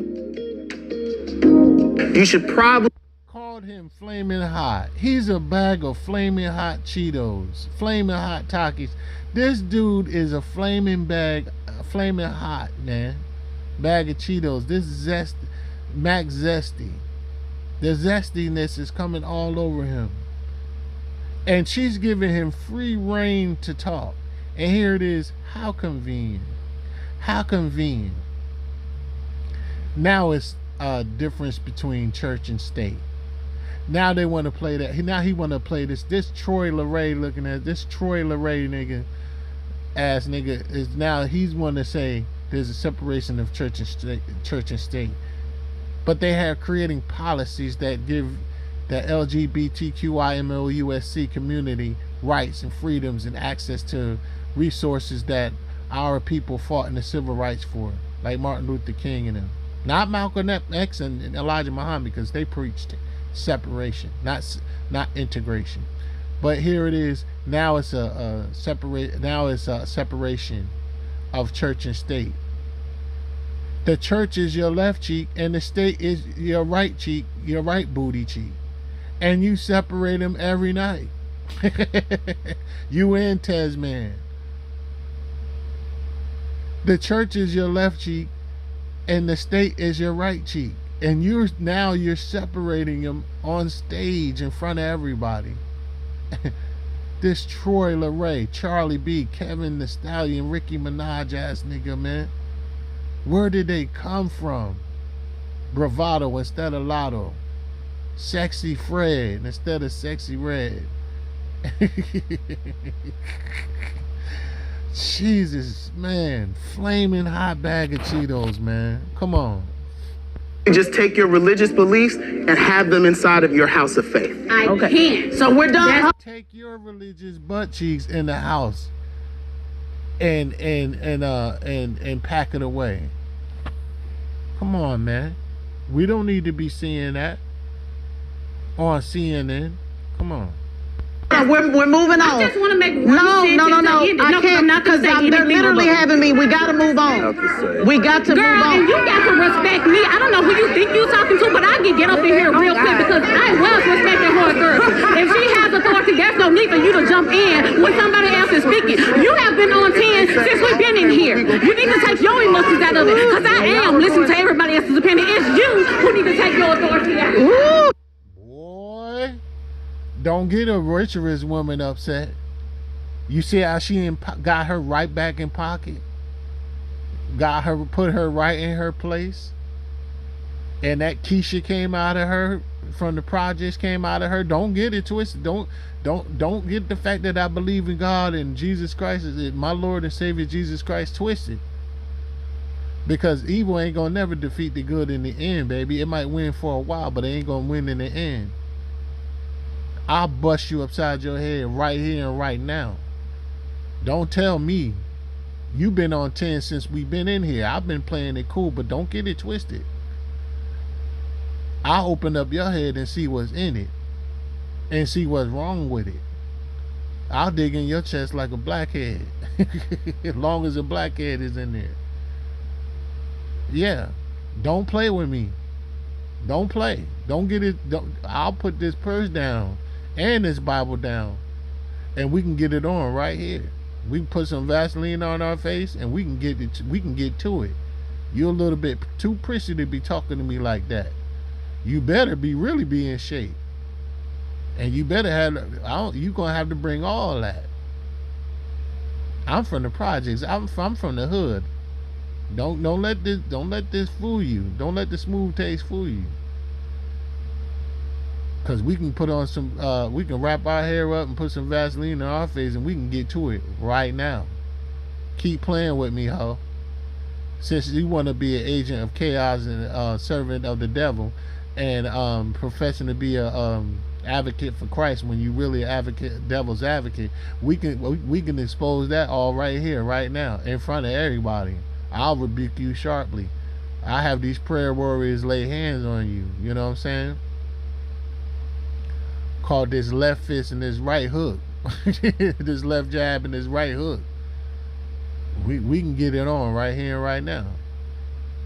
You see what she doing? Sitting there quiet. Watch your mouth. Come on. And this energy was transferred from this black mold, this black bitch named Tezman. Come on.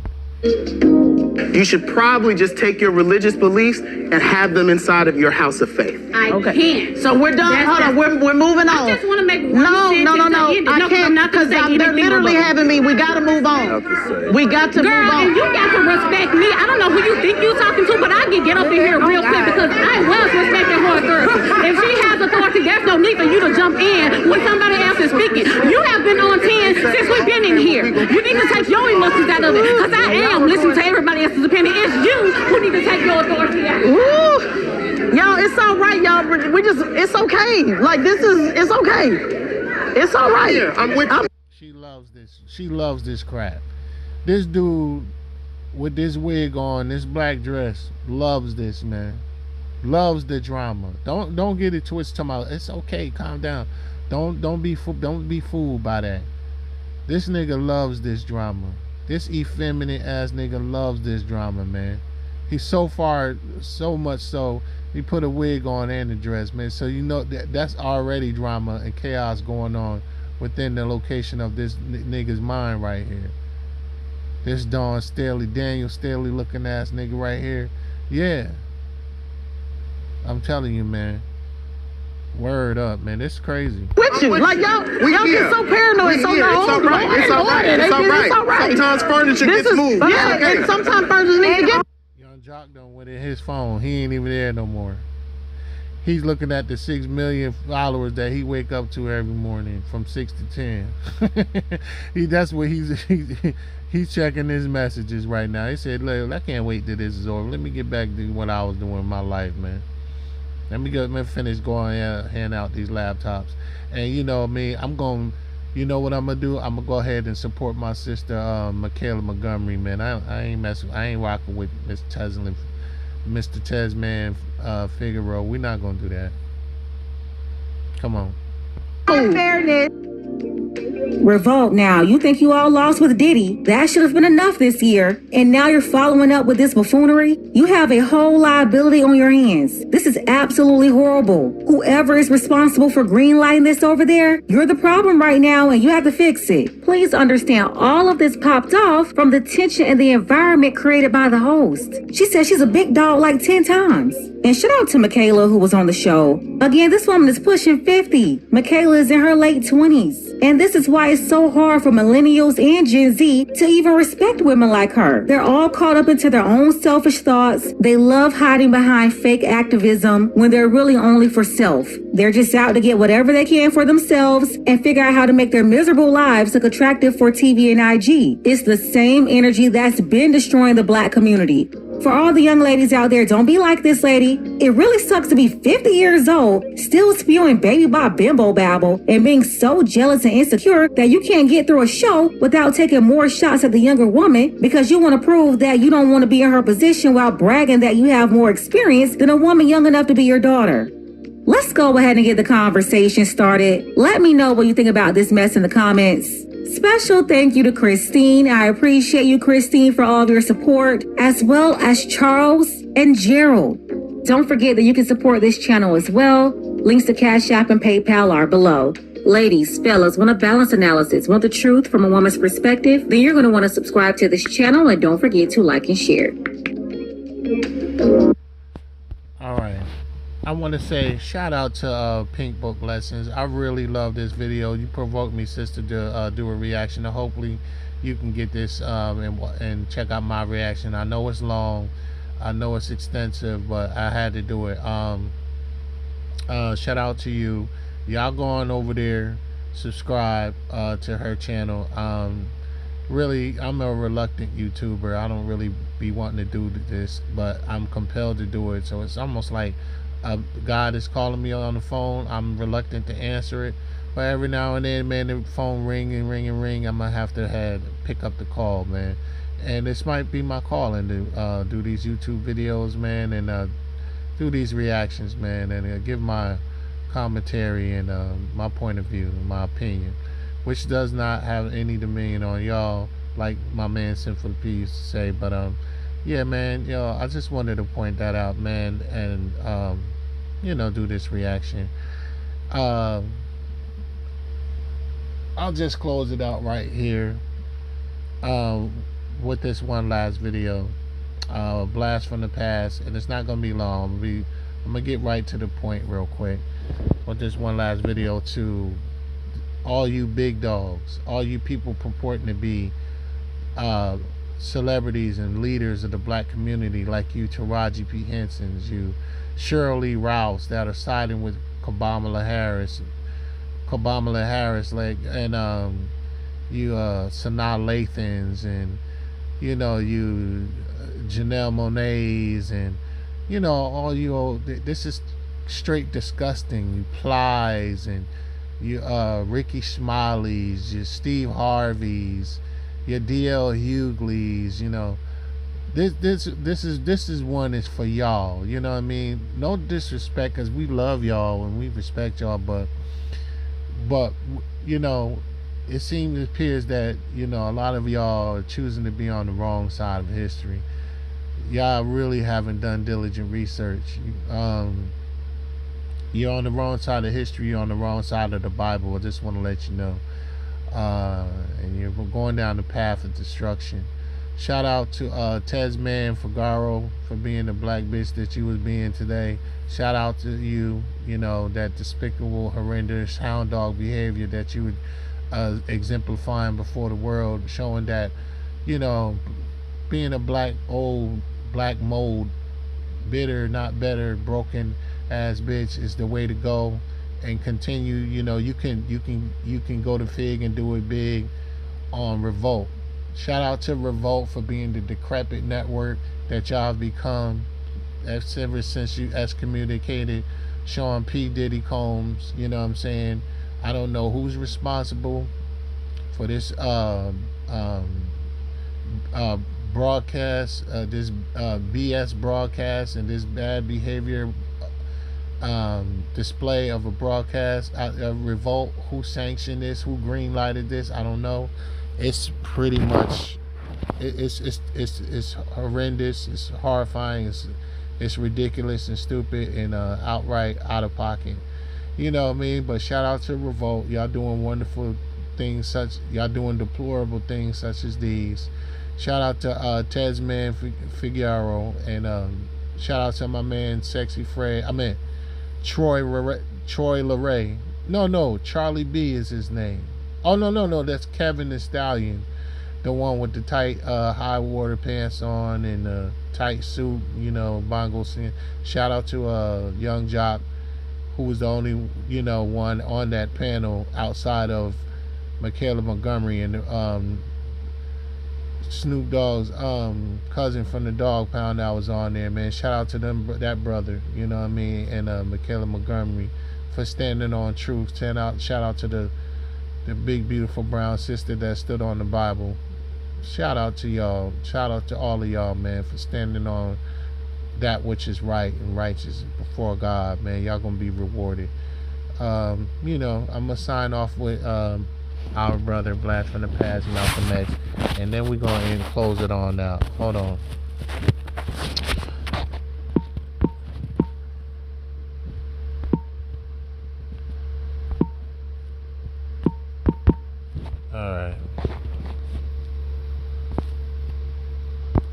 All right, here we go. Oh, hey, we might do it in color. I never seen this in color, but I'm gonna get to it. I'm gonna get right to it. Politically, civically, psychologically, and otherwise, it's controlled by the white liberal, who usually poses as the friend of the Negro, who actually differs from the... Wait. Let's go back. Check this out, y'all. This is the Democratic Party and the liberals that he's exposing, even back then in 1963. Come on. And usually the fox is the one who ends up with the lamb chop on his plate. You, though, mentioned Mr. Lynn and saying you'd like to know who his white friends are. Now, I'm wondering if you didn't make a contradictory statement in Muslim terms by using white and friend in the same phrase. That is I to say, use friend in quotes. I see. In other words, if a black man cannot have a white man as a friend. He may have a white man who's friendly, but being friendly and being a friend, I think, are two different things. I think there are many whites who act friendly toward Negroes. A fox acts friendly toward the lamb. And usually the fox is the one who ends up with the lamb chop on his plate. The wolf doesn't act friendly, and therefore the wolf has more difficulty in getting the lamb chop in his plate. I'd like to point out, though, that... I say that because it is usually if you study the structure of the Negro community, economically, politically, civically, psychologically, and otherwise, it's controlled by the white liberal, who usually poses as the friend of the Negro, who actually differs from the white conservative in the same way that the fox differs from the wolf. Their appetite is the same. Their motives are the same. It's only their mannerisms and methods that differ. I would agree that no doubt there have been a large number of whites who have posed as liberals and as friends of the Negro and who have time and again betrayed the Negro. On the other hand, I think one could point to a large number of whites who have struggled for civil rights, for equality, and have got little or nothing out of it, other than quite a few bruises. Give me an example. Well, the large number of white students who have gone into the South, for example, working for SNCC and other organizations. Not working for SNCC or other organizations, but working for the white political machines who benefit by the voting efforts of Negroes. Okay, I'll be more specific. I would cite Herbert Hill, for example, as a kind of person who has championed Negro job rights, for example, in New York City and elsewhere. He has fought the political machine. First time I met Herbert Hill personally was when they were picketing to stop the working on the Harlem Hospital in Harlem. Negroes for 10 years had to fight the city to get an annex built on the Harlem Hospital, because in Harlem we need a hospital more so than anything else. Our people are sick, plus we do a lot of cutting and shooting of each other, though we profess to be nonviolent. And Herbert Hill brought his forces out and stopped the working on that site. This is the first time I ever saw him. Then when work was brought to a halt on a hospital in Harlem, the same Negroes tried to stop the work at the Downstate Medical Center in Brooklyn, which is predominantly white. They were out there for 3 months during the summer. Couldn't stop anything. And I never saw Herbert Hill out there one time. Now, whenever it takes a stoppage of something that's going to affect the white man, you find the white liberal absent. But when it involves something that primarily will affect the best interests of black people and black people only, then that white liberal is present. Herbert Hill is the labor secretary for the NAACP. And if he was interested in black people, he would prepare a black man with the type of knowledge and understanding of the labor troubles involving black people that would enable a black man to sit in the same position as Secretary of Labor or Labor Secretary in the NAACP. I'm suspicious of whites who join Negroes and always have to be in the lead, who always have to be the head, who always have to be at the top in Negro organizations. Those whites who really have the interest of blacks at heart, let them give some advice to some Negroes and stand on the sideline. But don't join the organization and then get at the head of it and pose as a friend of Negroes. This what Kamala Harris, Obama Harris, and Kamala Harris has done. You know what I mean? These are what the liberals have done. They have gotten on the side of black people, posing as our friend, and they wind up betraying us in the end. And here this white, but that's not really why I want to come here, but I'm glad that, you know, I allowed this to play. But I wanted to expose these leaders that profess to be leaders. They're not really leaders. These big dogs, these celebrities, people like I just pointed out, like that Sanaa Lathan, Shirley Rao, and mostly this panel that I'm speaking of what's going on now is because Kamala is professing to be a black woman when she's not. But she utilized that facade in order to garner support from the black community through the black women. And a lot of black men are being black men of masculinity stature are not falling for it. But those, you know what I mean, that's effeminate and you know, emotionally stimulated or racially stimulated through their emotions, emotionally stimulated through the topic of race, they're siding with her, and they're going against Trump simply because they put it out there in the media that he's a racist, instead of going through the policies and the precept upon precept, line upon line upon line, here a little, there a little, throughout his policies, to see and kind of find out they're in complete alignment. Not complete alignment, but they have an alignment with that of the teachings of Jesus Christ out of the Bible. You know what I'm saying? So, and abortion is one of them. You know what I mean? All right, but let me let him go, Brother Malcolm. Well, I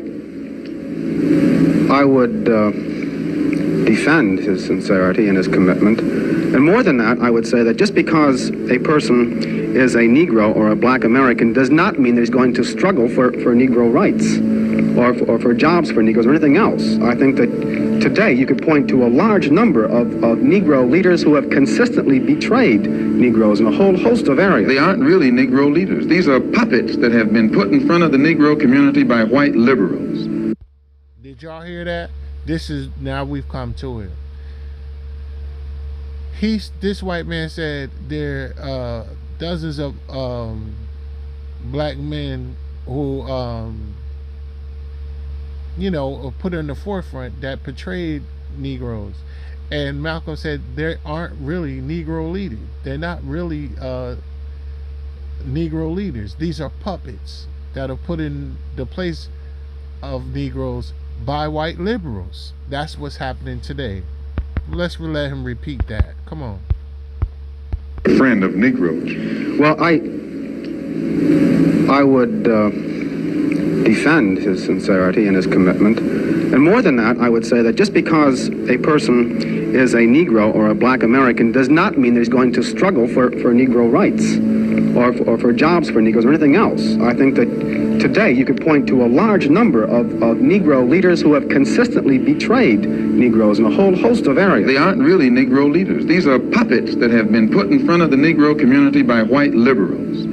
These are parrots that have been put in front of the Negro community by white liberals. You can't name me a Negro leader who has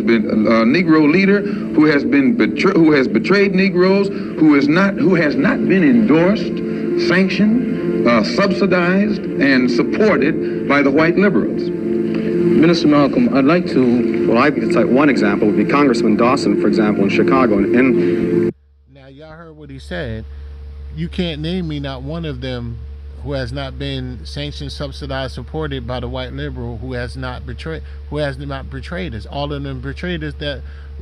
of them that betrayed us were supported by the white liberal.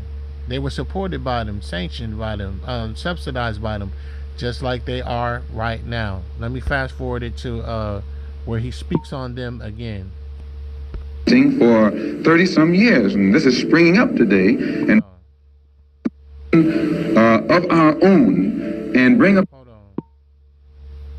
cows, a commodity that could be bought and sold at the will of human, less than by whites for the benefit. And Zionists should never criticize us. You say then that the United States is not the black man's country. Definitely American laws are not black men's laws. No. American laws are not the black man's laws. Well, the laws here in America were made by white people for the benefit of white people. The Constitution was written by whites for the benefit of whites. It was never written for the benefit of blacks. And when you read the Constitution, I think in Article 1, Section 2, or Section 1, Article 1, one of the two, and it's in the Constitution, it says that it classifies black people as 3/5 of a man. 3/5 of a man, subhuman, less than a human being. It relegates us to the level of cattle, hogs, chickens, cows, a commodity that could be bought and sold at the will of the master. No, it was written by whites for the benefit of whites and to the detriment of blacks. And when a black man stands up talking about his constitutional rights, he's out of his mind. He's out of his mind. A blast from the past. He's out of his mind. That document was not written for us, even though it was inspired by us. It came from the Bible. And it really was a diversion to unite and take all the kings down. You know what I mean? To take and centralize power. To centralize power under one government, under one umbrella. Because the 13 colonies was actually 13 different countries, but they had to form the union under this Constitution. So even that document was given elements of our characteristics from the Bible, written by our forefathers, the children of Israel, as a pretext to centralize the country and bring it under one umbrella called the United States, under that corporation and under that document. And it was a deceptive document, but it was promising the promises of the Bible. Now they're subverting and usurping the Constitution, but it was not written for us. Let's get that straight. That's what he was pointing out. It wasn't written for black people. It was written for the benefit of white people and the detriment of black people. And when a black man does stand up talking about his constitutional right, he is out of his mind. Now, Minister Malcolm, in our textbook, which the students have read, supposedly, there is a statement which is a quotation from Essien, and essentially that from... Here we come into it when he addresses these black celebrities, the Tarajis and Ricky Smileys, the Steve Harveys, the D.L. Hugleys, these Plies and these Quavos and Megan Thee Stallion twerking, and these Shirley Rouse and Jonelle Monáe, all these plethora, Sonali, all we getting ready to get to that right now with this question. He's out of his mind. Now, Minister Malcolm, in our textbook, which the students have read, supposedly, there is a statement which is a quotation from Essien, and essentially that from Lincoln, to the effect that the Nation of Islam does not have a great deal of support in the Negro community in this country by and large. And a recent national poll of American Negroes found that leaders and rank and file, according to their statistics, supported the Reverend Martin Luther King somewhere over 90%, whereas the support and favorable rating that they gave Minister Muhammad was less than 20%, and somewhere around 45% of them gave an unfavorable rating to Mr. Muhammad. What would your response be in terms of Baldwin's statement that this is a growing thing and the kinds of evidence that we have that there isn't much to it? Well, that statement I just made concerning the Constitution is Article 1, Section 2 in the Constitution, where it classifies us as chattel. Baldwin did point out that Mr. Muhammad has the only grassroots support and is the only one whose whole following operates or functions on a mass vehicle. And I think Baldwin told Dr. Kenneth Clark that Martin Luther King is at the end of his rope. Now, concerning the poll taken by Newsweek magazine, I think you said that this was the leaders who said that, who went with King and against Mr. Muhammad around 90%. I just told you a little while ago, these leaders that they call leaders, this included Lena Horne, this included Dick Gregory, and this included comedians, comics, trumpet players, baseball players. Show me in the white community where a comedian is a white leader. Show me in the white community where a singer is a white leader, or a dancer or a trumpet player is a white leader. These aren't leaders. These are puppets and clowns that have been set up over the white community and over the black community by the white community and have been made celebrities and usually say exactly what they know that the white man wants to hear. And it is an honor, actually, that they endorsed Dr. Martin Luther King and were against the Honorable Elijah Muhammad. That's actually an honor. Now, when you say that they also, in the same Newsweek poll magazine, they... Hold on. Did y'all hear that? Let him say that one more again. Watch this. Now, concerning the poll taken by Newsweek magazine, I think you said that this was the leaders who said that, who went with King and against Mr. Muhammad around 90%. I just told you a little while ago, these leaders that they call leaders, this included Lena Horne, this included Dick Gregory, and this included comedians, comics, trumpet players, baseball players. Show me in the white community where a comedian is a white leader. Show me in the white community where a comedian is a white leader. Show me. D.L. Hughley is a comedian. Steve Harvey is a comedian. Ricky Smiley is a comedian.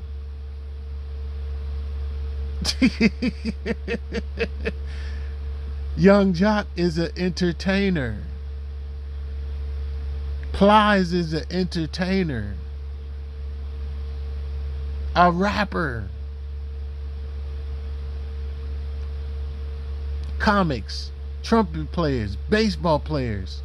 Show me in the white community where a comedian is a white leader. This is funny. That they call leaders. This included Lena Horne, this included Dick Gregory, and this included comedians, comics, trumpet players, baseball players. Show me in the white community where a comedian is a white leader. Show me in the white community where a singer is a white leader, or a dancer or a trumpet player is a white leader. These aren't leaders. These are puppets and clowns that have been set up over the white community and over the black community by the white community and have been made celebrities. And have been made celebrities. This is why you finding out these celebrities are falling on the wrong side of history and betraying the black community, man. It's sad. It's this, ain't nothing new under the sun. The same playbook is being ran over and over and over again. As it was in those days, so it shall be in these days. Watch this. These are puppets and clowns that have been set up over the white community and over the black community by the white community and have been made celebrities and usually say exactly what they know that the white man wants to hear. And on that note, we're going to end it right there. Rest in peace to the legendary, incomparable El-Haj Malik Shabazz, also known as Malcolm X. I'm signing off, man. I love y'all, man. Y'all live the life you love the life you live, man. You live the life of your design. Have a good time for a lifetime. Live the life of his designs. You will be divine for the rest of your lifetime. Have a blast pass by now, greater later. This gets you the rapper signing off, man, aka the Grand Ambassador Flesh Dynasty. Nobody is fly fine as me, baby. I love y'all, man. Y'all have a wonderful day, a wonderful night, and whenever this reach you, man. And God bless you all. Good night.